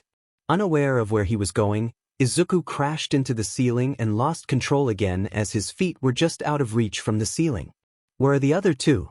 They wouldn't just leave me in here with Bakugo if there was the chance that I'd beat him. There must be another part of their plan, and I'm running out of time. Launching himself once more with his explosions, Bakugo came face to face with his former friend. They made eye contact for a split second before the one under Shinszo's influence put his hands directly in front of his face. The blast that ensued was one that no one should have been able to remain conscious, lest be able to fight. However, Izuku Midoriya wasn't no one, and he needed to get to a bomb. He collided with a wall, causing a visual crack to form, which was never a good sign for the person doing the colliding. Had it not been for the goggles, there would be a good chance that he could have ended up blind or worse. In a moment of desperation and pure improvisation, Izuku clapped his hands at an unbelievably fast speed. He had no idea where the thought of it came to him, he just knew that an act like this would make or break the match. Upon contact of the palms, the boy regretted his choice and wished that he had thought this through. Well, he had thought about it at super speed, so he was still to blame. The sudden force caused the air in the room to push itself and flow opposite of Izuku at neck-break speeds. The winds caught Bakugo and sent him flying into the opposite wall, or at least it would have if he didn't destroy it in the process. Still, he was sent out of the building and would take a while to get back. That should buy me some time. At least I hope it did. Looking down at the monitor on his wrist, a diagram popped up showing Izuku the injuries that he had sustained since the start of the battle trial. Bruised ribs, first-degree burns on face and torso, torn left bicep, and one sprained wrist while the other one was broken. Was it worth it? I'll know as soon as I'm done with this match. There wasn't even a moment of rest as Izuku saw in the distance what appeared to be a very large and nearing inferno. Well, looks like I can't catch a break, time to run. Whatever the ball of fire was, he knew that taking a hit from it would most likely result in a very painful recovery PRD in the health center. All or nothing Izuku, let's go. Pushing himself of the wall he was in currently, Izuku aimed for the opposite wall knowing that it was his only chance of getting out of there in one piece. He felt the heat increased as he rushed into it, only narrowly avoiding it as he bounced off the wall that was utterly demolished as it came into contact with the fireball. Ouch, this is very hot and painful. That thought came to him as he attempted to outflow the giant ball of destruction, which was somehow not shrinking in size. He went through the doorway and kept bouncing down a hallway which had been out of his reach earlier. Left leg, right leg, both legs, turn left leg, right. The pattern that he tried using had to change every few seconds as the speed in which he traveled had to differ. Window. Window. That's bound to get me a safe distance away from the giant ball of destruction and fire. Pulling his knees to his chest, lowering his face, and putting his hands behind his neck, Izuku became a human cannonball as he crashed through a window flying outside the building. This is not how I expected this day to go. Looking only slightly backwards, the fireball remained on its path of destruction and neared. The size had finally begun to decrease, as it destroyed more and more of the building. At the current size, he didn't expect it to cause much damage to himself, but he couldn't really be sure considering the current state of the building that he had just exited. Bracing for impact, Izuku thought that he knew what real pain was, but he truly had no idea. To say that it was hot was a serious understatement that could not be more wrong. He was pretty sure that even for him it would require a few hours of simple rest in order to heal himself. Or maybe that nice old lady could help him out again. It would all be resolved later, but right now he needed to focus on the matter at hand. Okay, so now I'm out. How do I get back inside without touching the floor? I have no real choices in this matter. I'll have to use the same trick that I used on Bakugo, just in a smaller and more controlled scale. 4 minutes left, can't hesitate. Pulling his arms halfway back, the airborne speedster repeated the same trick from earlier and released a gust of wind as he was propelled back to the building. At least that was the plan. He miscalculated the angle for which he would need to get through the exit he made. Instead, he ended up going above the building. His hands were no better for the effort, and he could tell that though he hadn't caused as serious of an injury, they were still in a pretty bad shape. Okay, so I'm floating up here with my hands in a pretty bad shape. I have less than 4 minutes to locate the bomb and get it without being stopped by either Uraraka or Shinszo. And I still haven't accounted for Bakugo. Wait, is that him? A few hundred feet below, Izuku could see the quickly approaching Katsuki Bakugo, and he didn't look happy at all. Not that he was supposed to be happy while being brainwashed. This was his one and only chance to get back to the ground and to try to beat his teammate back onto his side if that was possible. I only get one try, so the angle has to be right or things won't work. For the last time that day, Izuku took a deep breath and clapped his hands together. The force caused his hands even more pain, which he was pretty sure both hands were now broken instead of just the right one.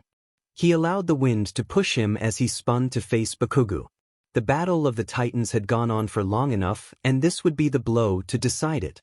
Izuku wasn't sure if Bakugo even wanted to stop if he had been in control. That didn't matter now he needed to win this for the both of them. The green speedster reeled his arm back, and so did the blonde, brainwashed, explosive hero. At that moment, every member of the Class 1A watched intently as two of the most powerful members of the class went all out. One was told not to show mercy, the other just wanted to get back on the ground already. Both had reasons to hold back, yet those reasons weren't important enough at the moment. Bringing his right fist downwards, Izuku destroyed Bakugo's gauntlet and sent a rush of wind towards the building below them. The wind tore a hole straight down the middle of the building with such force that it disrupted a certain gravity girl's quirk. The sudden disruption caused the once floating boy to begin his descent, or fall to be more exact. Upon the collision between the fist of the two boys, Shinso's brainwash effect over Bakugo lost its hold. The purple-haired villain below could tell as he felt his influence over the other being disappear. His plan had worked as long as he had control over Bakugo, Now it was up for grabs considering the amount of time that was left. An added disadvantage was Ochako's nausea, which had set in after the giant hole appeared down the middle of the building. In her reaction, she had pushed Shinszo out of the way and had touched the rubble in order to prevent it from falling on them. She had been able to sustain the weight for a second before Shinszo had to pull her out so she wouldn't be crushed by the piece of rock. "Are you all right, Ochako?" he asked with concern as he saw her spewing out rainbow-colored vomit.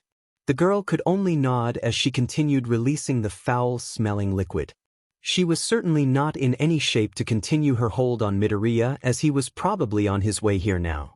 He stared at the watch on his hand. "I have about a minute and 30 seconds to keep anyone away from the bomb. Ochako is out of the game given her current condition, and Bakugo must still be at full strength considering he didn't hold back. Midoriya can easily take me if he's at full shape, so I have to hope that he isn't. All I can do is hope." As Izuku fell beside Bakugo, he noticed several key things that were just key. First, he was falling, so that would indicate that he had put Uraraka out of commission and in result could fall back to the ground. Second, Kaken was unconscious and would need his help in order to survive the incoming fall. Third, he could see where the bomb was. Fourth, he was falling. Without the support of the anti-gravity quirk from Uraraka, he would have a few seconds to figure out how to stick a landing. For Bakugo, there was a good chance that he could throw him up at the same speed that they were falling. This would secure his well-being, but now he had to worry for his own. No time to get to work. Using both of his injured hands, Izuku threw his unconscious teammate upwards onto the same floor as the bomb. He landed relatively safe, so he wasn't too worried about his childhood friend. He fell a floor more before trying to figure out what to do. He knew that the options were limited and that he probably wouldn't be able to survive the fall if he did make contact with the floor. His last option would be to clap once more, but his hands were already at their limit. It looked like he had no choice, and he truly didn't. Bringing his hands backwards, he took a deep breath. He was parallel to the ground and had to angle himself correctly, or otherwise he would send himself into a wall. Bringing his hands slightly more apart, he felt a cord wrap itself around his leg and act as a bungee cord. The ground came within feet of his face as he was stretched downwards and upwards as well. "Looks like my luck is better than I think." Looking upwards, the young Midoriya saw that Shinszo stood up a few stories holding what appeared to be a gun with a long cord coming out of it. His arms shook slightly as he gained a sure hold on the grappling hook in order to not let the green-haired boy to fall. Despite being a villain for this exercise, he was still a hero at heart. With 10 seconds left on the timer, it looked to everyone that the hero team had lost and the villains had succeeded. Many were amazed by what they had seen. From the battle prowess of Bakugo, to Midoriya's quick thinking, to Uraraka's valiant effort in saving Shinszo, to Shinsu's brilliant plan. There really could not be a way that this match could end in a more spectacular demonstration. The villain saving the hero from what would have surely have been a sure death. The villains had earned their victory through planning and tactics that weren't seen in UA. They truly were the heroes despite being the villains. Crap, I lost. Kaken is going to have my hide for this, at least I lost in a pretty good way if I do say so myself. Shinszo really did think of mostly everything. Gotta hand it to the guy, he really does deserve to be here. I'll just hang out for a while. Now wait, how long does adrenaline usually last in keeping pain at WWE? After the conclusion of the first match, Izuku was helped onto the ground with a bit of help from Shinszo, who now had a pretty smug look on his face, which was pretty justified in many ways. It wasn't as if he had just beaten the potentially most powerful person in the class. No, that would have been truly absurd and would never work out. Not in a million years would that have happened. So Midoriya, how's it hanging? The joke on Shinso's part made the teen who was currently upside down laugh. This resulted in a small amount of pain coming from his lower abdomen, but he really couldn't afford to put that in his mind at the moment. The rest of his classmates would most likely be competing in a second, and he wanted more than anything else at the moment to see how they did. "Could you help me get down, Shinszo? I think the blood is starting to rush to my head." Shinszo, using a pretty large amount of upper body strength, began using the grappling hook around Izuku's leg to rock him back and forth, bringing him ever closer to a floor. Once he had enough momentum, The purple-haired boy released the grip on Izuku's leg and sent him rolling into one of the lower floors. Thanks, also good job with that plan that you had, the defeated Speedster called out several floors up, unsure if he could be heard or not. After a few minutes, Shinszo walked down the building steps supporting Uraraka with his response. Your congratulations mean much to me, Midoriya, thank you. Putting his grappling gun inside his coat, Shinszo continued helping his partner on her way to the central command room.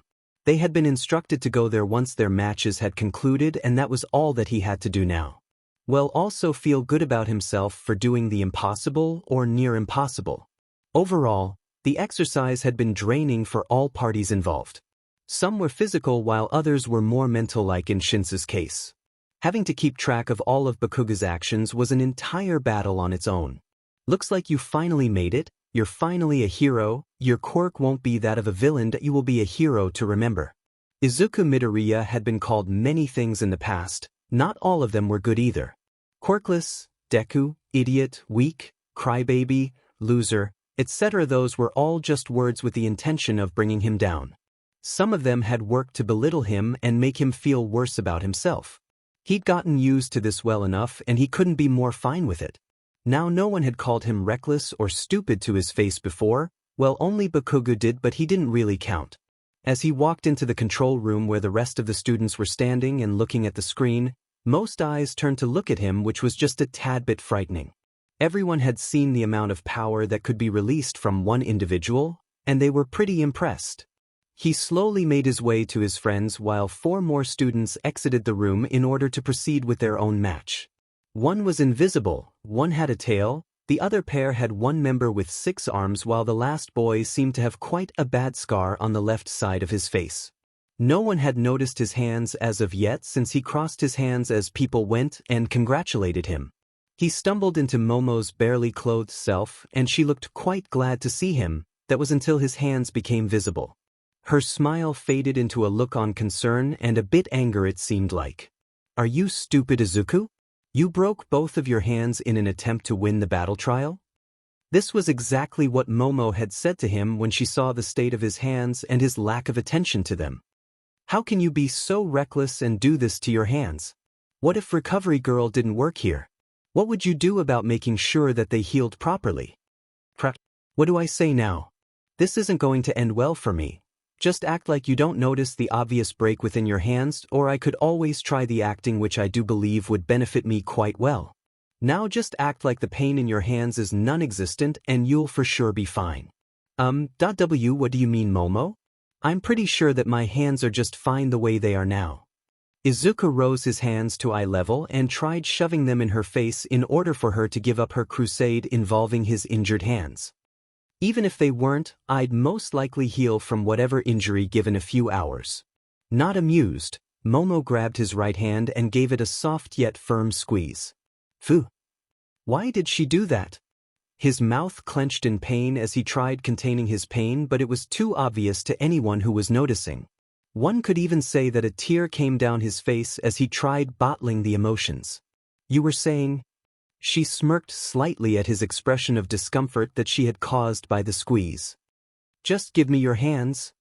Using her creation quirk, Momo quickly created medical bandages and began applying them onto his hands as they came into existence. His left hand was more noticeably malformed, which was troublesome, but she knew that they would heal on there. It didn't make it any easier seeing him in this state. Don't worry about me, that I've healed from worse in the last week. It always heals in the end, I think. Izuku tried being optimistic at the moment, knowing that everything he said was true. He did always heal in the end, so there were little consequences for his actions. Heck, I took a handful of bullets when we met, remember? And look at me now, no permanent injury. The spiky ponytail girl gave him a small nod before applying the rest of the bandages, giving him a small amount of pain medication to make his healing more pleasing. Not that she was allowed to give medication or anything. It was more to make sure that he made it through the rest of class before going to the nurse's office. Yep, that medicine sure feels pretty. Wait, where'd it go? I was under the influence of some pain medication just a second ago. What? Does this have to do with my speed? Please don't let this have anything to do with my speed. I need to be able to take pain away for limited amounts of time. Why me? Wait, Is this going to extend to alcohol in the future? After class was over, Izuku stood in front of All Might along with the rest of his class after their matches. Seeing his example earlier in the day had given them incentive to do as well, if not better, to show that they were just as worthy of being in the heroics program. They had given their matches their all and had in turn surprised All Might by seeing how committed these new students were. Well done, young heroes. You have each claimed your place in this prestigious academy, and I cannot be any happier than to be a teacher for each and every one of you this year. Now I must get going. Without any further explanation or really anything else, the pro hero ran as fast as he could into the tunnel leading back to the main campus. That was pretty fast, maybe even faster than I would be able to go if I truly think about it. Well, he is All Might after all, gotta expect that from the #1 hero. He must be very busy when it comes to saving people. Okay, off you go to Recovery Girl's office now. Momo grabbed his arm and began pulling him in the same direction that their teacher had gone a moment ago. And now I am being treated as if I'm a simple little boy, this Esikis. I wish that I hadn't decided to break both wrists. Maybe one wrist would be acceptable for next time. Come on Momo, I don't need to go. I'm pretty sure that my hands will heal before the day is over, but it's not. She however didn't happen, and she kept going, taking him even against his own will. She had an iron grip which Izuku would have admired had it not been him who was the victim of it. Why is this so difficult for me to get out of this grip? Wait, my hands are broken, that's probably why. Also, is this hand going off at a weird angle? Looks like this isn't going to go my way, going to have to be tired for the rest of the day, looks like it. Upon entry to the school nurse's office, Izuku noticed a person who was there in an instant. On one of the tables there lay Midoriya's partner for the exercise, clearly battered and drained from the apparent fight. Even though he had only been hit by one blow, that one hit from Midoriya had been more than enough to hurt him badly.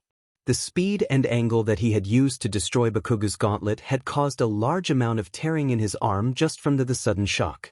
To top it off, he had been fighting Shinszo's brainwashing quirk since the start but had been ineffective, only draining himself mentally in the process. The moment after he regained his mind, many thoughts rushed past his mind. Deku? He beat me even when we were on the same team, he beat me again. He was supposed to be quirkless, how did he do it? Why does Deku get this? The thoughts were quickly dissipated as the shock of Deku's punch went through his arm and into the rest of his body. The pain that he felt was simply too much for him, and the lack of time to adapt to his new surrounding was just too much for him to bear at that moment. To protect him from any further trauma, his body tried putting him to sleep, and so he lost consciousness while still being over 100 feet in the air. However, as he lost consciousness, he was able to recognize the feeling of someone latching onto him with the intention of saving him. He knew that this was Deku, and he would never in 1,000 years allow anything like this to happen. It was a line that should never have been crossed, and yet it was. Deku had saved him, and the entirety of Class 1 had seen it happen. All of his hard work of showing people that he didn't need help was thrown out the window when Deku came in and saved him. Why did Deku always have to be the one to come and ruin everything that he ever did? Why doesn't he mind his own DMN business and get out of mine? All I wanted to do was show All Might that I have what it takes to be the #1 hero. That's all that I wanted to do. After receiving an enhanced healing factor for like 5 seconds, Izuku felt completely drained and nope, drained was exactly the right word of how he felt.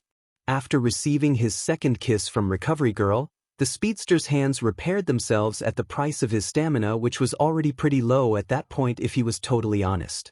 This was something he'd rather not have to rely on due to its practicality to him. So what are you to do now with your newly healed hands? Momo asked him shortly after having him held hostage moments earlier. Izuku looked down at them before answering with the worst possible answer that one could give, but he was tired so he got a pass. I was thinking of breaking them again just so you could apply more bandages to my arms. You were really good at it the first time. Did you just say that, Izuku? Why does this fatigued version of you always say what he thinks? I hate you with a fiery, passion-tired version of me. Just try to fix this as soon as possible in the least weird way. There was a faint blush that appeared on the creation quirk user's cheeks while Izuku's was full on tomato red. After a moment of awkward silence, Izuku tried to clean up his mistake, badly. Not that he ever made mistakes of such scale since he was. I think that I need a good bit of sleep and I'll be fine, just give me a second. Unable to do anything about it, succumbing to his tiredness, the speedster fell onto his classmate who was luckily able to catch him. She simply held him as she tried to gently shake him awake before anyone saw him. He was sound asleep in her arms, which would be completely odd for anyone that saw them. That had been the case when Recovery Girl had spotted the two and chuckled about it before commenting. Young love. Those are the days. The comment made Yayarose's face burn scarlet and dropped the sleeping hero in training who was rudely woken up to see Momo's red face. Very confused, Izuku decided that the best course of action would be to simply continue to the next class of the day. His short-term memory would be affected by the effects of the healing and would not remember the minutes before his collapse. Momo, are you alright? Do you have a fever or are you exhausted from the battle trial as well? The girl forced a smile and became even more red at the boy's concern. This certainly wasn't something that occurred often. Nothing off that. She stopped herself before going back and revising her response as well as slowing it down just a tad bit. I think we should head to class before he are marked late. Can't be late to present mixed English class. Who else in the class is going to answer the questions besides us two? Heading out for the day, the young green-haired genius came across another genius who he had met just the previous day. It was one called Cisco Ramon who came to walk with him after the rest of his friends went to their respective homes. His steampunk-esque goggles were still secured around his neck for good measure. Hey Izuku, that was an amazing performance that you pulled off today. The goggle-wearing engineer came to him and gave him a pat on the back to show his approval of his earlier effort. Izuku had no idea what he was talking about and his face showed this with clear confusion, signaling to Cisco. Oh yeah, after all the heroics people went and did their thing, Mr. Drill Guy gave us the footage and a really cool assignment which I think you'll like. Wait, what? This was certainly a surprise to him. The green-haired boy had only thought that the hero class was able to see the footage of the day. Maybe other teachers, but certainly not other students outside of his class. Maybe if it was just Cisco then he'd be alright with this. Well, I got you and some other girl who can enlarge her hands, but I'm more interested in how I can make your suit even better since she said that hers was already pretty good. So are you willing to go back to the support headquarters with me for like an hour? I want to say no, but at the same time it would be really cool to see how my suit can be improved. Okay, Cisco, lead the way and make me an even better hero. As Izuku walked into the support workshop, he knew for a fact that he would be eaten alive in a place like this. All around him were different scraps of machines, random bits of metal bent in odd angles, and the occasional person who walked by and tossed more metal onto the floor. Overall, this place looked to be more like a think tank than anything else if he was to truly say. So whatcha think about our home for the next 3 years? This is the place where most changes to your suit will come from, so just say it. Also, here's your suit if you want to be more precise about your critiques. With that he pulled out the giant, black case labeled 18 and tossed it onto a nearby table. Well, is there any way that I can pull that shockwave maneuver without making my wrists split themselves? This was his main concern, seeing how useful it had been the times that he had used the sonic clap, as he liked to call it now. Yeah, I could add a reinforced wrist brace that would allow you to do all the fancy maneuvers with tense muscles but otherwise react as a normal fabric so that your hand motions aren't restricted. Would that be good with you? Izuku nodded, seeing that his request could be fixed so easily by having friends in the right places. Also, is there any way to pull out my vitals from the wrist tracker when I'm not using it? This would be really helpful to him if he could pull it out and analyze how he did. Nodding, the tech wizard pulled out a computer from his backpack and pulled off the small tracker from the suit. He connected a USB drive to the back and instantly a small diagram of himself appeared on the computer screen. And there you go. Although I must say that during today you were hardly able to actually touch the ground, so the results won't be the same as if you had, that is unless you want to go for a run right now. The support class student turned to his heroics class counterpart in need of an answer. Wait, can we even? I thought that the entire campus was closed to the rest of the students after hours. The black-haired boy smiled and handed him his costume before giving him another answer.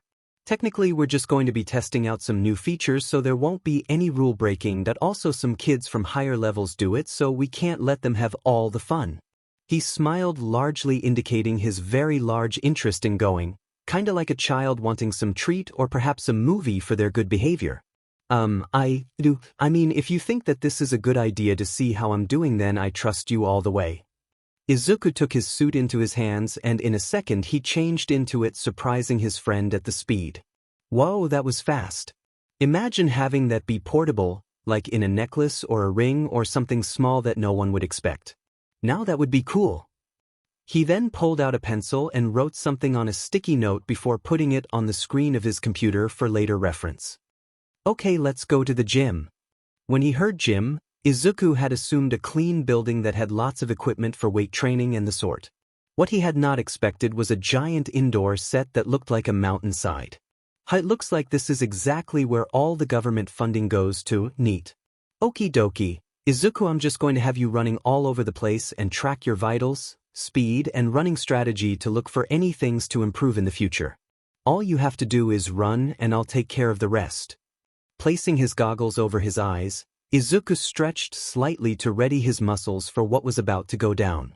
They were about to be pushed to a limit, and he wanted to know just how much he could take without things turning sour. Looking to Cisco, the man behind the computer gave him a small nod, so he began to run. When he ran, there really wasn't much that he could say to describe the experience. He was faster or slower, he couldn't really tell the difference in this state. His speed made his movements seem slower to his, but everyone else looked at it and saw him as faster. That was exactly what he was going through right now. His legs took huge strides as he ran along the mountain, unable to climb up the side of it just yet. His legs pumped on his sides, adding to his speed. At least that was what the research had said to him. It should reduce the angular momentum of the body, balancing the rotational motion produced during walking. This way I don't lose any speed if just for a moment. As he jumped from a rock, his body slowed down more as he put his weight on his right leg and pushed. The force allowed him to fly to the next large rock with apparent speed, but slowness for him. In the state of slow, he was able to calculate where his foot would have to be next, and so he did. This time his left leg was the one pushing off, slowly, like a bandage coming off.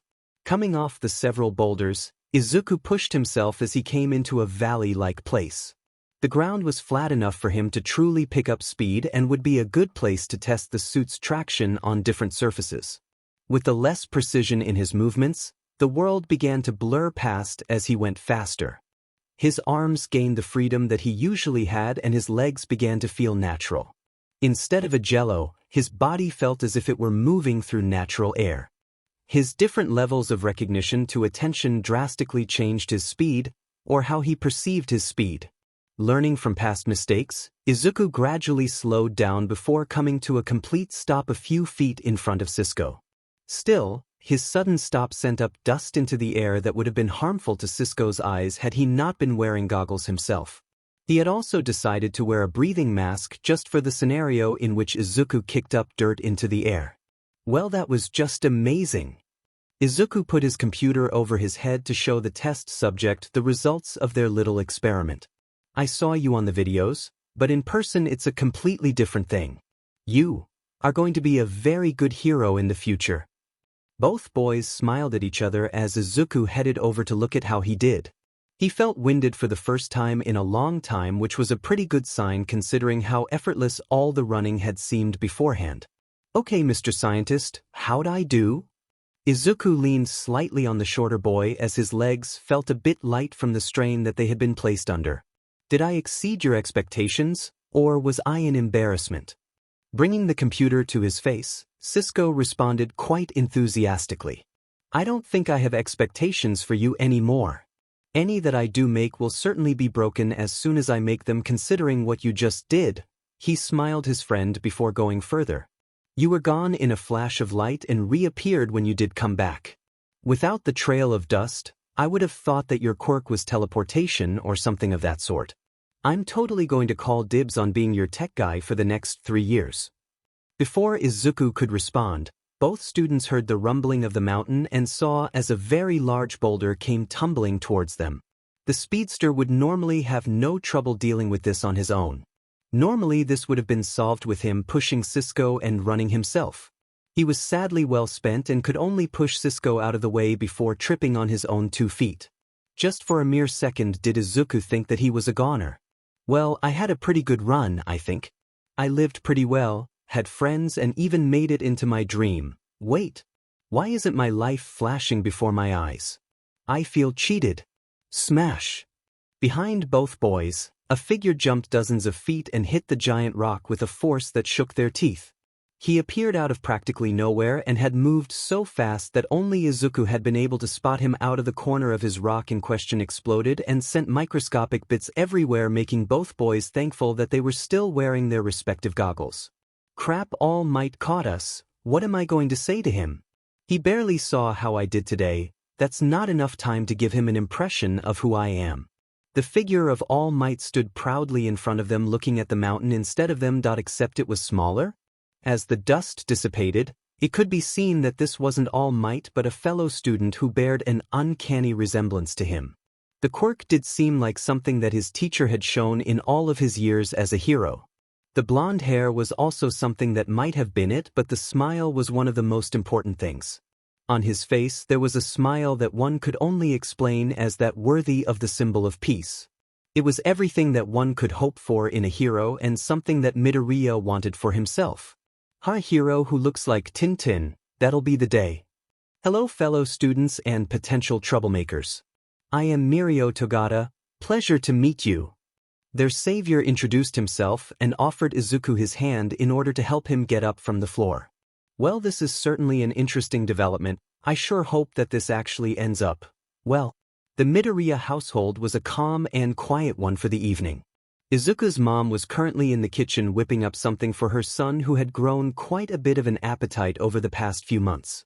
Thanks to his quirk, he had nothing to worry about when it came to worrying about his weight, but there was a good chance that he would blow through his energy quickly. In the background, Izuku Midoriya had left the news channel on in order to have something to listen to until her son came home from school. In other news, 2 bodies were found in an alley just outside of the renowned Star Labs. The victims appeared to have been subjected to below freezing temperatures by an ice quirk and were found frozen solid. The bodies have been identified as those belonging to 2 of the scientists working at the lab and assumed to have been attacked as they left for the day. If you are aware of anyone who could have potentially done this, please contact the authorities as soon as possible and help us take this villain off the STR dash. Izuku turned off the television as he arrived home and face planted onto the couch. He preferred not hearing about that place due to the history his family had with them. His mother would be even less happy if she were to hear about them. The day he had just had was one that would serve to satisfy his boredom for at least a few weeks, maybe a few days if he was to be honest. There had been so many different events crammed into one day that he had managed to forget about many of the problems that he had. One of them being he still had no idea how his speed worked or what had caused him to gain it besides being hit with a bolt of lightning which just didn't seem to cut it. The green Speedster had managed to simply avoid thinking about it fully until the past 2 days. After seeing the performance put up by his classmates, he became ever so curious to see how each of their quirks worked. Each quirk that he had seen at UA had a scientific reasoning behind how it worked. Every single last one was explainable and his was not. His was the odd one out. Again. You've poured the least amount of thought into your quirk despite having it for a significant amount of time. The doctors had no explanation for this, and there's like 2 other places that have any chance at figuring out how exactly you work. One is the school that you go to. The other is a worldwide laboratory that has a whole subdivision to telling people how their quirk work and then doing their own set of off-the-books tests. It's also home to potential murder victims according to the news. Groaning in frustration, Izuku rolled over to stare into the ceiling, trying to recall all the events that he had experienced earlier in the day. The boy had tried keeping his mind under control after going on a test run with Cisco, but after seeing a higher-level student he was simply shocked at what he saw. Earlier at UA, Mirio Togata, otherwise known as Tintin in the mind of Izuku Midoriya, had just successfully saved 2 first-year students without much difficulty. Much was the key word in that sentence, as the bones, tendons, and muscles in his right hand bothered him with such pain that he was finding it harder and harder to maintain his smile. The blonde boy was positive that he had gone a bit overboard with the power levels of his newest quirk, passing just over what he had been was his maximum threshold. Right now he was working on maintaining 20% as his maximum power, which on its own was a massive challenge, causing his bones to feel as if they could break at any moment. Had he not been trained for months in the art of controlling his quirk by the previous holder of the quirk, the young hero in training wouldn't have been able to control even a fraction of the power. There was a good chance that he would have gone all out on the boulder if he hadn't learned that the hard way. The scarring on his hand was a constant reminder of this. "Are both of you all right?" He turned to the two newer students with a smile on his face and his hands to his waist, just like All Might stood. "I was just coming in for a training session when I saw the boulder coming at you, so I had to act." "Which hero are you? Are you related to All Might? What quirk was that?" Before his mind could stop him, Izuku's mouth went on its own and began to barrage his savior with questions. He had been out of the loop for a while when it came to new heroes, so there was no saying how long this one had been around for. That would have been the case if he had become a hero. Well, that I'd like to be called Lemillion when I do finally go on to become a hero. I'm only a third year, so I'm not really able to even become a sidekick just yet. After this school year things will probably look up, but not for now. As for All Might, the blonde put a hand behind his head as he tried recalling the lie that he had been told to repeat should this situation arise with anyone, but all he could draw were blanks. "I don't think we're related, though that would be pretty cool. Can you imagine being related to the symbol of peace? What about that quirk? Is it an emitter-type quirk, because it doesn't look to be a mutant type since you look the same, and that also throws transformation types out the windows as well. That boulder was massive and you were able to reduce it to dust in a matter of milliseconds by punching it. How?" Cisco had decided to join in on the conversation now that he had found his voice after overcoming the amazement of seeing the boulder reduced to nothing. Well, wait, what are both of your names? You know mine, so I feel that it would be fair for me to know yours as well." He was attempting to deflect the question about his quirk due to the condition that he had. Should they ever learn about his primary quirk, they would probably know that it simply didn't match what H had just displayed to them. Luckily, his ruse worked and was able to throw the scent off him for just a while longer. The kids weren't expecting this and had in turn become a bit nervous, thinking that they weren't supposed to be there. Obviously, they weren't supposed to be there without supervision from an instructor, but Mirio knew how it felt to be new and want to explore the rest of the campus. "I am Izuku Midoriya from the Heroics Department." Izuku was proud of himself for being able to get out such a sentence in front of such a gifted individual with relative confidence. "And I'm Francisco Ramon, most gifted mind in the support course with about 3 references to popular culture per minute. Also, please don't go rat us out to the teachers. We were only testing out some new equipment for Flash's suit." "It's alright, I'm not going to tattle on both of you. If you want to join me in my training, then you can, since I want to see what this new class has to offer." This offer would probably catch their attention and build up his reputation among the younger years who were currently oblivious of who he was. Izuku gawked at the offer and pointed to himself in confusion, seriously wondering if he was being messed with or something along those lines. He was still on his second day, and now he was being offered to train alongside an older, probably more experienced role model of what it meant to be a hero. Who, me? His awkward stutter began to kick in as he tried his best to get it to go away as to not embarrass him in front of one who would very clearly be a great hero in the future. It was only a matter of time for that to happen, and when it did, he wanted to be remembered as a good student who helped out in the training process. Of course. Also, what type of name is Flash? I don't think I've heard of a name like that in a hero. Pretty cool though. Izuku face-palmed as his savior assumed that his chosen hero name was something that Cisco had come up with a mere moment. "It's a name that I came up with in a few minutes after seeing him perform in the battle trial today." Cisco intervened and explained the origins of that nickname. "You should have seen him today out there. That he is no doubt one of the top students in that class with his quick tactics and speed. He was in and out in Flash more like a really green blur, but it was just awesome to watch." The holder of One for All looked at the Speedster with great interest, wondering where he could possibly get his hands on the tapes of the first year's performance. From what the support kid had described, The first battle seemed to have been quite an interesting event that should be watched whenever one could get the chance. Also, Izuku, I need to test the suit's defensive and offensive capabilities to see if I need to make any changes besides the wrist brace. Just spar with Wonder Boy here for a while so I can get all the needed data and we'll be all good. Cisco added some more of his input before running away from the two of the powerhouses, eager to see what would come of this. Mirio smiled at his younger counterpart and gave him a thumbs up to show that he didn't need to worry about anything truly. After all, this was just to see what experience could give to a person. Midoriya swallowed the saliva that had been collecting in his mouth before adjusting his goggles to the right position on his face. This was completely unexpected. And fight! Cisco called out from a distance, indicating the commencement of the friendly sparring session. There was nothing for just a moment, then everything went off at once. For a mere moment, there was quiet before a loud bang went off, signaling the commencement of the battle between the older and the younger student. For a mere moment, everything seemed to be in balance.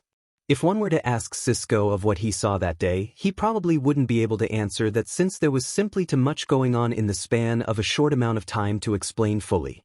What his goggles were able to record truly wasn't as much as he would have wished, but it was enough to know that the two current students before him were going to be wonders to be marveled.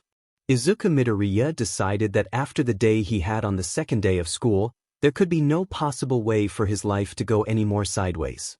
Maybe, just maybe, he expected a day where he could simply relax and go through the entirety of his day without suffering any unnecessary headaches. But the universe really wasn't up to helping Izuku out for today, maybe someday but not today. Like he had been the two past days, the possibly fastest person in the world was somehow late once again. This in no way is to be blamed on my quirk, it's just that I was completely wiped from yesterday and my body needed more time to recover from all the strain I've been putting it through. This in no way means that I'm just making my tardiness a habit. Just as he had done the past 2 days, Izuku caused the world around him to go at a fraction of its usual speed so that he would be able to get out of the house ready and on time. On time was actually pretty relative, since he was never technically been marked late by his homeroom teacher. He was too much of a softie for him to turn against his pupil. As Izuku brought the world back to normal speed, he straightened out his tie and proceeded to exit through the front door. Front door was key, as he had accidentally tried testing out his time dilation technique by jumping out the window and onto the floor below. It wasn't pretty, but he healed fast, so it was all in the past. The speedster placed his homemade green goggles over his eyes, just slightly disappointed that he couldn't take his hero suit goggles with him due to Cisco wanting to make some modifications after he went over all the information that the two had collected. The tech wizard had told him that he should get it by tomorrow, as he worked fast and effectively. Till then, the original ones would have to do just fine. They had served him well up till now. As usual, Izuku ran at speeds that would get people to wonder why there was a small supersonic car passing through a crowded street. Similarly, Izuku used his speed to continue stopping small accidents here and there, as he had begun doing since his first day of class. You know, this is actually pretty fun if you think about it. Saving civilians without being a hero just yet, all while running at neck-break speeds.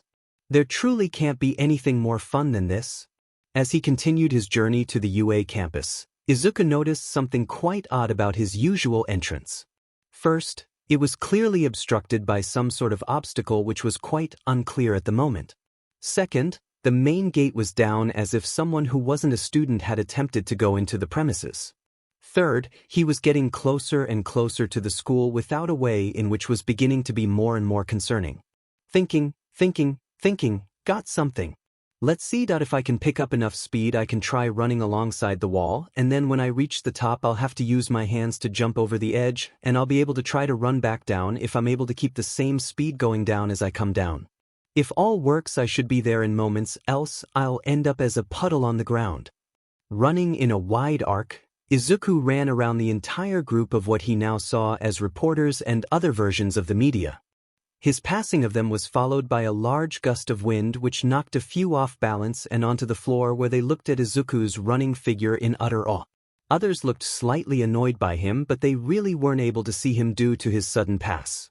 Running within arm's length of the famous UA wall, Izuku readied himself mentally by repeating UA's mantra over and over again.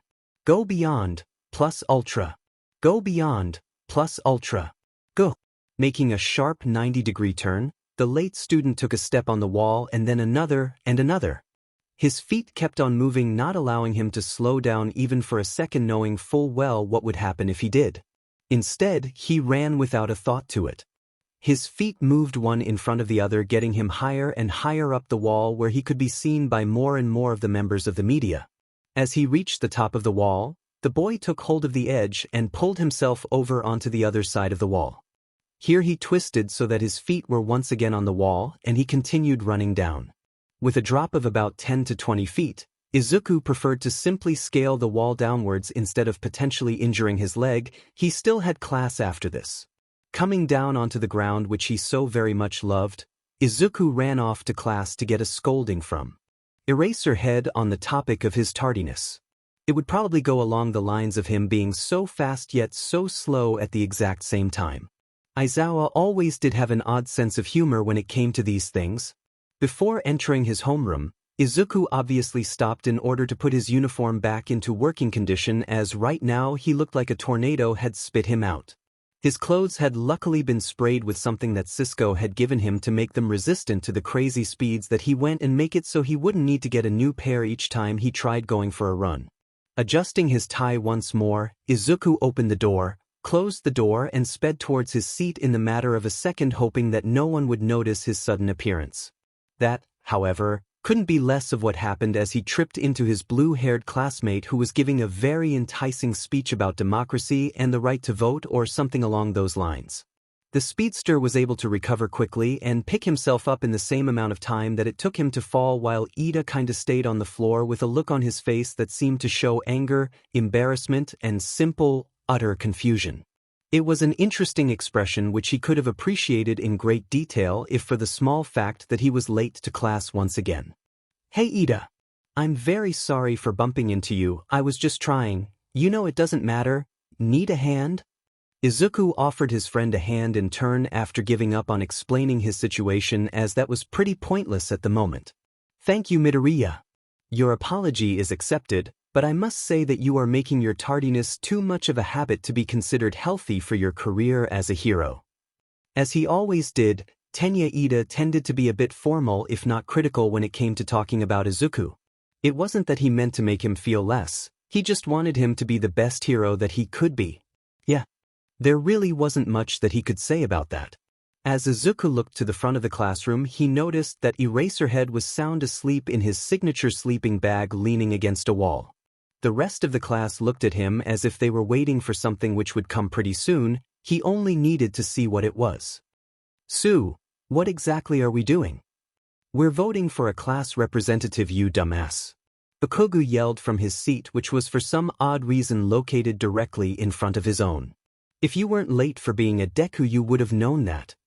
As always, Kaken wasted no time bringing up his childhood nickname, which was just beginning to get old for him. Speeding to his seat, without hitting anyone this time, Izuku waiting patiently as Ida went on about the procedure of how they were to vote for their representative.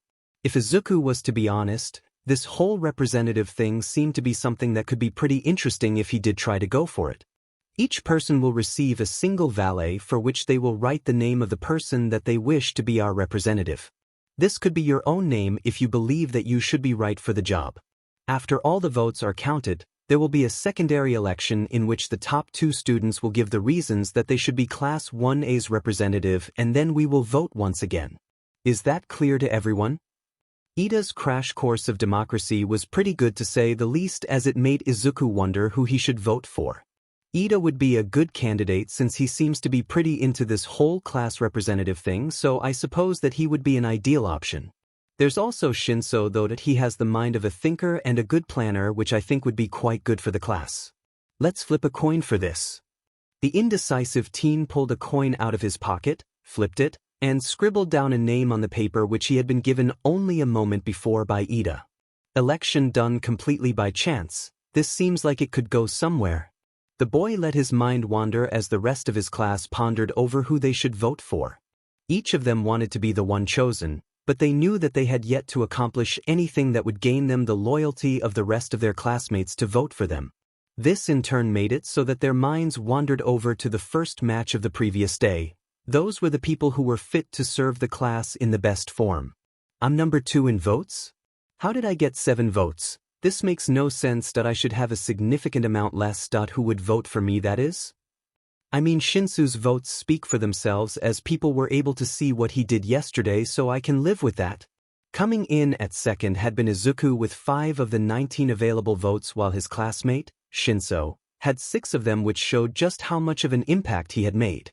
The purple-haired teen had obviously shown that he was more than capable of handling himself, and these votes were just another example of it. Thank you all to those who voted for me and to those who considered voting for me. I cannot truly say what I will do if I were to become the class representative, so I will not make any empty promises. I can say that I'll try my best to not let any of you down. Shinszo stood from his desk behind Midoriya and gave his small speech before taking his seat once again. Out of respect and admiration for their classmate, the class broke into applause and smiles. While that was a really good and honest speech, he could very easily be a government figure or something along those. Why is everyone staring at me? Oh, did I have to make a speech, don't I? Well, this is odd. I think that I could make a class representative if you were to allow me to do so, and I honestly have no idea what the class representative does, so, yet I'll try to hold Class 1A's ideals if I were to win. Izuku's speech, unlike Shinszo's, lacked much confidence and ended with the boy red in face. He sat down slowly as he realized exactly what he had said and how little thought there seemed to be in there.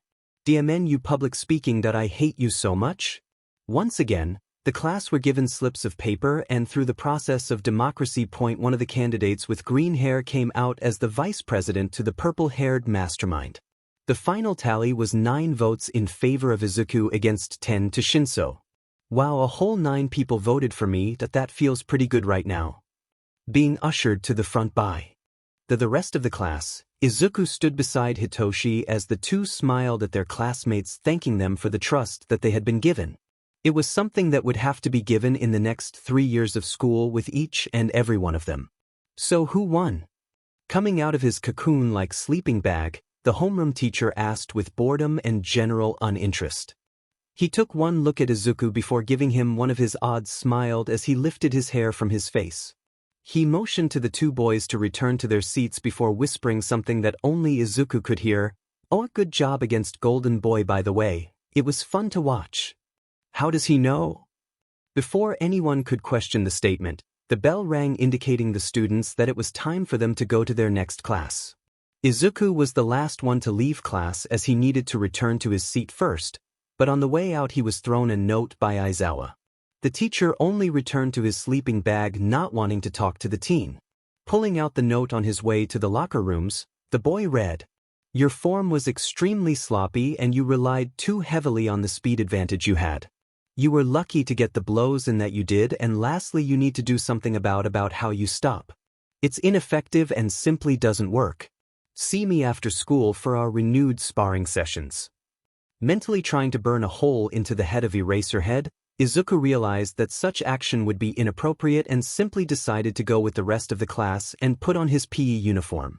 It would do him no good to argue with his teacher on this matter. His day would only be longer and more exhausting, which was becoming usual for him. Outside the gates of Yue, a hooded figure stood among the rest of the people who were waiting to interview the symbol of peace. He had other intentions concerning that same figure, which he had disclosed many times to his closest companion. It had always been him killing the symbol who had made his life devoid of so much. That would be a plan for later. Today he just needed to get his hands on the school schedule. Today something had changed in that vision he had. Today he had been able to see a student running in late through the side of the wall. They, for one reason or the other, had caught his eye and marked themselves as a target. Whoever they were, it was a guaranteed that the 2 of them would be meeting in the near future. It was inevitable. Slow and fast. The 2 opposites that are fundamentally important for any speedster to know. One can't call themselves one if they can't differ them and combine them at the same time. This kid is really making himself better though. He shows great potential for the future, so to speak. Legends usually arise from practically nothing, and it seems that this boy is an example of just that. How I wish he would grow up just a tad bit faster, now that would really make my day. No matter, everything will fall into place soon enough. Just you wait, Flash, just you wait. The young speedster in question was currently flying backwards from a blow given to him by his homeroom teacher. The Erasure hero had been serious about the extra after-school sessions which Izuku Midoriya would be required to attend in order to improve his hand-to-hand fighting skills that at the moment were pretty limited to the few moves he knew from his early childhood and the basic martial arts training which he held. That sadly wasn't enough to compete with the hero who held pride in using martial arts as his main form of fighting and capturing villains. Falling onto all fours, Izuku attempted to regain his breath and try to use his speed in order to heal himself before trying to go up against his teacher once again. His muscles so far were screaming in pain from the several blows that Eraserhead had delivered and the several joints and pressure points that had been exploited. When Aizawa told him to ready himself for the worst, he was not kidding in the slightest. He was given exactly 1 minute between spars to rest, not a second less nor a second more. Midoriya, your minute of rest is over. Please get up once again and I will point out your many errors right now. The homeroom teacher had removed his capture gear from its place on his neck in order to give Izuku a fair shot at him. This however hadn't worked so well as Izuku's few weeks of training with him prior to the commencement of the term seemed to have made very little impact in the way that he fought. Previously, he had at least a bit of the enhanced speed that gave him the edge in their many spars. Now he had none of that. The speedster looked down at the bracelet that he had been given earlier in the training session and mentally cursed the advancements of science. As he stared into the dark green and black piece of thin metal, Izuku wished for just a second to be at home eating katsudon while watching some Doctor Who or something of that sort. Those old shows were quite entertaining. As Aizawa explained it, this piece of technology was made to slow him down to the point of being a regular human being, or what would go for being human these days. The thing about this dampener was that it was yet to be perfected. Right now Izuku would have to remain in a state of enhanced speed in order to appear as if he was even moving at the normal speed for a human. It was both mentally and physically draining trying to keep himself from slowing down to the point of inhuman lethargy. It was an imperfect solution that Aizawa hoped the support kids would be able to figure out before too long. Think of it as a pet project. Yep, just give me a second. The once frail boy coughed as he tried to clear his lungs from whatever was in them, preventing them from working at their most efficient. His slowed state was odd, especially since he had grown so accustomed to being able to move so swiftly through whatever environment he came across that it was just a bit shocking coming out of it. All of his functions had been taken down quite a notch and his heart was been put under a lot of strain at the current moment. We don't have a second Midoriya. We need to get you in a place where you will be able to defend yourself without relying on your quirk. The Erasure hero appeared to be more irritable than usual after having suffered with the press invading the school. He wasn't sure exactly what had occurred, but the main gate spoke for itself in that it wasn't something pretty. The disintegrated ashes of the famous UA gate had been swept earlier after lunch and many students were shocked to say the least. What do you mean, Aizawa-sensei? I thought that you couldn't erase my quirk. Aren't you the only person who'd be able to do something like that? Izuku was clearly confused by the not relying on your quirk bit that had been told to him several times by the same person. It just wasn't clear when this would ever happen to him, seeing as his quirk itself was completely different in nature than most others. His teacher gave him a long and cold stare before closing his eyes and putting his fingers to the bridge of his nose. He was trying to figure out how to best explain the situations around the hero community right now and of the potential dangers certain drags had in one were to be subjected to them. It wasn't completely out in the public just yet, so he would have to tread carefully in his explanation. Midoriya, that there is technology similar to this one that you have on that won't be used to help you train. It is illegal and used against other beings around the world in order to take advantage of them once they are rendered powerless. As you rise in the hero community, you will naturally accumulate the fame that is most regular nowadays. Sadly, we live in a world where you will also be targeted by more and more villains of bigger caliber as you go on. There will be times when your quirk will be rendered useless and you will have no choice but to rely only on your own skills in order to survive. That's why you must train without the use of your quirk. Do you understand now, Midoriya? There was a moment of silence shared between the two before anything else occurred. Nodding at this, Izuku picked himself off the ground and got into a fighting stance that Aizawa had taught him a while back, or about an hour ago. Left foot back, right foot slightly forward with his right fist in front of his chest in a protecting manner. His left arm was also in a fist, but it was instead pressed tightly to his left side. Obviously, his defense had been unable to do much against a person of Aizawa's level who refused to hold back, saying that the world won't hold back, and other phrases along the same lines. He'd just gotten used to them and had gone along with it since there wasn't much else to do. Your left foot is placed too back and your right foot is too open, leaving much of your defense open to attack. His teacher gave him the criticism before commencing his attacks, which weren't at all to be expected. Before, he had been given a second or two in order to fix his mistakes before starting, but this time was most likely the last spar of the day since he was given none of that previously. Using his right palm, the pro hero attempted to renew Izuku's place on the floor by hitting him in the temple with the same speed and ferocity that he had used the last several times. Unlike those times, Izuku was actually ready and had a mediocre defense which was able to compete against his teacher. With his right arm to deflect the blow, Aizawa's arm went off to the side and left him open for attack. Trying to use this minuscule advantage to his favor, Izuku punched with his left, trying to get the chest, but failed miserably as he miscalculated how fast his arm was going. As this, Izuku lifted his right leg and went for a quick kick to the abdomen in hopes of it connecting. Unluckily, his mentor knew of this tactic and jumped backwards just enough to avoid the incoming kick. Unable to stop the momentum of his kick, Aizawa was easily able to grab the leg of his pupil and toss him overhead onto the ground. Izuku hit the training mat he was on with another loud thud that wasn't any less painful than the first time. His back muscles were very much in pain and could easily be the worst pain he'd had in the last 2 days. Midoriya, you were making mistakes from the first move. Care to guess what they are? His teacher knew that he would require some mental exercises as well in the training to remain completely interactive with the activity. This would simply allow him to be more motivated to do well. Okay, let's do the usual. Can't do that with the bracelet on now, can I? The boy tried using his speed in order to get his mind to go the usual rate that it went most days during class, but with the new bracelet on there was very little that he could do to come up with ideas at the rate of a normal human. My kick was too slow and predictable, allowing myself to be open and incapable of defending myself. I also missed you with a punch from like 2 feet away. That was currently the best guess that he had, but couldn't really be sure as he had only a few seconds to respond before his teacher lost patience. The erasure hero looked into the tired eyes of his student before giving one of his signature's lunatic smiles. It was one that made you uneasy and afraid for your life in the common occurrence that he did something unexpected. The green-haired teen gulped visibly, making the smile grow even bigger. You also need to find a way to think without the advantage of your quirk. I can see how the bracelet slows your train of thought down, but it will be needed in the case of the scenario we discussed a few minutes ago.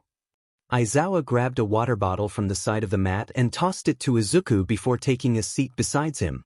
The pro hero, although rarely showing it, was stretching himself very thin.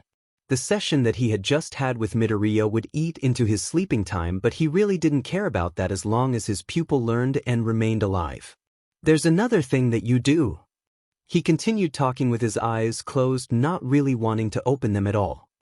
In all the small spars that we've had today, you've reacted times after time to my attacks, never acted on your accord. You have yet to commence and have yet to land a hit on me. Izuku raised his hand to argue the point, but was once again cut off by the continuing feedback criticism that he was being given. From now on, I expect you to wear this bracelet to all of our sessions and to all of your afternoon classes, with the exception of the ones in which your quirk is needed. With his eyes remaining closed, the tired hero stood up and headed for the exit as if he knew exactly where it was. Along the way, he picked up his fallen capture gear scarf and tossed it over his head. Wait, Aizawa-sensei. Izuku had some concerns about having to wear this new device on his wrist, which would render him normal.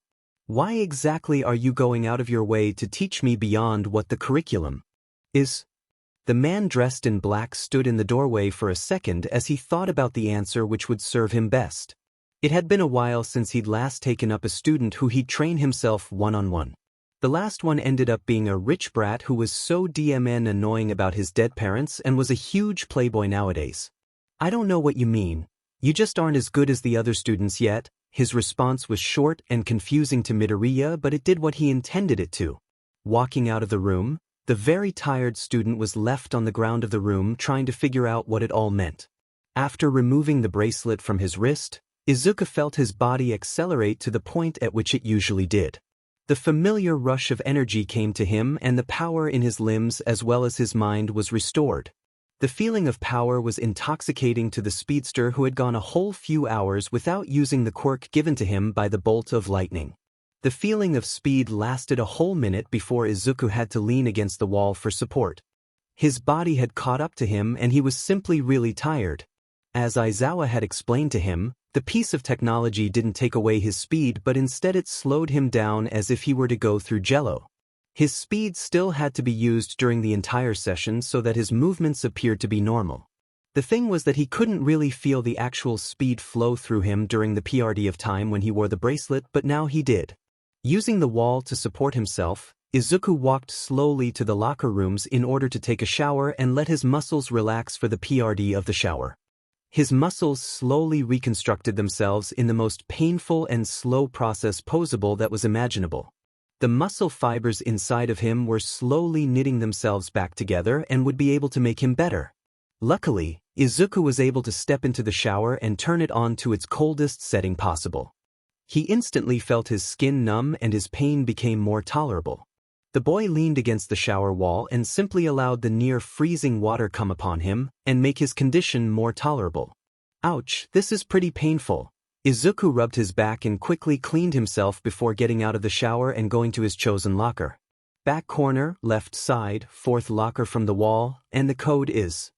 Izuku stopped walking as he saw another of his classmates sitting on the bench in front of his locker. From what he could tell, the boy in front of the locker was tinkering with a Rubik's Cube while there was the black box with the number 18 printed on top of it besides him with a red bow on top of it. He didn't seem to notice the speedster who was trying to get his clothes out of his locker. Cisco. What are you doing here? The inventor turned around and saw that his friend was standing there in nothing but a towel. He looked away in an instant before attempting to respond. Before he did so, his face had just caught. Oh. Those are some pretty nice abs that you got there, mate. Cisco tried waving to him but didn't look at him. I asked around and I was told that you'd be here. I looked and saw that you hadn't left, so I've been here for a while. He put down his cube and then continued to talk. His voice rose in pitch just enough to be noticeable. I'll let you change, just let me go over there. The goggle-wearing boy went into the opposite corner of the locker room and simply stared into the corner, making Izuku a bit confused. Don't worry, just put on your clothes like you did last time, and, after changing in an instant, Izuku tapped his friend's shoulder, now wearing a complete set of clothes with an all-might shirt and a pair of comfortable sweatpants. Okay, so what did you want me for? The green-haired boy put on his green hoodie and quickly solved the Rubik's Cube before handing it to Cisco. The support course student smiled at the achievement and laughed at how amusing it was. That's pretty cool, right? Cisco rushed over to the box on the bench and opened it up to reveal Izuku's new and improved suit, which Izuku assumed had been an entire day's project. This is what I call the speed suit. It was pretty easy to make all the problems that you told me since there really wasn't any large components to change. Izuku sped over to the case and pulled out his hero suit, which he had worn pretty much every day since he'd gotten it the second day of class. Examining it, Izuku saw that the boots of his suit had been modified to something that he wasn't completely sure. Picking up one of the black boots, he saw that the material on these appeared to be more resistant but felt lighter than they had the previous day. Cisco, what did you do to the boots? They feel a lot lighter than they did yesterday. What's that about? Cisco came over and picked up the boot that was still in the case before beginning his explanation of the improvement. Okay, so I know that lighter normally means faster and you are all about speed, so I went for a material that was more resistant while at the same time being very light, so you should be able to accelerate much faster with these. Putting the shoes back in the box, Izuku pulled out the arm braces that he had made and handed them to the curious heroic student. So how exactly do these work? He put on the black cloth that was more like fingerless gloves that went up to his elbows. As they were currently, They looked to be nothing but simple cloth that served for aesthetic purposes. Letting out a giddy squeal, the inventor closed the case and grabbed Izuku's arm, directing him towards the outside. Come on, we need to be outside for this to work properly. Wait, you should change into the suit first. Reluctantly, Izuku did just that, finding the suit to be noticeably lighter than it had been previously. Stepping into the personalized workspace of Cisco, Izuku noticed how Cisco had been given a separate corner where he already had several whiteboards, chalkboards, and glass boards filled to the brim with ideas that looked bizarre and unique at the same time. One that caught his eye was a treadmill that, according to design, was able to withstand his speed. The Speedster continued going over the notes while the inventor of the two went through his tools looking for what he needed. Finding it, he tapped Midoriya, letting him know to follow him. Okay, so obviously that sonic clap of yours is quite damaging to yourself and to your surroundings, thus we aren't able to go anywhere near any normal building that would suffer tons of property damage, and we've already had plenty of that, so I'm going to take you to a very special room that us support kids like to call the cage. It's a room that is built to contain a nuclear blast, or All Might's maximum power output. At least that's what we've been told. Point is that it's essentially unbreakable, and if All Might can't break it, then I don't think that you have to worry about it. Reaching the end of a long hallway, Cisco pressed a button to what appeared to be an elevator containing a door which had similar dimensions to that of the door leading to his classroom. It was big, menacing, and was made out of a material that made it blend into the wall so that it was almost impossible to see if one wasn't looking for it. After the doors opened, the pair went into the elevator and waited a few seconds for the doors to close. The elevator had music that must have been chosen by one of the students, as it was Metallica's Ride the Lightning, playing at an insane volume all the way down to whatever floor they were going to. I am so sorry, Izuku. One of the older support students keeps on doing this. The confused heroics student tried to hear what his friend was trying to say but got nothing. The other student simply fiddled for a few seconds before the music went offline and Izuku's ears returned to relative sensitivity. As I was saying, get ready to break some stuff, hopefully not any bones. Reaching the bottom, the doors of the elevator opened up once more to reveal another long passage which just seemed to be part of everything that was the support course. They also seemed to be hiding a lot more things down here than met the eye, but they had the right to do so, seeing that it was probably a part of who they were. Nearing the end of the hallway, Izuku began to hear the loud whirring of machines and feel a small amount of vibrations coming to his feet. As he approached the end of the hallway, the intensity of these vibrations increased in power, making Izuku wonder what could possibly cause something of such magnitude. Ag! Cisco groaned as he began typing in a code to the door. I told Hatsum to be gone before 7, and that was a while ago. Does she ever learn? He began to mutter incoherently to himself and finished inputting the rest of the code as the door slid to the side, revealing an equally odd person as Cisco. Hiya, Ramon. What are you doing down here? A figure with pink hair and equally steampunky goggles seemed to be holding quite a large gun in her hands and holding it in a very nonchalant fashion, which made Izuku worry for what she could do with it. Hasjum, what are you doing here? I told you that I needed the space like 2 hours ago, and you said that you only needed like 5 more minutes tops. What's the deal? Cisco seemed to be quite annoyed by her still being there, but the girl appeared not to notice or maybe not care. Come on, Cisco, I told you that I was almost done 2 hours ago with my babies. Those were the ones that needed 5 minutes, that time was for me. Now I'm trying to make something that'll look nice on a table which I could use one day but never truly appreciate till then, that the usual. The girl with pink hair had yet to recognize the presence of the Speedster, which Izuku was quite glad for. Your babies? Do you ever talk about anything besides your babies? Why don't you just? At this point Cisco had lost it and had begun to speak louder and louder till he was yelling. What didn't help was the fact that the other support student now turned her attention to the once ignored Speedster. And you must be the most sought-after heroic student in the support course. Seriously, you should have seen how much fighting there was in our class just to get you. Sadly, I lost. But hey, my person beat you, so I suppose there is a win in there somewhere. Her sudden change of attention had caught Izuku by total surprise and left him with nothing to say and quite confused. Who are you? Not to sound rude or anything of that sort, but The heroic student would have kept going if he weren't interrupted once again by the same person who was driving Cisco up the walls. "Oh, how very rude of me." She lifted her goggles off her eyes and onto the top of her head, revealing a set of very interesting eyes which Izuku stared directly into. "My name is Mei Hatsum and I am clearly the best inventor within a 2-foot radius." She said that as she stretched her arm and touched Cisco, much to his increasing fuming. "But that's enough about me. You are Izuku Midoriya, first-year student in the heroics course, with a quirk that makes you extremely fast. Your favorite hero is All Might and your favorite food is katsudon." Now many thoughts went through Izuku's head as he heard Mei's description of him. The first one was something along the lines of, "Oh, well, looks like I'm quite popular with the support kids." As she progressed in the sentence, Izuku's thoughts began to wander more in the area of, "Wow, she is quite a knowledgeable person." Once reaching the end, the poor boy was thinking, "Run and don't look back. She is going to kill you and anyone else who looks like you if she can get her hands on you. No person should know that much about me." His face became red and his thoughts struggled to come in full sentences, which really wasn't at all beneficial in situations like these. Luckily, the speedy hero had an equally creative and helpful friend to come in and save him from the pink-haired inventor and her too knowing self. "Well, Hatsum, as much as I would love to stay and chat, which I don't, we really should get going and test out Izuku's upgrades, which, not to toot my own horn, I personally made and modified the entirety of the suit to make it better for my hero person."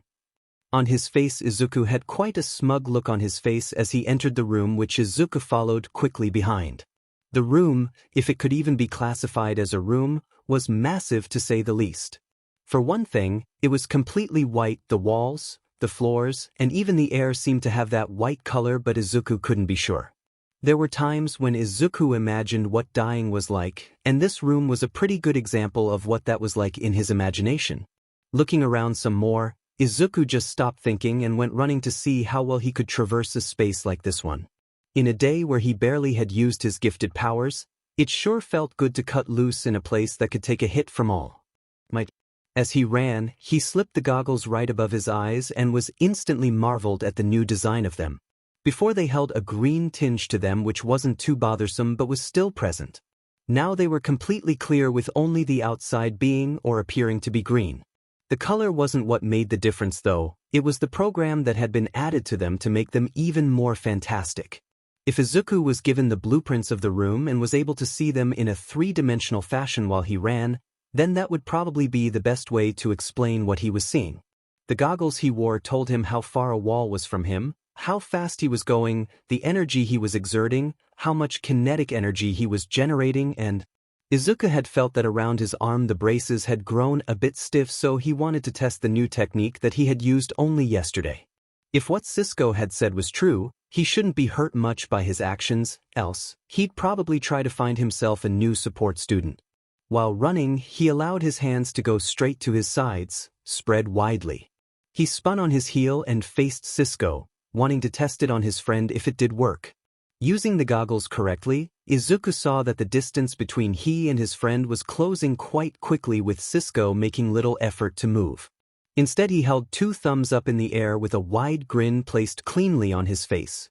He brought his hands together just as he had done several times the previous day and boom boom. The force of the impact stopped Izuku completely in his tracks, making his tips slightly backwards as he tried to keep his balance. The 2 other people on the other end of the room weren't as lucky as he was. The familiar displacement of air forced a gust of strong winds to be thrown in their direction and knocked them off their feet and into the wall, where they remained until the wind finally calmed down. Izuku's hands, they hurt slightly, with the palms of his hands stinging as if he had clapped one too many times. The good thing about this, his hands weren't broken and were still fully functional despite the small setback, which really wasn't a setback. He had essentially cleared his first obstacle when it came to fixing his mistakes. In summary, I've been elected as an official for my class. My suit has been upgraded to serve my increasing power output and speed increase. My homeroom teacher has taught me enough to hold my own in a basic scenario. Thank you, quick mind. And I am capable of stopping myself with a sonic clap. Not bad, for day 3 at UA if I do say so myself. Can't wait for what tomorrow brings, ought to be a good day. When I was 7 years of age, My father was ripped from my life in an instant. I had just returned from school and had made him an extra special card to show him that I cared about him and to show that I wanted him to have an extra special birthday. He always joked about how the All Might drawings I made for him were the perfect gift for him, but this birthday I made something slightly different for him. I wanted him to know that he was just as heroic in my eyes as any hero that there was. I wanted him to know that he was my hero. But I never got the chance to do so. On that day I was hoping to surprise him in the lab like I did ever so often. I would go to the front desk and ask the nice college student there if I could go to the restroom. They of course knew where I was headed, so they played along and told me where to go as if I didn't already. I skipped down the hall and stopped only to take out the card from my backpack so that I would be able to just give him a hug and his card at the same time. This was supposed to be his most special birthday yet. I did stop for the bathroom on my way there, and that's where my mind goes when I think of what ifs. What if I hadn't stopped and had kept going? What if I hadn't taken that one wrong turn by complete error? What if I had run down instead of a childlike skip? What if I could have helped him? But, in the end of the day, there isn't much a 7-year-old, quirkless boy could do in this scenario. I got ready to go through his lab door when the lights turned off and all power was taken offline to who knows where. At this moment, I scrambled to take out a flashlight that my dad had always forced me to carry wherever I went. It was at that moment when things began to react oddly. My flashlight turned itself on without the on button. My hairs stood up straight outwards as if something bad was coming this way. I knew that I shouldn't be here, but my dad needed my help. I needed to help in some way. I had to help in some way. I tried to do what I could with my small hands when the door opened. At least that's what I think happened. Memory has this funny way of messing with one's head when it wants to and helping when it really isn't needed. Flashes of different colors filled my eyes, green and red dancing and twirling at me. My hands shook as I was blasted backwards, but I never hit the wall. I never knew what happened next as my brain more or less shut down to try to comprehend what was going on. 1 second I was flying weightlessly through the air staring into the most beautiful display of colors ever, and then, several blocks away across from my house, unable to make sense of what I went through. If I went through it, I stood there for several minutes, perhaps hours, I really can't be too sure. When I entered my home that day, Mom was crying. She was crying like I'd never seen her. And I was confused. I didn't understand why this was. What had occurred since I had been standing outside? That's when I realized that there was a police officer standing across from her with a solemn look on his face. When he saw me, the expression only worsened, and then he placed a hand on my shoulder. "Mom? What's going on? Are you okay?" None of this made the slightest sense, and it shouldn't have. Why was every adult acting so weird? Why couldn't they act like my dad? Obviously, I wasn't going to get a response from my mom given her current condition, so I turned to the so-qualified officer. That was a big mistake.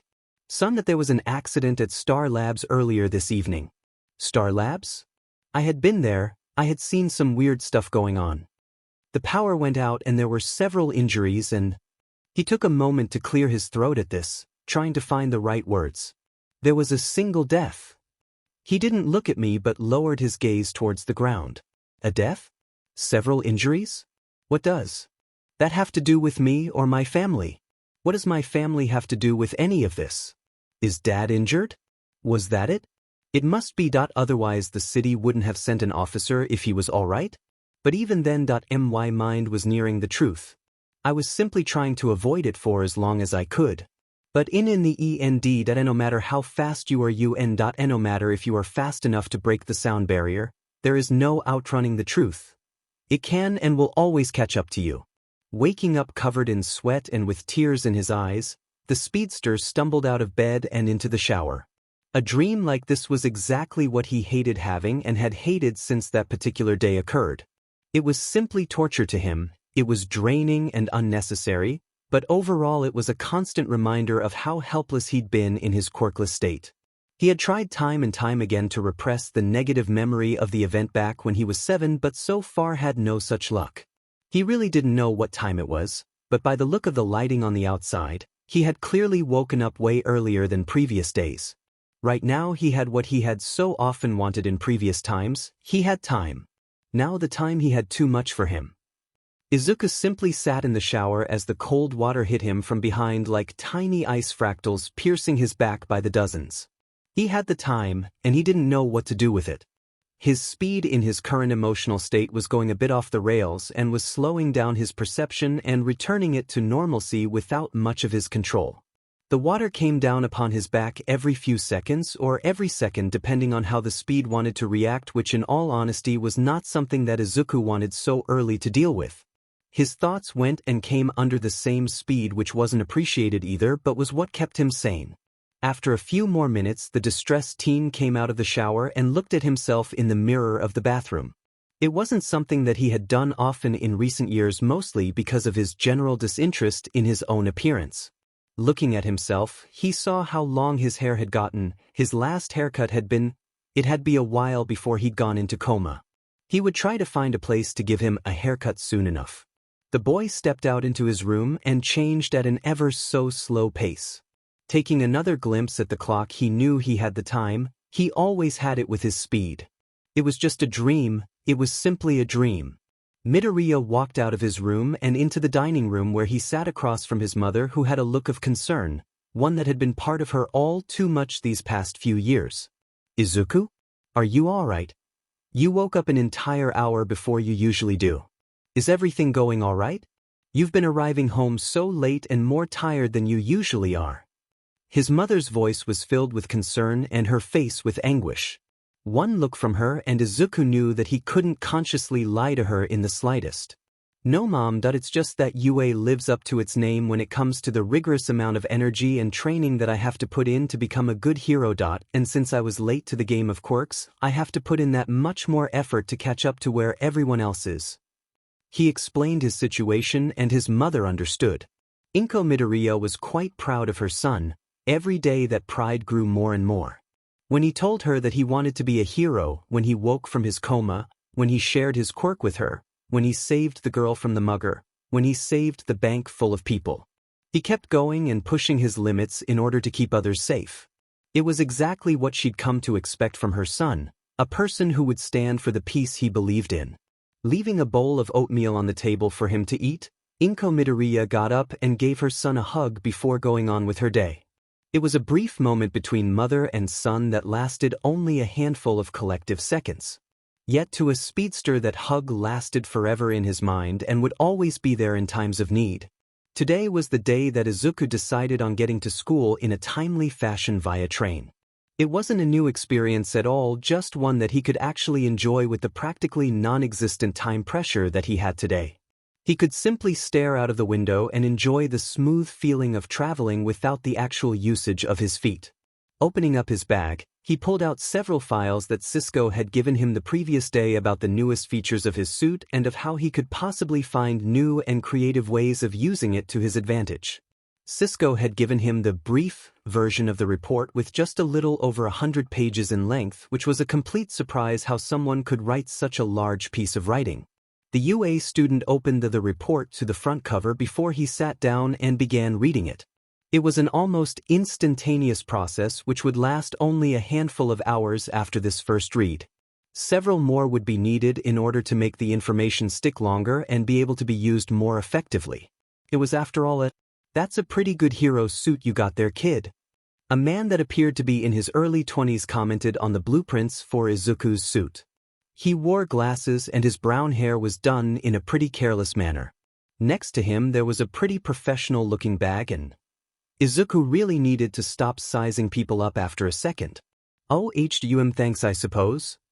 In most conversations with strangers, Izuku normally felt a bit flustered and slightly embarrassed since he was usually taken by surprise. "How did you know that this was a hero suit?" The man laughed slightly at this before taking his glasses off and polishing them with a cloth that he had in his coat pocket. "Well, I was part of the team who was responsible for bringing your dream into fruition. The support company wanted a bit of the help with the monitor, so they decided to take a chance on me." The young creator explained his involvement in all of this much to Izuku's interest. "Wait, so is there more to the monitor than the basic description I have of it?" Izuku was generally interested in this topic now that he had a person to talk to with who was directly involved in the making of his suit. Is there any other parts to the suit that I should know about that hold any other significance to me? Well. He smiled thinly at the question and placed his glasses back onto his nose. Are the palms of your suit, which I believe are extremely interesting. You see that they are extremely conductive, and from the rest of the design of your suit I assume that you know of the kinetic energy that you draw and how it can be made into static electricity. If you are able to go fast enough, you can bring enough power to your hands to have the power of a generator, maybe two. From there, all that is needed is a touch and... With a snap he made his point quite clearly. Izuku Midoriya was just about to ask more questions when the man got up and headed for the open doors, which was hit stop. Not knowing his name, Izuku made a grab for the man to ask the question. Wait, sir. Thank you very much for all the information, but I don't even know your name. The man turned on the outside of the doors and gave Izuku another smile of admiration. This kid really had the capability of being something else entirely. My name is Hartley Rathaway, and it was a pleasure to meet you, Izuku Midoriya. He then walked out into the platform and left Izuku on the train in awe at a brilliant scientific mind. Arriving quite early that day was a blessing in disguise for Izuku Midoriya, who was able to talk with Aizawa before any of the other students got there to interrupt any conversation that they might have. Hello Midoriya, fancy seeing you here so early and not out of breath. Izuku smiled at his teacher's playful banter. At least he hoped he was joking, or he might have misread his teacher completely. I'd actually like to talk to you about your quirk. Not sure, sensei. What did you want to talk about in particular? After having his several good interactions this morning, there was nothing that could really bring down his mood.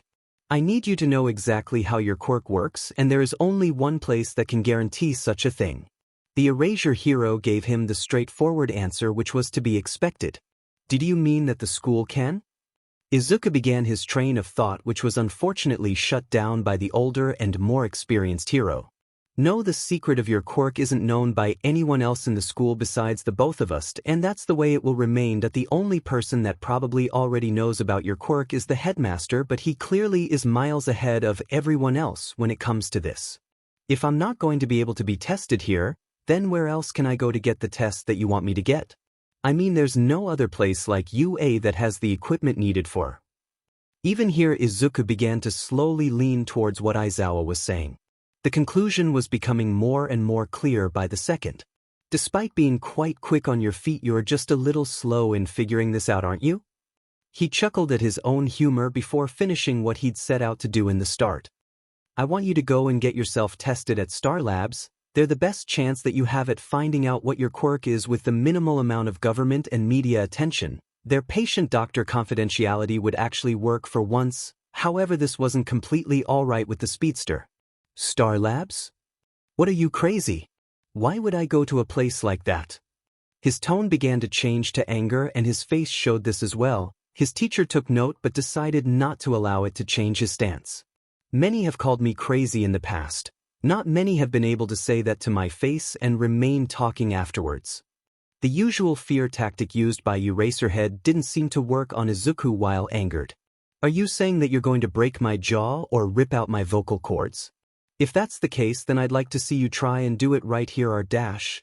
His anger had reached a point it shouldn't have and crossed a line that shouldn't have been crossed. It all happened so quickly that Izuku wasn't able to register it despite his quickened sense of being. Your emotions are a large part of your powers that I've come to see that in the last few times that you've used it. The older man looked down at the teen who was on the floor clutching at his mouth where he'd just been hit. Don't allow another punch to hit you by being blinded by your anger. That IT may not be easy, but you've got to put what you and that lab have out of your head. In the long run this might help save your life. Or maybe not. Still leaving the boy on the floor, Shoyuta Aizawa climbed into his brown sleeping bag and decided that now was an ideal time for catching up on the sleep he'd lost while on patrol. This left the shocked Izuku sitting on the floor by himself, trying to understand what had just occurred. Aizawa had just punched him in the face and there was nothing that he could do about it. Sitting in his seat, Izuku waited for the rest of the class to shuffle in as he thought of the different advice he'd been given in the entirety of the morning. It was quite a lot of information to shift through, and Izuku had both the mind and time to shift through it. None of his classmates tried bothering him as he showed an expression of intense focus into his work, which was more than enough of a deterrent. It wasn't till class commenced that Izuku's attention came off of what he was doing.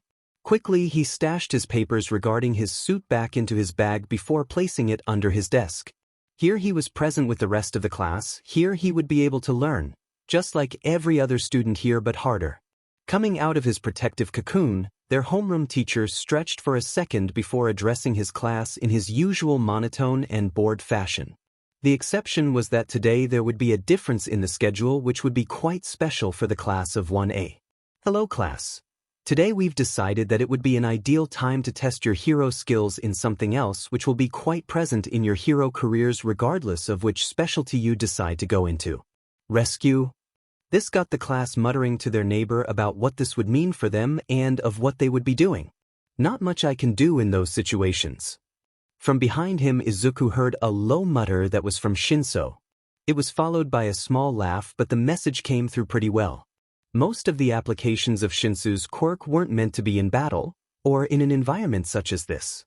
He'd been able to come up with a plan that had been able to grant him the upper hand, but it was pretty limited what he could do outside of situations like that. As I was saying, you'll need to change into your hero costumes for this trip, and remember that not all of your gear will be helpful here. Choose carefully what you bring, as it can be the difference between a successful rescue or an injured civilian. He then walked out into the doorway before activating the wall that released the boxes containing the hero suits of the class. Be quick about this, we have a schedule to keep. Izuku grabbed his box from its place on the shelf wall and began heading out to the changing rooms. Not that he really needed them if he was to be honest with everyone. Just as he was about to speed to the locker rooms, he was stopped at the door by one of his friends. Hey Izuku, are you alright? You seem to be very caught up in your thoughts right now. He recognized the voice before even turning around, knowing that it was actually a person who was looking out for his best interest. Yeah, Momo, I'm just a bit tired from extra work looking for new ways to use my quirk, but I lost track of time and ended up draining my energy. He saw her expression read something resembling joy and knew that he'd said the right thing. You really need to stop pushing yourself so hard. You are already a clear heavy hitter in the class. Keep this up and you're just going to embarrass the rest of us for not working half as hard as you're doing. The creation quirk-wielding girl joked with Izuku, causing a slight amount of heat to rise to his face. After this, both departed and went their separate ways in order to change into their respective hero suits. Izuku more or less did that on his way there, but there wasn't anyone in the hall to call him out on changing in hyperspeed. He only stopped by the locker room in order to drop off his hero box while many of the other boys barely began taking off their school clothes. In a warehouse in a shady part of the city, there sat a young man sipping a glass milk. As it is often resembled, milk is a drink that resembles purity, childhood, or innocence. In film it was often used as a device to give that message across. Here it was close to the same thing, the man trying to use those tropes in order to bring a sense to his world. He looked down at the picture on the table showing the symbol of peace standing widely with a large smile on his face. His muscles were bulging as they always were, but if one were to stare into his eyes they would be able to make out a bit of strain. After having several of the pictures lined up, year after year, the strain in the eyes increased. The smile remained just as large and the muscles appeared to be just as large, those didn't change. Now the eyes, they were a doorway to something else. They revealed the weaknesses in the most perfect of heroes, gave away every single secret that they were capable of. Tired of looking at the pictures, the man placed his palm on every single one of them.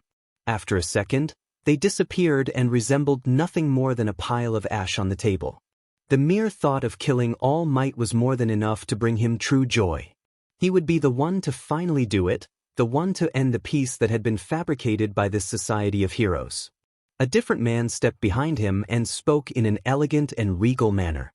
He appeared to be wearing a bartender suit and was nothing more than a cloud of purple and black smoke. Tamura Shigaraki, those who have answered to your message have arrived. It is time for you to prepare them as your master has asked of you. He then waited several seconds for a response before talking again. Shigaraki, the time is now that we have to dash. Sure, I'm just having my bad guy moment of drinking milk while fantasizing about the death of my enemy. Let me have that. He stared into the one remaining picture of All Might. A minute more passed before he crumpled it into a mere paper ball and watched it turn into ash as it slipped through his fingers. Okay, I'm done with my moment. Let's go address the cannon fodder. Time to kill us, a symbol of peace. Okay, so let's start with a raise of hands on those who are aware of what exactly we are going to do. The young man with a hand for a mask talked lazily to the large amount of hired muscle he had gotten for just the situation. Hired muscle was just a term that he was using lazily, as none of the people here were even close to getting paid. They had each come with the promise of being directly responsible for the demise of All Might. This seemed a bit too good to be true, but it hadn't been often that one heard such a proposition. The last time someone had tried doing just that had ended up with a good 10 years in prison without a chance of parole. It had been seen as a joke by the law enforcement, but they couldn't afford to have it happen. This time there was a change that would lead to the ultimate goal. That change was a juggernaut with a build similar to the well-known hero. A beast to be feared and watched over at all times, since it could not watch itself. It had an empty gaze which scared almost everyone who dared to look in its direction, not that it ever looked back at them. It was the solution to the problem they all had. It would be the one to finally do it. After looking into the crowd, Shigaraki counted a few of the hands, totaling at about 5 of the 70-ish, which was not good at all for what he wanted to accomplish. He took a deep breath and scratched at the back of his neck. These people would need the information to carry out his plan, as well as a pep talk for him to control them better. So I'm under the impression that most of you just stopped listening after I said that we were going to kill All Might. He scratched his neck casually so that no one would notice it. If that's the case, then may I begin explaining exactly what we are going to do. The so-called villain pulled out a remote from his pocket and pressed the power button to reveal a PowerPoint that he had made a few months ahead of time, right after his sensei had told him what would be occurring. It looked professional and clean. The time he spent on it was quite obvious.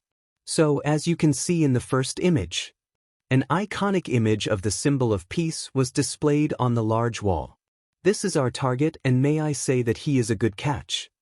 He was able to get a few chuckles out of the many villains present before going on to his next slide, displaying a graph.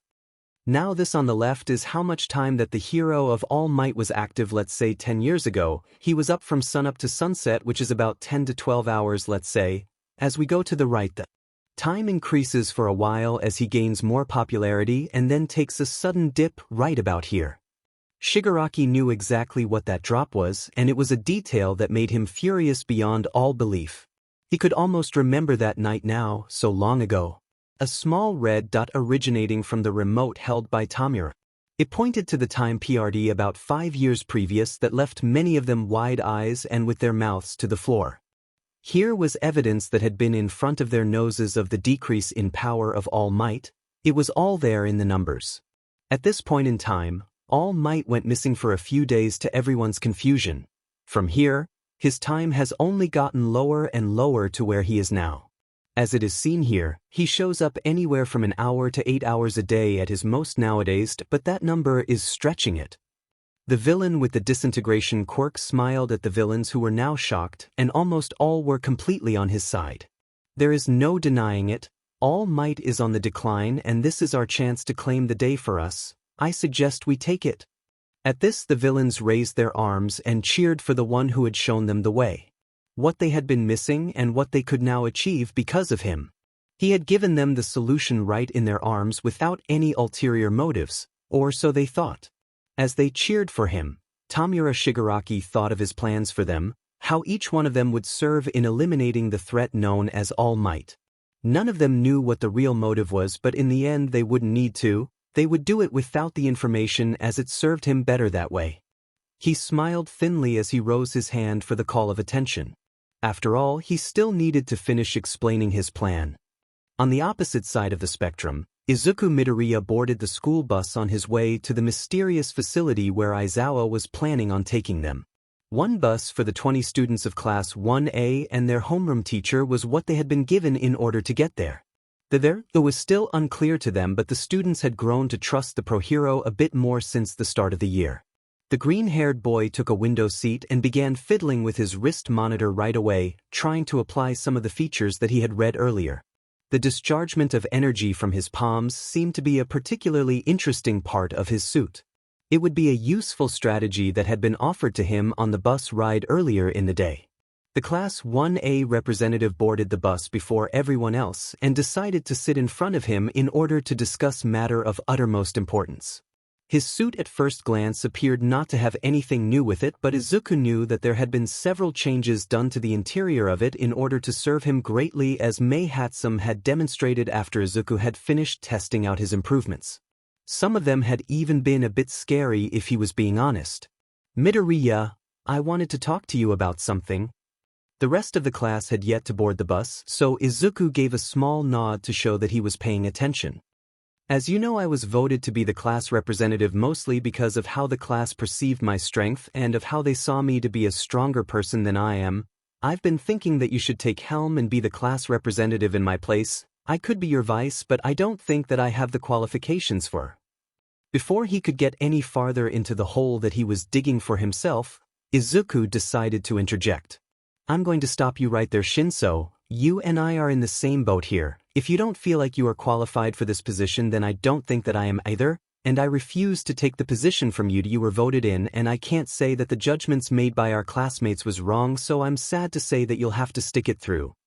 Izuku put his hand on the other boy's shoulder and shared a small smile which made Shinszo feel a lot more confident in his ability to lead. He'd never been a person to lack that sense of confidence, but after being awarded the position he was right now, it seemed to get to him. He'd only had it for one day, but already he felt the weight and expectations of everyone else in the class to do good by them. The rest of the class proceeded to board the bus, and soon everyone was in their chosen seats enjoying each other's company. The bus ride was filled with banter and jokes of all sorts from mostly everyone in the class. Blunt commentary from Tsuyu Ajui, loud and unnecessary screams from Bakugu, and the ever-so-fun sarcasm from Shinszo. Despite only knowing each other for the week, the class was beginning to form the bonds that Aizawa had merely touched upon. It was barely seen in the way that they interacted with each other, but it was still visible to the eyes of the homeroom teacher. On his face he had the smallest hint of a smile which could be attributed to this, the small growth of his students growing in the future.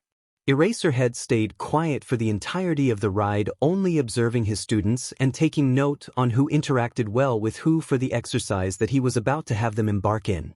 The rescue part of the heroics program was always a good one for new students to learn the ropes and develop their trust in each other, which was the thing that he wanted to do. Upon arrival at the famous USJ, the students couldn't help themselves but marvel at the sheer size and beauty of the building that was in front of them. Of course they couldn't keep something of this size on the main campus. It was very clear to all of them of why that was. From the outside it looked as if the mostly glass structure was meant to be seen, but the students knew much better than that. This was the unforeseen simulations joint, and it was for them to use and learn from. Many of them with less battle-friendly quirks seemed to look at this as a chance to do something different with their quirks than the initial entrance exam had made them do. Here they would be saving others, not disabling unfeeling machines for the sake of points. Izuku trailed behind the rest of the class as he looked at the entire complex and wondered how he was going to use his quirk in a place completely made out of glass. If his sonic clap was anything as destructive as it had been when he'd faced Bakugu, then this would certainly break at the use of his quirk. He was positive that not even the glass bought by UA would be able to sustain the energy released from the clap. The running at the speed of sound might also result in the breaking of said windows, and he didn't want to be responsible for the renovation of the USJ. Catching up to the rest of the group, Izuku watched his teacher push open the massive doors of the USJ in order to let his students in. It was a moment that built up tension and was unnecessarily slow. It almost felt as if Eraserhead was doing this to mess with all of his students. As they entered, the students were once again amazed by the interior of the ginormous building. The stairs down to the grounds were more than enough to blow some of their minds. On the far side of the building, Izuku was able to make out a large slide with a boat sitting on a calm lake. A mountainside was also present, as well as a mock city that appeared to be suffering from an earthquake. A smaller dome was also present which seemed to be host to a small city covered in darkness. Izuku instantly went straight to thinking about how he could use his quirk in the various different environments presented to him. The one he was most concerned for would probably be the shipwreckage, as he in no way was capable of maneuvering well in the water, at least he hadn't tried yet.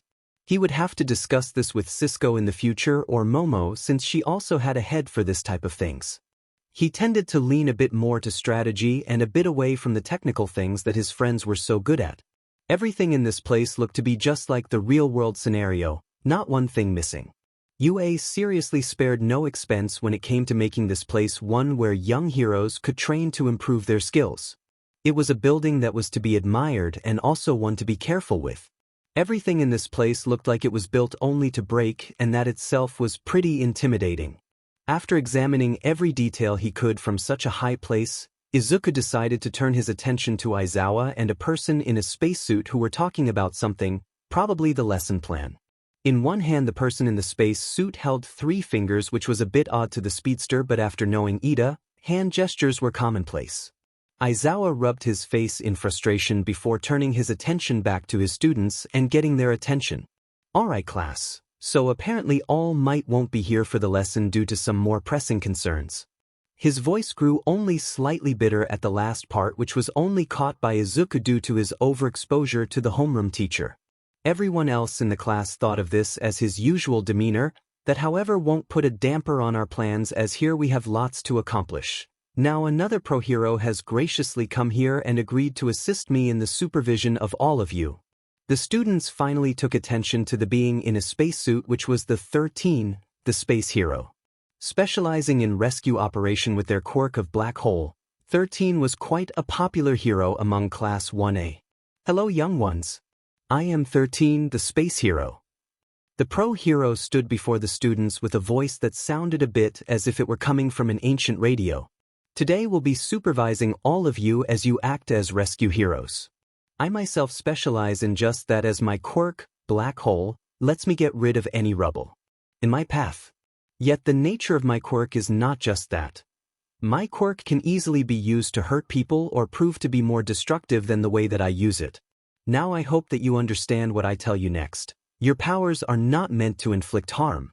I hope that you leave here today with the understanding that you're meant to help people." With that last bit of information, Eraserhead once again took the reins of the operation and began talking to the class about how they were to proceed. He lazily began to speak once again about what their purpose here was supposed to be. "As 13 has just explained, you will be responsible for." That's exactly when every plan that the Erasure hero had went out of the window. Unbeknown to all of them, the master plan of Tamura Shigaraki began with a simple cloud of darkness in the middle of it all. In the center of the unimaginably large glass building, a large portal made from what appeared to be a black and purple cloud appeared. It remained there for a second before every single person's eyes went to it in a slight amount of fear. That's when the hand appeared and made everyone shiver where they stood. A man stepped out from the portal, his clothing black, his hair a dead blue, covered with dismembered hands on his face, arms, neck, and torso. Even from this distance, Izuku could make out how pale the man was. One could clearly tell that this person was not to be messed with if one wanted to live. He on his own didn't look to be much of a threat. That was until the rest of the people emerged from the portal. Just looking at them, it was intimidating. Men and women with quirks that Izuku wasn't able to make out just by looking at them.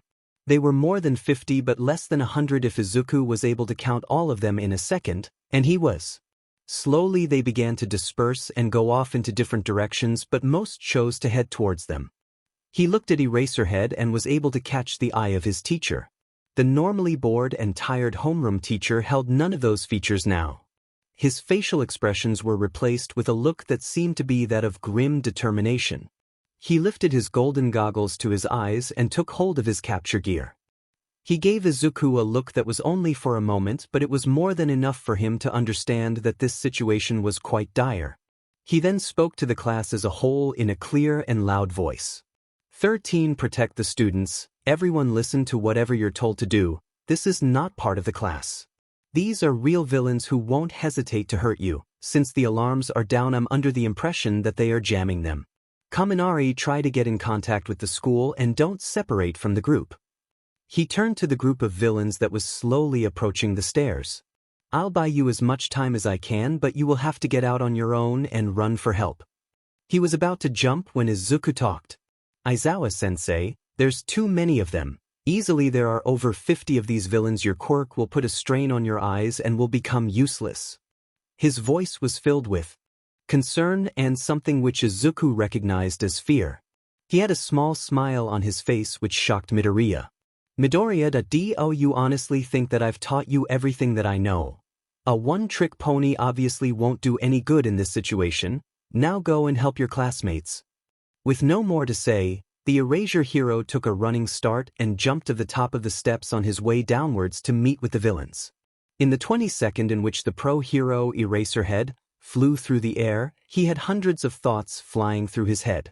Izuku had told him that there were over 50 villains in this ground floor, more than he was capable of handling on his own. Besides the use of his quirk, he was effectively quirkless. His speed and strength were that of a normal human, nothing close to what one would call superhuman. His quirk evened the playing field just enough for him to fight hand-to-hand. That scale would still work for him if it weren't for the small detail that he wasn't capable of taking on this many villains at the same time. 1 was child's play, 5 was a workout, 10 was just barely manageable. 20 would be the equivalent of a suicide mission. With over 50 people, he knew that there was only a matter of time before he was overrun. With that time limit upon him, the hero would have to take out as many people as he could before they reached the students. Still, this wasn't the worst situation that he'd been in, so he had some hope that he'd be able to work his usual magic and find himself a way out of this. It was his duty as a teacher to find a way in order for his students to keep their teacher and continue with their education as young heroes. This new class of first years, he had a good feeling about them. Relative to the previous year, these students knew what was expected of them. They would be able to keep up with his high expectations with only the most minimal amount of trouble, at least if they all got out of here. Besides, he had a new pupil to teach and mold into a hero that he would be proud to call his student. All Might had the Golden Boy, as he liked to call him, but Izuku was his pupil to teach in the ways of being a hero. He was still young and didn't quite know all the ins and outs of being a hero. He would have to show those to him on a later date, but right now he had a job to do. Looking at the villains, he grit his teeth as he neared them, each second passing by as they drew ever closer. His hands were around his capture gear, preparing to use it for survival. 3. He put his hands back. 2. He unleashed the capture gear in a whip-like fashion, sending it flying towards the villains. 1. He activated his quirk and disabled theirs. 0. It was game time. The villain that went by the name of Kurogy had been chosen to be the main moving force for the first part of the attack. He was the only one of the villains in the group who had any quirk relating to the mass movement of objects or people. It was why he had been the one given the job of dealing with the most unknown and unpredictable threat, the children. Right after the Erasure hero jumped off to face the bulk of the villains, he'd been given the instructions of making sure that all the small children, as Shigaraki referred to them, remained on top of the stairs while the hero was dealt with efficiently. If they chose not to cooperate, then he could simply transport them to predetermined locations where Tamura had told him that they would be disciplined. He really wasn't sure what that meant, but he wasn't part of the league in order to question orders. Calmly and casually, the villain, as he was classified by society, opened a warp gate and walked through it, rehearsing his pre-made speech in his head. A purple gate delivered him at the feet of the Class 1A, where he instantly expanded to give the impression of being larger and more of a threat than he truly was. Now all he had to do was close the deal with a few choice words. Hello children, as you can clearly see, I am part of the League of Villains here to deal with the symbol of peace. Now, if you could simply tell me where we could find All Might, I see no reason to keep all of you here. The misty figure spoke to the students after appearing throughout gate exactly like the one that had brought forth the large amount of villains. Would any of you be willing to give the information so that the rest of you could get up and leave? The young heroes in training could only stare in fear as the villain spoke to them. This was a new experience to every single one of them, and their homeroom teacher had just jumped off into the fray in order to buy them the time that they needed in order to escape and get help. That had been the plan initially, but the warping quirk individual had somehow managed to block their path before any such action could be taken. At that given moment, they were completely at the mercy of the villain. 13 stood at the helm and used their presence in order to try to maintain the calm of the students. This was obviously a bit difficult to do given the current situation. Okay, this is not good. This is nowhere near the same hemisphere as good. Izuku stared at the purple mist with yellow eyes, trying to figure out what exactly was at play here. The quirk appeared to be that of a warping one, but with the mist it wasn't completely positive, maybe a secondary feature of his quirk. Where is All Might right now? If he shows up now, they'll try to kill him for whatever reason they have. If he doesn't, then what chance do we have of getting out of here? In his mind, he tried estimating the distance between himself and the villain to see if he could possibly attempt to clap him away if he were to be made out of mist. Once again, I will reiterate my concern for the information of the symbol of peace's whereabouts. No one needs to get hurt in this scenario that we have presented. Just give us that which we request and you will all be allowed to return to the school. His voice reminded Izuku of a butler of sorts in the polite yet eloquent way that he spoke. It would have been admirable if he wasn't so frightened right now. Students remain back while I use my quirk to apprehend the villain. 13 took center stage as the students were forced behind the space hero. Pointing their second finger towards the mysterious being, the pro-hero was just about to release the full force of their quirk.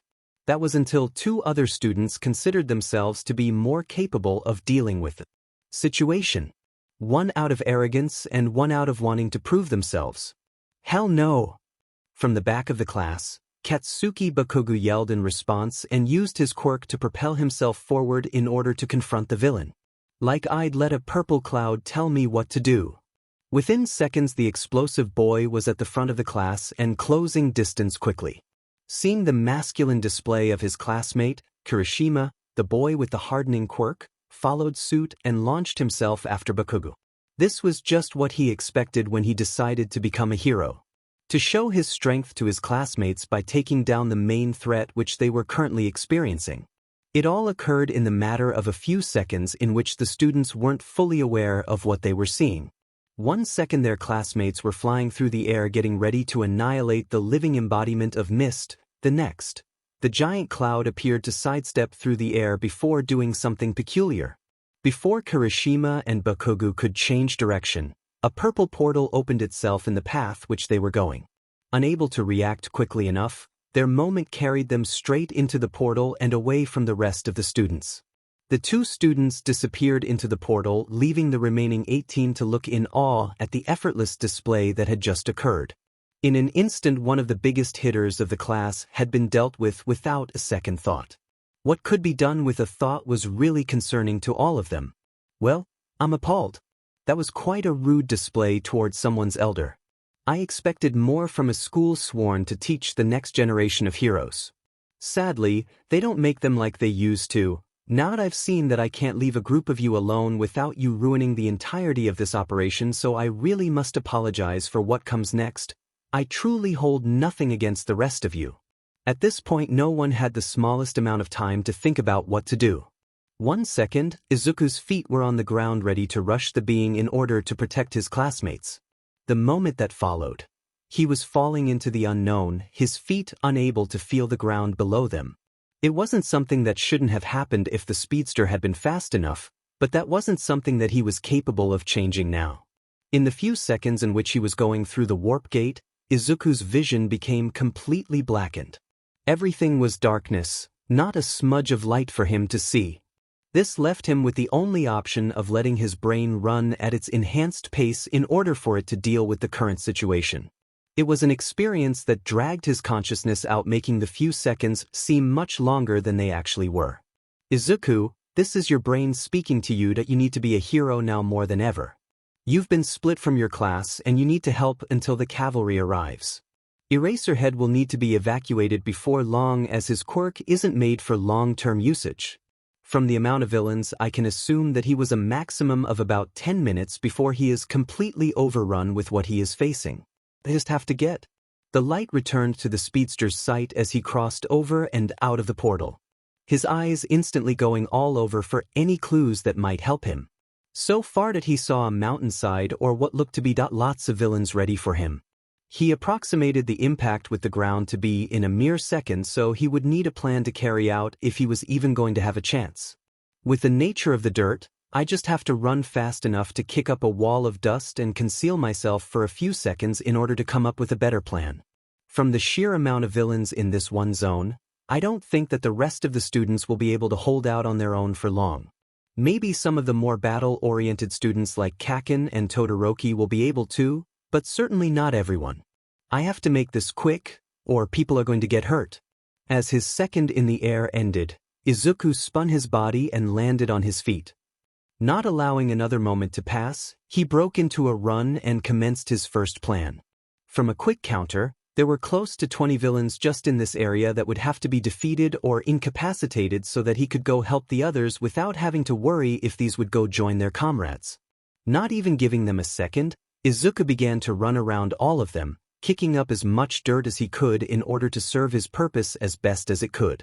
With his goggles turned to infrared, the villains were easily mapped out like mannequins unaware that they were being watched. This all would have been too easy to deal with if he had been given the chance. It was almost as if the universe was messing with him when he took note of another falling figure coming out of the same portal that he'd come out a second ago. The yellow-haired electricity-wielding boy that he had met initially at entrance exam was making his way towards the ground, and there was no indication that he even knew that he was about to make contact with the ground. Using the higher end of his speed, Izuku sped towards the personified Pikachu and more or less took him into his arms like a damsel in distress. Slowing down significantly, the green speedster tried to drop his classmate as gently as possible before continuing on his path looking for any more from his class that could have been caught in the area of the portal. This would complicate things now that Izuku needed to look after someone else's back, but it was essential for his training as a young hero. It wasn't under the most desirable conditions, yet it was needed. Making his way under the portal once more, Izuku saw what appeared to be a used airbag on the ground. There was only one person that Izuku knew who could possibly make such a thing in the amount of time that Izuku had been out and about. He looked around once more and almost took a bow staff to the face. He was able to duck and sweep the feet of his assailant without a second thought. Perhaps that was a habit that he needed to grow out of if he was ever going to become an effective hero. He also needed to figure out a way to stop injuring his own friends, or else he was going to have several problems. As Izuku looked at the ground where his attacker was now lying trying to regain the breath that had been knocked out of their lungs. It took Izuku exactly 3 seconds to realize who it was, pick them up, bring them to where he had left Kaminari, and attempt to secure their location. Momo, are you alright? Izuku tried to establish the well-being of one of his first friends as well as make sure that the dust cloud was still keeping them protected and concealed. I'm sorry. I thought that you were a villain and didn't have time to think before I reacted. Struggling, she nodded slowly as her breaths became more stable and more controlled. On her side, Kaminari took notice of them as they had appeared out of essentially nowhere. He was, for an intents and purpose, completely terrified out of his mind and had no idea what was going to happen with the villains. Izuku, what's going on? We were just on the top of the stairs. This is crazy. The boy with the electricity quirk appeared to be trying to maintain his cool but was slowly reaching the edge of it. This was seriously overwhelming for any person, no matter who they were. The only reason that Izuku remained unfazed was because he knew everything that was on the line. Just as he was about to respond, a person broke through the cloud of dust that was hiding them. With a glowing fist, Izuku only had the chance to stare at the incoming attacker before they were struck square in the forehead with a staff that had almost been intended for him. The blow came with a heavy thud and proceeded to knock out the male. We need a plan. The creation quirk user stood from her recovering position and held her staff in a battle-ready position. It's either going to be that or we're going to have to find and beat every villain in this zone senseless so that they don't come after us. Izuku nodded grimly at this, knowing full well that should he fail, there was a high chance that one of his own classmates could end up hurt, or worse. It was all a matter of how well he was able to create and execute a plan with the weight of his classmates' lives lying in the balance. He closed his eyes and began to think to himself about what his options were. Just remember that this is more than just about defeating the villains. This is about protecting the innocent and powerless. In this case, the inexperience in my classmates is what makes them powerless even if they won't be in the near future. I need to remember that fact. The pupil of Eraserhead opened his eyes and smiled. He looked towards Momo and Kaminari and mentally began putting together a carefully knitted plan that would require things to play out just well enough. Momo, how big of an item can you make with your quirk? Things on this end were heating up and gearing up to the inevitable collision in which Izuku would be pushed to his absolute limit. Yet he wasn't the only one who was being pushed into a situation of unfamiliarity. When Shinszo stepped out of bed today, he felt that it was going to be a very bad day. He didn't know how exactly, just that it was going to be one which he wasn't particularly fond of. Now he knew that his initial feeling about the day was justified completely and that it might have been a better idea to remain in bed instead. As the purple-haired boy fell through the air and into the water, he panicked at the immense disadvantage he had been placed in. His quirk, by its very nature, needed him to be able to speak in order to work. If he didn't get to the surface quickly, there was little chance that he would get out of here alive. His trench coat weighed down heavily on him now that it had been drenched, but he could not under any circumstances afford to rid himself of it. This was essentially his ace in the hole when it came to being in the heroics program. Besides his tactical mind and useful quirk, he had gotten his support contact to make him quite a few tools that could only be carried in his massive coat. It was just not an option for him to try to lose it. Using his arms and legs, the boy attempted to swim as quickly as he could towards the surface. It was difficult and slow. He'd only recently become more of an active person, as he noted that his quirk would have several limits in the field. Due to this, the swimming became only slightly easier than it would have if he had not put the effort to improve himself. Still, there was a long way to go and more training that he would put himself under if he was able to get out of this. About 10 feet from the surface was when the trouble began to arise in the form of a villain. A shark-headed predator came at him with their jaw spread wide open, ready to take in a bite from him, which wasn't at all something that he wanted. The villain was clearly in his element, and trying to outmaneuver him was something that would surely end in failure for him. Sound traveled poorly in the water, so usage of his quirk was simply out of the question. All he could hope was to use one of the devices that May had supplied for him. Reaching into the inner pockets of his coat, he pulled out a small round metallic device and simply hoped that he had chosen the right one this time. Pressing a small button on its side, he released it into the empty space in front of him and then tried to get away. Bang! A bright flash of light emerged from the tool, causing temporary blindness in the villain and causing him to lose sight of Shinszo. From here, he felt a long and slimy rope-like object wrap itself around his right leg, bringing chills to his back.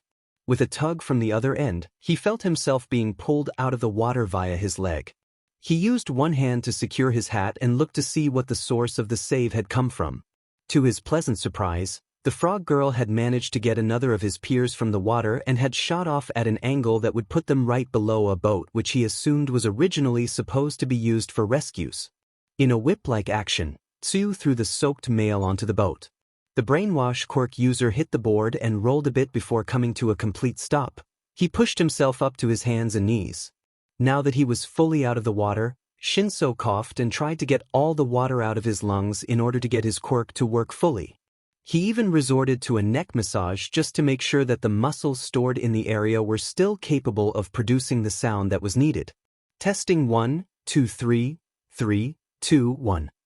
The low voice of the teenager was barely loud enough for him to hear, but that was more than enough to reassure him that his ace was still secured up his sleeve. A moment later, both Tsuyu Azui and her companion, Kyokajiru, landed beside him. The girl with the ear-jack quirk was very clearly angered and distressed by the situation given her facial expression, but the other was a blank wall which even he could not read. "Are you all right, Shinszo?" Tsuyu passively asked, leaving all emotion out of her voice. He responded with a slight tilt of his head before examining the terrain that they were on. "Your quick thinking served well back there. I don't think that I would have been able to reach you in time if you hadn't set off the flash grenade when you did." Keeping the sort of compliment in the back of his mind, Shinszo took notice of the several villains beginning to surround the ship from all angles. There was no way that they could get away on foot or merely by attempting to jump off the side of the ship. It might allow Azui to escape given her quirk was more water-affiliated, but besides that there really wasn't a clear way the other two students could get away. Backing away from the ledge, the boy with the brainwash. Quirk decided that it was time to come up with a plan before the villains in the water decided to make a move. He simply took off his coat and tossed it to the ground before sitting beside it with his head in between his knees. The two girls present were confused with his actions. Who in their right mind would be able to sit down and think at a time like this? That's when the rocker of the three decided to speak up and question his actions. Yo Shinszo, what do you think you're doing? We need you over here to help us come up with something to beat up these guys. The boy merely looked up with a very uninterested look on his face before getting up and putting on his coat once again. It was significantly less wet due to the material that it was made out of, but still durable. He turned to his classmates before explaining his thought process, one very simple one, at least to him. We are surrounded from every imaginable angle in the water. We can't defend ourselves while we are on this boat given the mere nature of our quirks. The girl in black attempted to argue this, but Shinszo shot her down before she had a chance. If you try to hit them while you remain on the boat, there is a strong chance that you will hit a section of the boat and make this into a disaster. Ribbit, then what do you suppose? The girl with the mutation quirk needed something concrete at this point since the villains around them were beginning to get restless. There is one possibility that may be able to work if it is executed perfectly, but I will need both of you to trust me completely or we will fail. I trust you, Shinszo. Tiu Azui spoke immediately with an unemotional face that made Kyoka a bit uneasy. She looked at both of them who showed an alarmingly low amount of any emotion. Okay, I'll go with you on this one. What's the plan, boss? What do you want us to do? Shinszo's face twisted itself into a grim smile before he turned his face slightly at the villains. What does it mean to be a hero? A hero is someone who would put the needs of others long before they would even turn their attention to themselves. Am I a hero? Of course I am. I just have to see how well I compare to other heroes I know. Well, that's the fun part of all this. It looked like Shinszo himself wasn't going to have the worst day that he had previously imagined. Still, he wasn't out of the woods yet, and neither were his classmates. The last group that was in arguably the worst condition was none other than the largest one. Those who had remained unmoved by the portals were still in front of the villain who had gotten rid of the majority of the class within moments of actually deciding to. It had been surprising to even the pro-hero how efficiently they had been dealt with after Eraserhead had left to protect them. To make matters worse, 13 had been severely injured via usage of their own quirk after the villain had ingeniously used his quirk to turn the space hero's quirk on themselves. The pro-hero simply hadn't been combat-orientated and had thus been dealt easily and without much effort. This left the remaining students on their own against possibly the most dangerous being in the building, to their knowledge. If it weren't for Kurogy's general demeanor and attitude, they would have been in much worse of a situation. With the pro-hero down for the count, both elected members missing, and the class in an obvious amount of danger, Ida rose to take charge of the situation as best he could. If there was one thing that he could do, it was take charge of a situation as he had dealt the previous day when the media had invaded the UA campus. Everyone group up and stay together. He yelled behind his helmet that was shaped like that of a knight. We can't lose any more of us. The blue-haired boy tried to maintain an aura of calmness, but here it really wasn't an option. He would need to lose his overly polite attitude even if it was only for a moment. Ida, 13 is hurt badly and we need help. His classmate with the ability to control gravity called out to him, and he needed to think about what he should do in this situation. What would Midoriya do? Or Tensei? What would his older brother do in this situation? What would the hero known as Ingenium do? Both of them are natural-born heroes. They fight for the good of the innocent. Tensei, he's been my inspiration ever since I was a child. He's always been there for me. And Midoriya, despite the short amount of time that he's been in my life, he has been extremely supportive. In my training, well-being, and even my relationship with my brother. I can't let either of them down, not now when there are more people counting on me. They wouldn't give up here. They would do all they were capable of doing till they couldn't anymore, and that's what I must do. The shadowy being known as Kurogy remained floating, staring at the children, still curious about what was going on in their heads. It was all so interesting to him, what one would do if they were to be pushed into a corner. Everyone! He yelled out and loud to get the attention of all of his classmates still remaining at the top. He then lowered his tone for what he said next. I think I know the way to get past this villain, but I'm going to need all of your help for it. All of his classmates instantly gave a solemn thumbs up before noticing that the black-purple cloud was slowly approaching them. Now, I hope none of you are planning on doing anything rash that would require any form of DSPLN. I'd rather not have to send all of you to separate corners once more. It's already quite a messy process which I don't wish to repeat. The floating cloud of darkness was slowly coming towards them with a lecture at hand. It's going to have to be now. How I wish I had the tactical mind of Midoriya. He's always one step ahead of me when it comes to these things. Looks like I'm just going to have to deal with this in my own way though. Taking in a deep breath, the teen dug his heels into the ground and prepared to carry out something that would never work in the world of the pros if it were a real situation. Everyone! The teen yelled at the top of his lungs. Cover me and remember what the motto is. Go beyond. He ran straight at the villain. Plus Ultra. The students had just begun to prove themselves. Throughout the rest of the USJ, battles were beginning to be fought. The students who wanted so badly to live were doing their best to avoid the confrontation due to their lesser experience, but it was no matter at all. Despite the sudden chaos that they had all been tossed into, the first-year students were doing their best to show that they were worthy of the being in the heroics program. The mess caused by the villains was one that would be cleaned up by these young and aspiring heroes. It was something that they had been taught despite their little experience. It was something that they would be forced to do, whether they wanted to or not. Pain, lots and lots of mental pain. The equivalent of having several migraines at the same time with a hangover to add insult to injury. A pain that seemed to split the brain into two equal pieces while burning it as well. This was what the purple-haired boy named Shinszo had prepared himself for. A pain that he knew would come as soon as he pushed himself beyond the limit. The pain was just the part that he would have control over, the rest of his plan was up to chance. He'd lied to his two classmates about what he had in store. A white lie that would be understandable to them in a few moments when the ship finally went fully under the surface of the water. A shark-themed villain had gone through the side of the ship a few seconds previously, and now the situation had gone sideways in the most titanic way imaginable. For some reason this was the same villain who tried to make Shinszo into a meal. Shinszo? Does the plan still hold?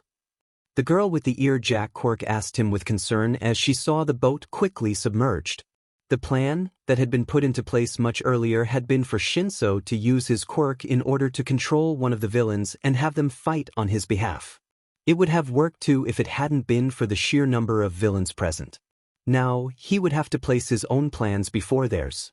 If he'd been taught anything in his short time of being in the hero course, it was that heroes put the needs of others above their own. Right now he needed to ensure the safety of both of his classmates even if it came at the expense of his own well-being. Hopefully he would be able to get through this along with them. The water was quickly raising and Shinszo sighed knowing what he was about to do and of how unethical it was. He was about to use his quirk in just the way that his former classmates had talked about so often. This is for their ensured safety. They probably will never trust me again after this. It's an immense betrayal of the trust that they put in me, but I had no better alternative that I hope that they'll understand. Ajui. He spoke clearly and activated his cursed quirk as he awaited for their response. It was extremely difficult for him to do this, but he knew that it was necessary. He closed his eyes and put his fingers to his nose as he waited for what would be the start of his plan. Both of them turned to him and gave a small yes, in recognition of him speaking. It was also what Shinszo needed to send his plan into motion.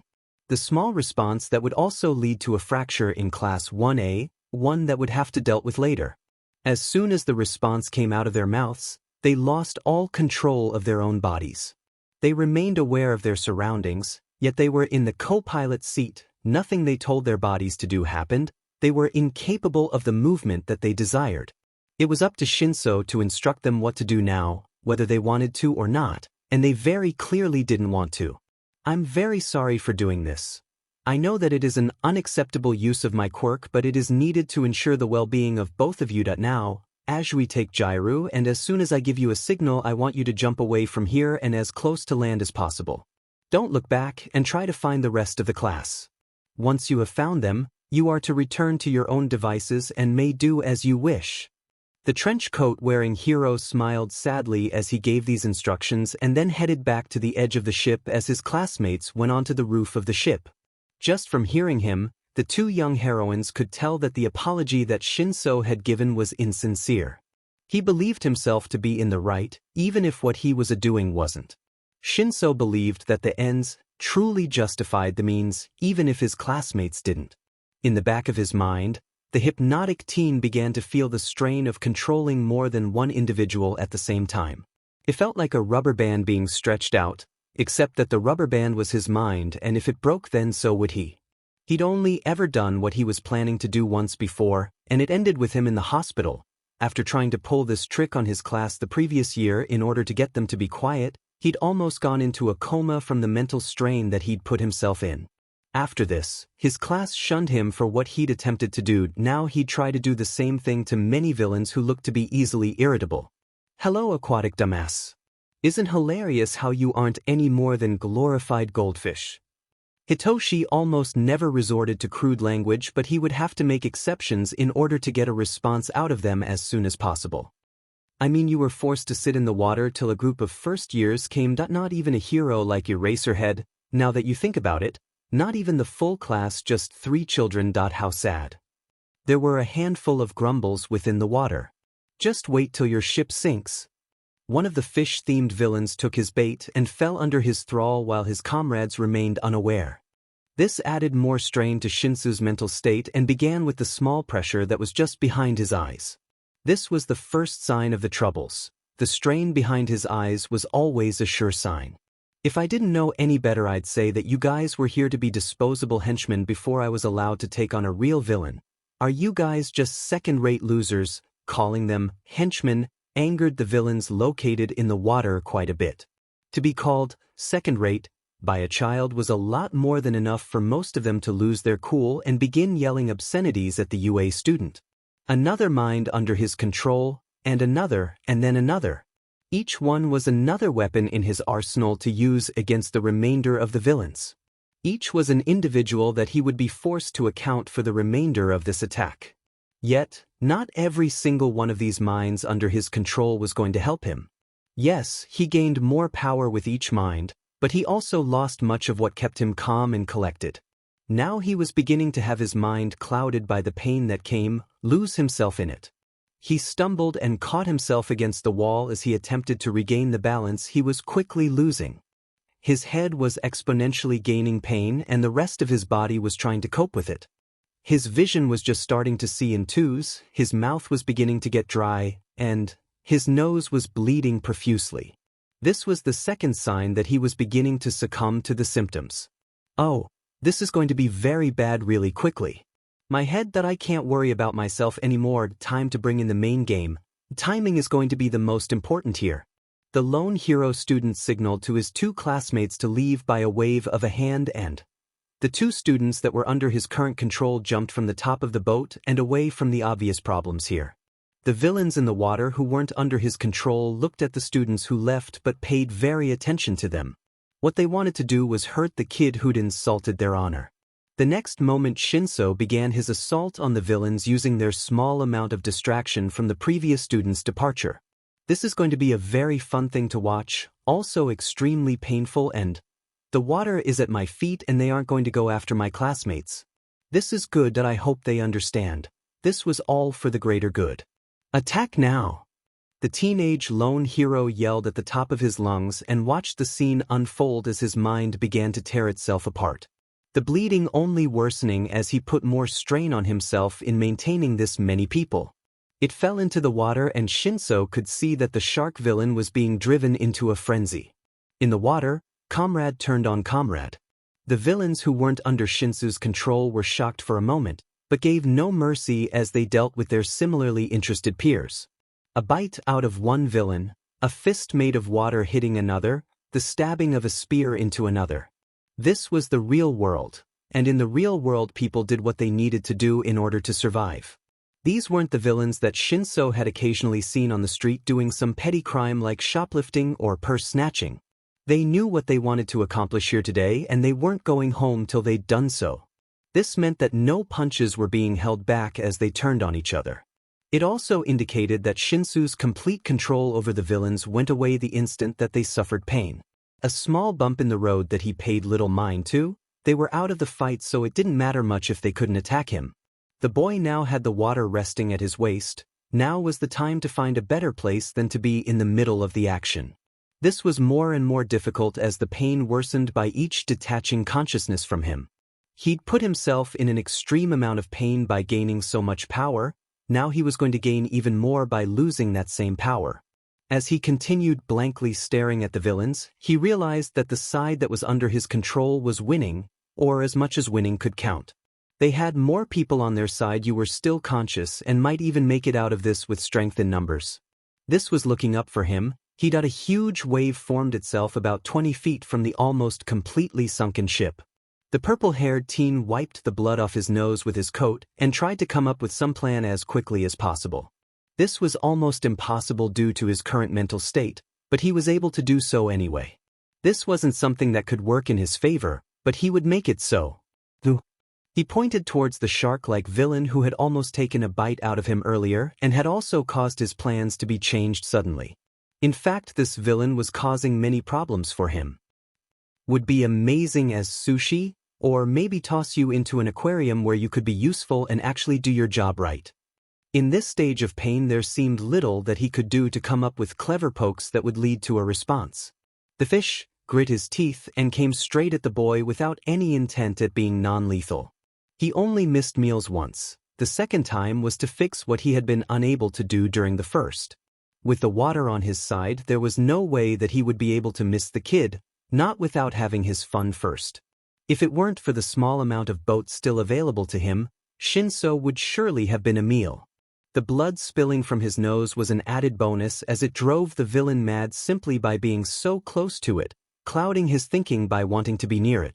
Enough for Shinszo to exploit and use his quirk once more, despite the immense disadvantages that he would be placing himself under. You know what's the best part about being a shark? He sidestepped the sudden launch from his opponent.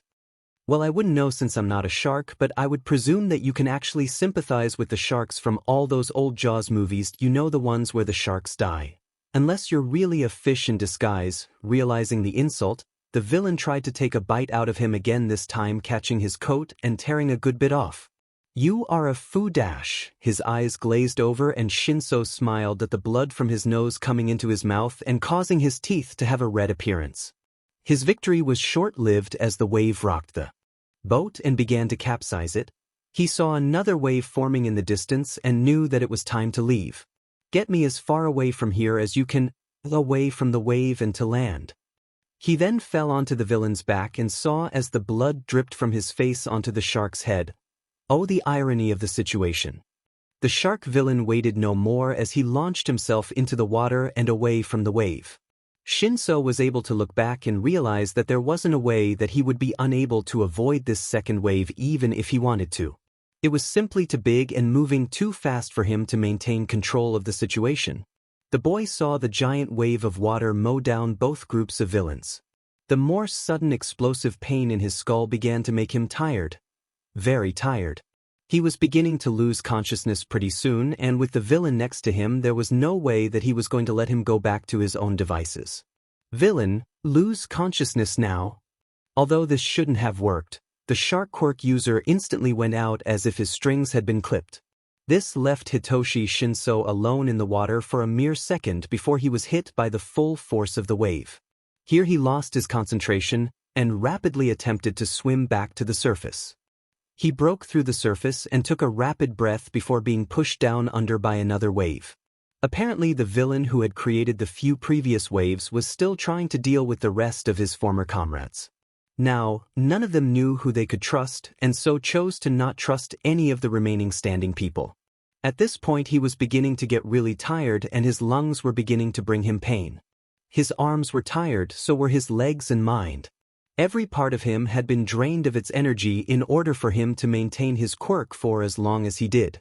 It was done. The villains in the water region were now dealt with, his classmates were safe, and now he was tired. There was almost no time that he had thought that he would go out this way. Sure, his death as a hero had often come to mind, but certainly it wasn't like this. He'd wanted to go out in a more memorable way. Fighting his arch-nemesis on the steps of a government office was what he'd expected when he was a younger, but this might just do fine if he was being honest. He'd done what he wanted to. You were a hero, and no matter what anyone might have said in the past, you were a hero in this one moment in time. They'll remember you as such that now you can go and do whatever people do when they die. Hopefully the living here don't miss me too much. Or who knows. Hitoshi Shinszo closed his eyes and proceeded to lose consciousness. His grip on the situation was lost, and everything was out of his control now. He had given his classmates a good head start, but no true hero would abandon another hero. This is why it wasn't a surprise when a certain frog-form quirk-wielding girl broke through the water a few moments later. Don't stop running, whatever you feel, however much pain you put yourself through, no matter how much your legs want to give in. You cannot afford the luxury of stopping your legs. Your classmates stood by your side as you ran for the door and went to get help. I can't let their efforts go to waste. I can't fail them. Now just keep on running. Running down the same path that they had taken an hour earlier, Ida put himself to the limit. He was pushing himself beyond that which he had before, just on a whole different level. His legs screamed, his lungs struggled to find air, but he could not stop.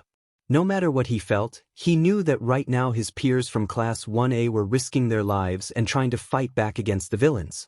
From where he stood on the top of the stairs, he'd been able to make out small signs of battles all through the USE. Now that he was out, he only had one goal in mind: reach UA and find help as soon as humanly possible. It was a job that would have been better suited for Midoriya to do given his far superior speed.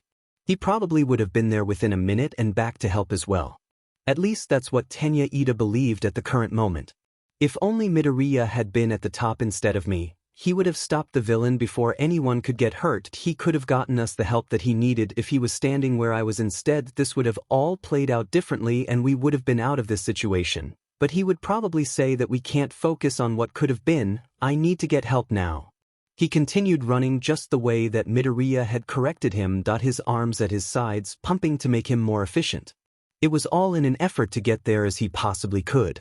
No matter how long it took him or if he killed himself in the effort, he would know that he tried his best to get help. Realizing that it would be unpractical for him to follow public roads and remain off other people's property, the engine-quirked boy lost his normally elite attitude and went through the fastest path imaginable. He crossed through people's lawns, over cars, and didn't stop once. He knew that there would be complaints by the general population later, but not right now. Right now it was about getting the help. That was his first priority. He pushed himself to the point of breaking. Every muscle in his legs and arms felt as if they were burning. His lungs were still trying to get a complete breath, but he saw that he really didn't need to. In the distance he was able to see the giant gate of UA that had been replaced since its disintegration yesterday. With his eyes set on a goal, he was able to come up with the energy that he needed in order to push through the pain. Realizing that he didn't have his student identification of him, Ida knew that he would never be able to get through the massive gate at the speed that he was going at. It would surely end with him colliding with the side of it or possibly being crushed by the massive piece of metal. Well, there is only one speed at which I can go in order to cross. I hope it'll work. Stopping just outside of the detection of the gate, Ida prepared his feet for what he had to be done. He felt the heating up of his calf engines and the slow buildup for what was ultimately his strongest and most effective technique. In what appeared to be an instant, the boy used the move that he liked to call Recipro Burst. He burst through the barrier and was well beyond the limits of the gate before it even began to come down. Panting, he collapsed onto the floor, unable to take a further step. His burst had fried his legs and there wasn't anything else that he could do. I've got to keep moving. Have to find someone who can help them. If I can't walk, then I'll find another way to get where I want to go. Picking himself onto all fours, the teen slowly began to crawl to the main building where he would surely find someone who could reach help if he couldn't. Hey, are you all right? Looking up, all that he could see was the shade of someone quite large. The sun was in his eyes and thus he could not make out more features than the blonde hair or the large smile plastered right on the person's face. A really friendly person by the looks of it. Help. Less a villain attack that need help. Too many. His lungs were still trying to regain the air that had been withheld from them, which resulted in the boy's inability to speak clearly. Wait, what do you mean by a villain attack? Before Ida could respond, the being did something of immense power. Punching the ground with a quirk that was easily a strength enhancement, Tenya Ida realized that he was more likely than not talking to All Might. The responding sound that came from that was pretty hard to miss, even if one was unable to hear. The resulting crater was one of immense size and could easily be used as a pool if one wanted to. Wait here and help will come, tell them what you told me and they'll bring reinforcements. Now, I have a class of first years to save. With nothing else, the being of immense power jumped cleanly over the UA gate without any signs of difficulty. They were going to get help. He'd done it, he'd run as fast as he needed to. Removing his knight-like helmet, all Ida could do was wait for a teacher or student to come and get him now. You did it, you actually did it. What will Tensei say when he hears of what I've done? Will this be enough to make him proud? I think that it is. I think that today this my part of being a hero. Some time passed and Ida was unable to tell exactly how much of it really was. The fatigue had really gotten to him. A few dozen meters away the boy, as he still technically was, saw the clearly worried figure of something. It was obviously a teacher as no one else could have gotten into the school. It also couldn't be a student as this person wore a yellow suit which was against school policy of uniforms. Whoever they were, this person would get him the help that was needed by the students. This is good that if I can get the teacher's help then they could go and help All Might with the 6 dash. Wait a second. That's All Might. This person in the yellow suit is All Might. Then who went to go help the rest of my class? Hello young Ida. Why are you here and why is there a crater next to you? The symbol of peace said this with a smile and looked at the clearly drained boy. The blood drained from the first year's face as he began trying to answer the questions. Things were going to get very interesting indeed.